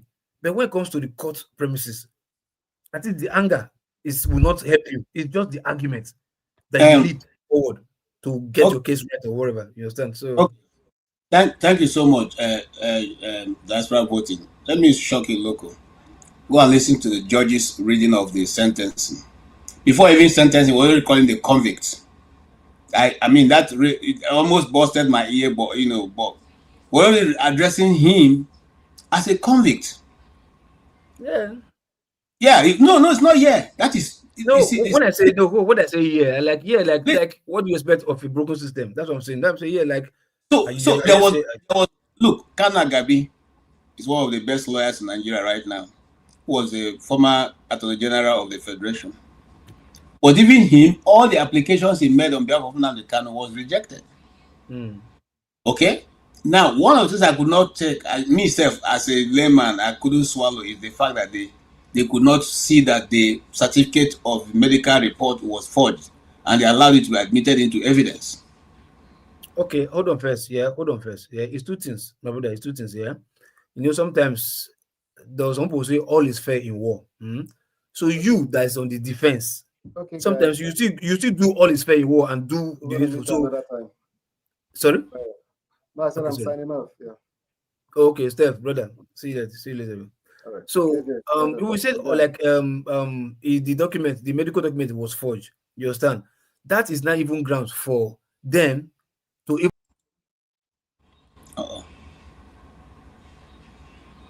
Incommode. No, let me taking a move. I'm sorry. No. I'm shutting down. Yeah, well, I can see other people behind, but I'm not going to bring anybody. I'm shutting down. Someone just told me that we're hitting 5 hours. I need to close. Yeah. Yeah, so go ahead.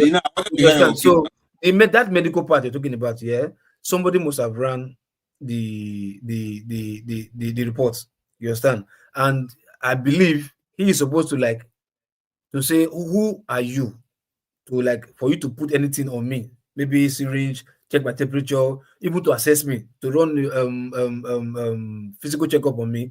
It's kind of supposed to know who this doctor is, maybe with the name tag, badge, or whatever. You understand? Those information will not be what he will give to his lawyer to like, look, this person came here for this. I don't know if he's a genuine doctor or if he was sent to assassinate me. Please go run a record on this person. You understand? Yeah, that's what I was saying. Diaspora voting. The DSS didn't allow him access to the lawyers, and the lawyer didn't see him until they got into the court. Listen to this thing. Until they got into the court, and they handed his lawyers the papers just as the judge was walking in, so they could not even review it with him. I don't know if I get. It's not as if with Kanu, yeah. Yes. No, that's what I'm saying now. So hold on. In essence, hold on. They call it what the lawyer said was a legal ambush. They call it legal ambush. They waited. I get the point. The judge had come in when nobody I'm can talking discuss. about from Kanu's. Hold on, my brother. I'm talking about from Kanu's angle because it's you against DSS. Anybody that DSS it relates to you, even if it's Jesus Christ, it's a suspect because it's coming from so-called your rival. You understand? So I'm talking about from Kanu's stand right now. It's like, may I know you? Who are you?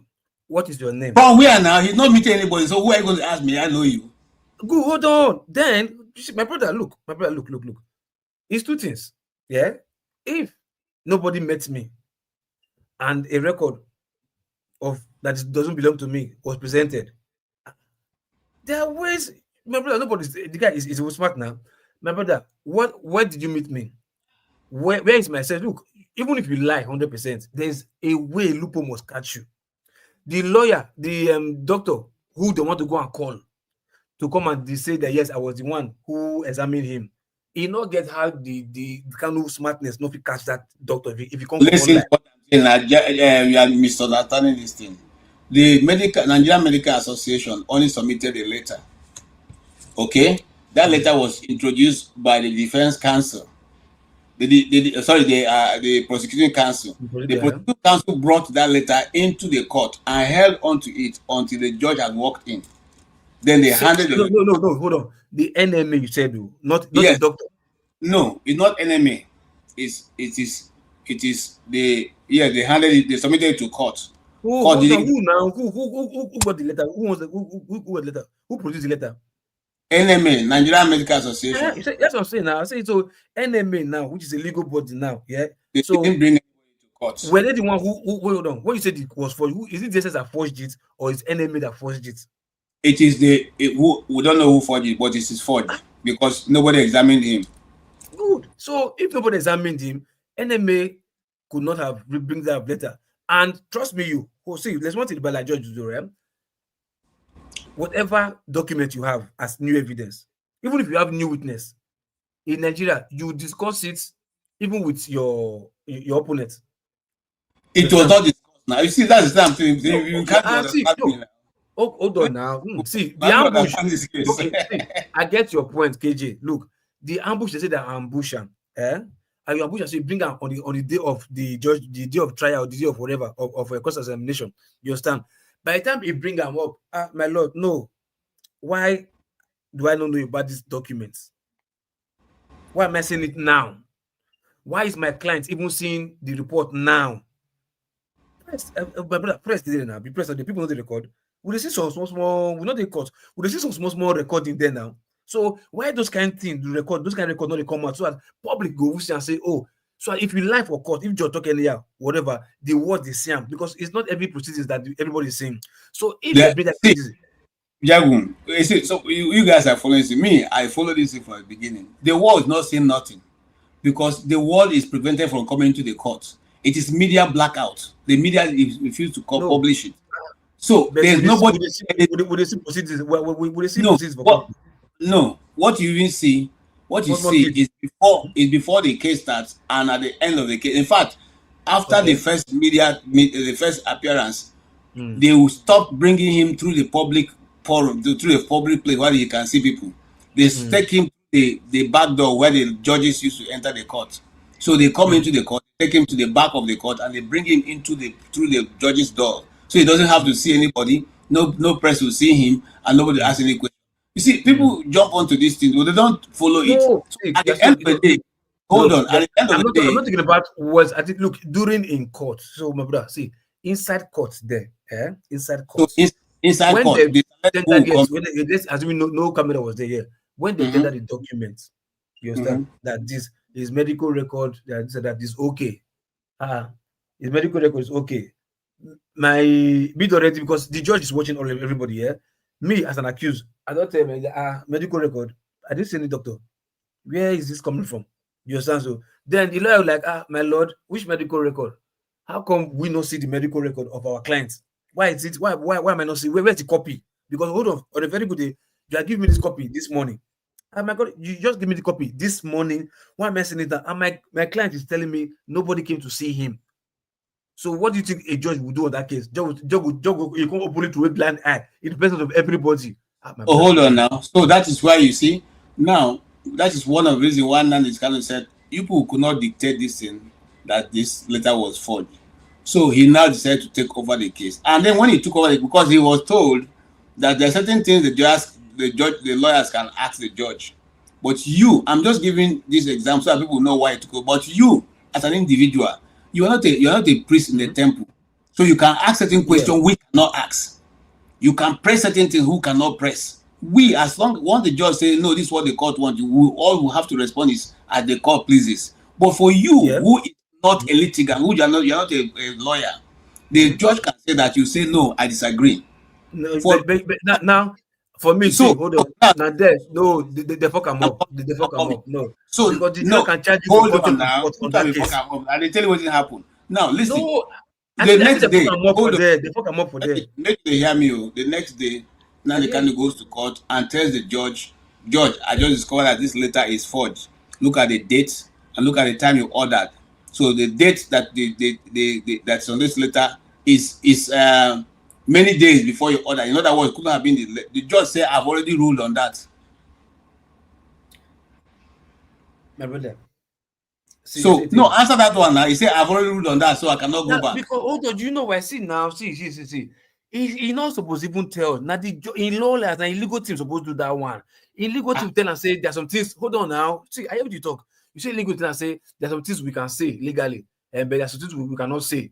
You understand? So I'm telling you, when they this in a scenario, when they bring the document, the court, the doctor's report come, all of them was inside the court as part of a exhibit to show say this guy is sound to speak for trial. Now they bring a medical record come and be. The time when they bring a medical record was not the kind of present there. Yes, he was. Was all his legal team lawyers present at they were all present. Even other lawyers watching, witnesses and whatever, or just people sitting on the benches, whatever, they were all there. You understand? So when they brought that document, Nnamdi Kanu was present, his lawyer was present. So they bring like him, Nnamdi Kanu go come whisper to your lawyer because you know if you talk now, whisper to your lawyer, no doctor came to see me. I don't know where that report came from.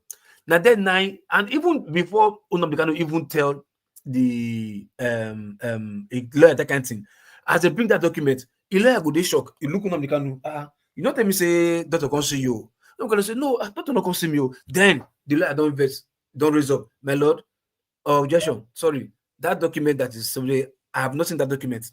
Why would I serve? My client don't even see the document. And my client said that nobody came to see him. So when he put that foot forward, you understand? Because they say you can't shape a master on his behalf. So for any ruling to be done, Nnamdi Kanu lawyer did there. He go there. So when you say go meet the client and say, I've already ruled on that matter, on who's present? How will you rule on the matter when a lawyer did there and he say, when they object to round? Okay, look. Let me move on because you don't know the intricacies have been involved in this case. Listen, Dan, listen to this common sense, easy. Three of us will be there now, You be my lawyer, Nnamdi Kanu, KJ na prosecutor. He bring documents come out, he give judge. Say, see. Now, case where three of us, all of us, they cut there now with the same. Then me as you as my lawyer, because on a very good day, whatever happened to me, you are supposed to know. You answer. Now they come bring court, they come out. The time where me and you take come here, who is not near me. If I say like KJ said, no press briefing, no question, they go bring a pass, sneak a pass back door, come inside court. But at the end of the day, me and you go sit down together because I be my lawyer. Even if they stick me, come for back. Before they say the first word from judge or rise, me and you already sit down because now you my lawyer. She good. Now, KG now come bring documents, come out. My lord, see documents, medical documents, see this guy, this son ahead. You don't so me, when me see me the shock. Medical document, who assess, who come examine me? You as my lawyer, you go first confused because why me not tell you say doctor can examine you? You sound so. Then me go there, no, nobody can examine me. Now then you come provoke as my lawyer, dance so you can raise your hand, my lord, that document is not like void because my clients, first your argument now, why they not give you? Even if they that day they give you, that day that they advocate, why they not give you? You answer that document, medical document, before they present them. You answer which is not stated in the court. Why they not give you first? Then you can say my lawyer, my client also said no doctor came to see him. So that UW argument, it already put that case, that document on questionable. Why? Now for you to call it, tell me say the judge don't say I've already ruled the case. Already ruled the case when you All right. my lawyer. We need to move. That is not possible. Thank you. Lokipi, I just want to let you know that there are so many things that didn't go right in that court. And if you want to talk about it, it'll take a whole day. No, I know many things. Sorry, many things not good right because as a commander from Bita Yanko give Omotosho, I know. Look, see those people, I know them way back. There's now controversial case that they give them. Any case that wants to be, you say maybe if I want to give real person, give them. The two of them is a no when it comes to judgment. They can never do anything. It's one of the weakest lawyers. So judges. Yeah, I know the guy well now. I know the guy well. So go ahead, Revolution. Nah, KJ, well done, man. Well done, sir. Loco, I salute you. Yeah, my brother. You see, KJ, you know, say Nigeria now where we say everybody go just turn lawyer one kind time like that. No, you know what I mean. Sorry, yeah. Most of us, not first, KJ, Mr. Dan, not first. Most of us, that's why I tell everybody for this life, it go me you get case, but pray me that case not kill you. Case where you go make you go stand for front of judge, argue case, so that you go understand how system they work. Sometimes there's some things which is not A, B, C, or D for common sense, but courts, if you reach court, system for Nigeria or for international? Is it system for Nigeria or for international? Make you the both. Both. No, because I think like when it comes to argument, not be say that they want to press. No, when it comes to argument for and against. So I mean, you sit down. Make I use my time before KJ begins saying we go. I beg. No. Sorry. KJ, as you see you know, say if you we know Nigeria well, you already know all this one where they turn lawyer, begin they tell us America do this, international. We already know what thing will happen. Fella come out here when he challenge government, you know what thing they do. They no beat and saute, then kill him, mama put inside. So what thing they want to talk? This is a case of people where they fight for the common people. And the people where they power saying a lie, no go happen. You understand what I'm saying? If I be Nnamdi Kanu, I go discharge my lawyer after a certain time. People where they pay money, whether I pay them or then they volunteer themselves, I no one know. But they say they want to represent them. Una no fit remove Nnamdi Kanu for how many years? When they thought they say Nnamdi Kanu, now they postpone the case. Because I was listening to the whole thing where that bros read today. Say if they want to judge the case, you go do like this. You go. What happened today? KJ, me, myself, and so many people will be real Nigerians. You understand? No be all these people will be saying that's what they do and syndrome. You know what I tell you? I say there's a sickness where they in Nigeria, very contagious. They call it that's what they do and syndrome. They don't, almost 95% of Nigeria get that sickness. They don't know. You understand? They go think say maybe people now fool. Anytime somebody come and tell the poor, and the what they pay me pass now, the people where they know some people don't lost their way. They don't come up for Nigeria, think say Nadia, that's the only solution.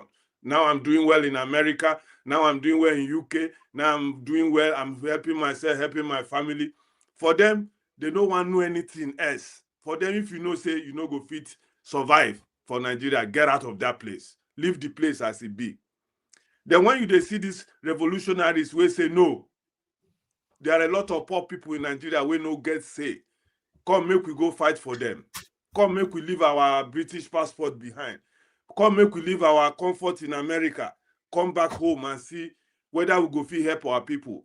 When you see this type of people, now what happened to Nnamdi Kanu, now it always happen to them. I always they compare people like this to Mandela. When you talk and they go, "Hala, how can you say Shore or Nnamdi Kanu be Mandela?" Now the same, they are the Mandelas of Nigeria of today. You understand? Waiting they happen for Nigeria, everybody know. Everybody know what is happening in that country where Donald Trump called a disgraced country. If you can't do it, I come and help you. Me and you know waiting they happen for Nigeria. If you no get somebody for Nigeria, police, ordinary police pick you for streets. Oh boy, settle. If you know, if we reach police station, oh, this case go change you. Okay, I no get anything, help me now. I no get anybody. You go see. When you reach station, you go open eye. You know, they feel right. They feel even say they catch him with something for him pocket. So that they go feel serious into hold him. Just because you no settle for streets and Bobo no get to. Now so many people there for Nigerian prison today, they suffer. Nnamdi Kanu case, all these things where they tell you medical bill, he's not fit to trial, they for go call, they for use them as a bait to confuse the court, say the man no well. All these things. Now like Nnamdi Kanu well, he know what they tell them. He was telling them the truth. You people, what you are doing is wrong. Even at the last moment. Okay, give me a chance to defend myself, to make my own final success as somebody where they defend himself. Where go school, where? They refuse that. You can't say me, you no shout. You carry knife, put for go to neck. The last moment, he go here, he go blood, now blah, because he knows that the final don't reach. This is what happened today. So all these things where they talk, you know, it remove lawyer, you know, do this. We don't know, say, now the thing will go happen. We don't even expect that sentence. Yes, it can happen in Nigeria. Nigeria people are very wicked and evil. This is what happened today. If they okay, look with Obi case that I know be so they do. Oh, that lawyer, he a wonderful lawyer. He they do this. This case go turn around. No, we saw we debate and that day. At the end of the day, waiting happen. They don't already give their judgment. But waiting we do nothing. But this case of Nnamdi Kanu, the thing where I just want to tell you, because KJ, you know, say me, I know they like to waste time, because wasting time talking up and down, you know, go bring back anything. You go only make somebody heart they boil. You see that sister, you get one sister we come court today. We talk say the thing where they want to do now to cause fight between Yoruba and Igbo. I don't know whether you see that our sister. I know her. We are very well. This is what is happening in Nigeria. These people will hold us down for that Nigeria. So let's still talk, and when they want share money, all of them be the same. So make we dey careful, waiting we they do for ourselves.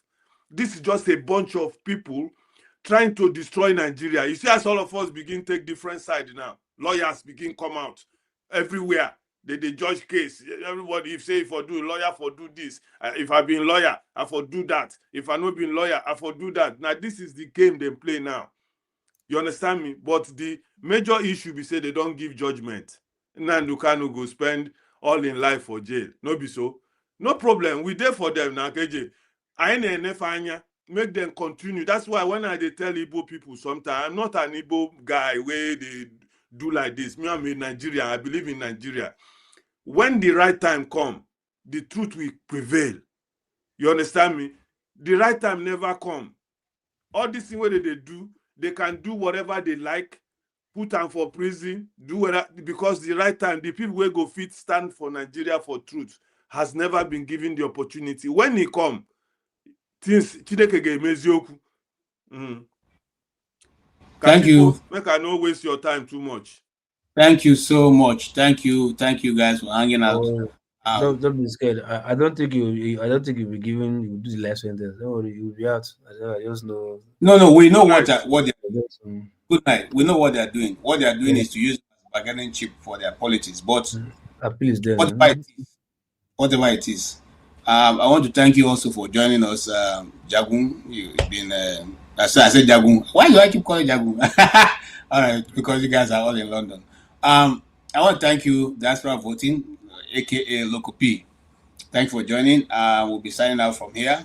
It's been 5 grueling hours of sitting on this chair, and then plus the one that Dr. Dominic did in the morning. So we have given this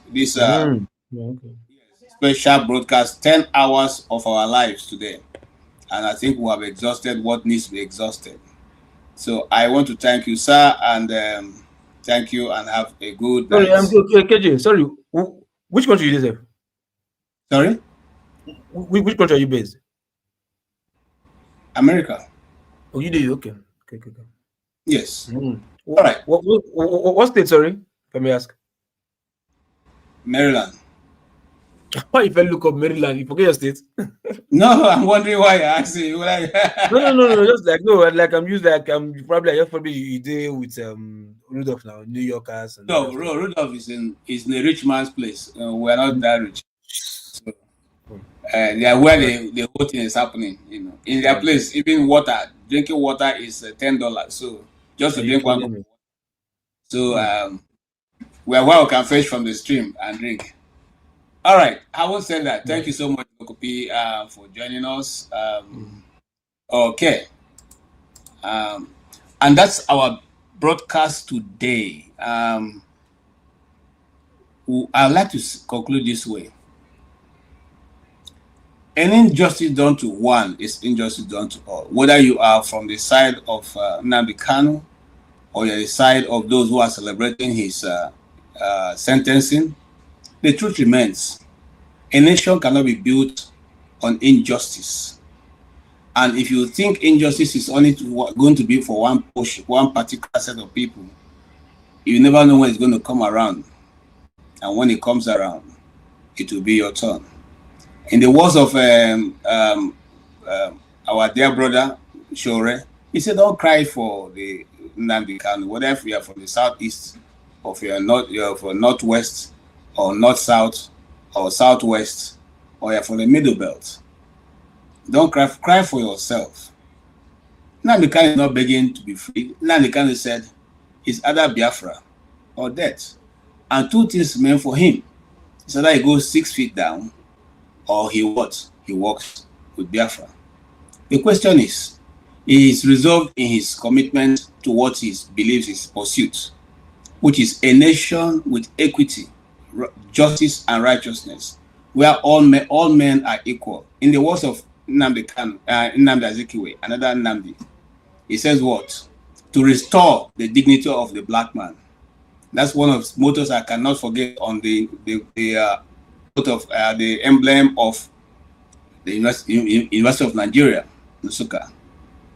Until the black man comes to a place of, full recognition by its own people first, by the people. You see, some of us wonder why a president called us now disgraced country. Are we not disgraced? A judiciary where the judges sing on your mandate we shall stand, a political item to the president of Nigeria. Are we not disgraced? A judiciary where the judge goes around scouting for what to put in judgment. Is it not a disgraced country? A judiciary that does not allow the accused person a fair hearing. Are we not disgraced? That's why some people fear even to talk about or even come around that direction, that country called Nigeria. Why? And we keep thinking that investments are coming. Who will bring an investment in a place where you cannot have common justice? And the reason why you so hate Nnamdi Kanu's guts is because he asks the pertinent question any father who is what his onion should teach his son to ask, what is after the sky? Can I hit the sky? Any father, what is onions, will teach his his son to push against the lid. If the seed that you plant on the ground finds it difficult, or decide to say, okay, the ground is so hard I can't push through, will it ever germinate and shoot out of the soil? everything that needs to begin and bring a good result, we need some force of action. No slave gets freedom by simply singing "Que sera sera," what will be. Why they don't like Nnamdi Kanu is because of his boldness to speak face to face, not be afraid in the face of aggression. And that's what we have. And we are proud of it. Yeah. The Igbo nation is not going to change. The only time you can kill this idea is to make sure that there's no Igbo man living. And I say this to those people who are still thinking Nnamdi Kanu is the one driving the force. No, it's a God-given force. People will still come out. There will be more Nnamdi Kanus tomorrow who will ask the same question.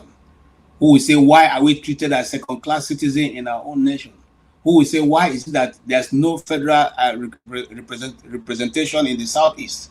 Who will say, why do we have to score 300, 350 in the JAM score and yet not have admission? Why those who score 80 can get this admission and read medicine? People will ask that pertinent question. You ask pertinent question why the Igbos are now endangered species. They will keep asking. They will keep asking. Which one is much better? To sit down on a conference table and ask the people of the East, what is it that you complain about that is marginalized? Since you all pretend not to know, what is it that is the marginalization you want us to solve? Nnamdi Kanu have already given you the blueprint. And I'll repeat it once more. When he met with the Eastern State governors, he didn't ask for money. He didn't ask for position. When the people from the federal level met him and offered him vice president, he refused. He turned it down. When they offered him oil well, he refused. He turned it down. He said simply, let there be seaport in Calabar. Let there be seaport in Akwa Ibom. Let there be another seaport in River State.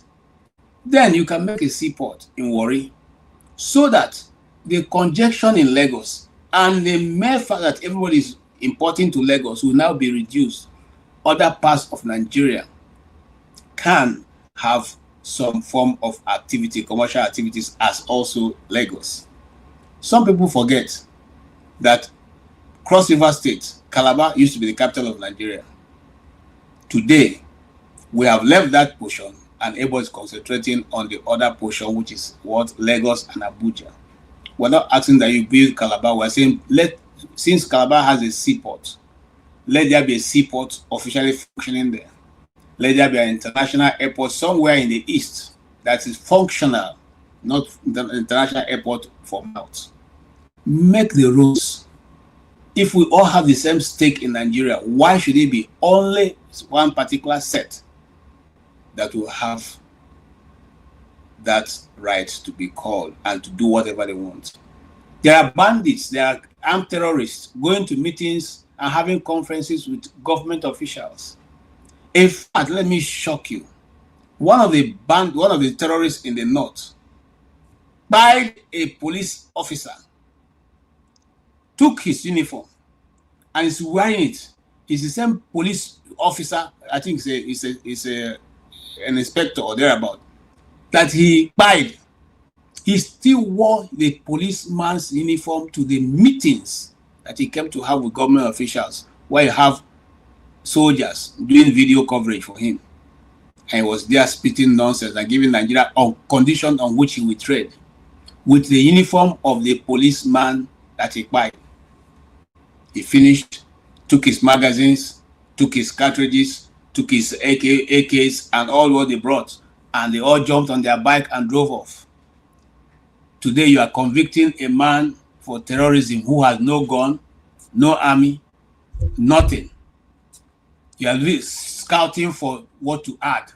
That is in charge. He was responsible for NSAS. The government white paper coming from Lagos State never mentioned his name anywhere. You accuse him of things that we never seen. But the truth is, God, just like he said to the prosecuting lawyer, God will punish the unjust. God will punish the unjust. And I will end with this. I want you to bear this in mind.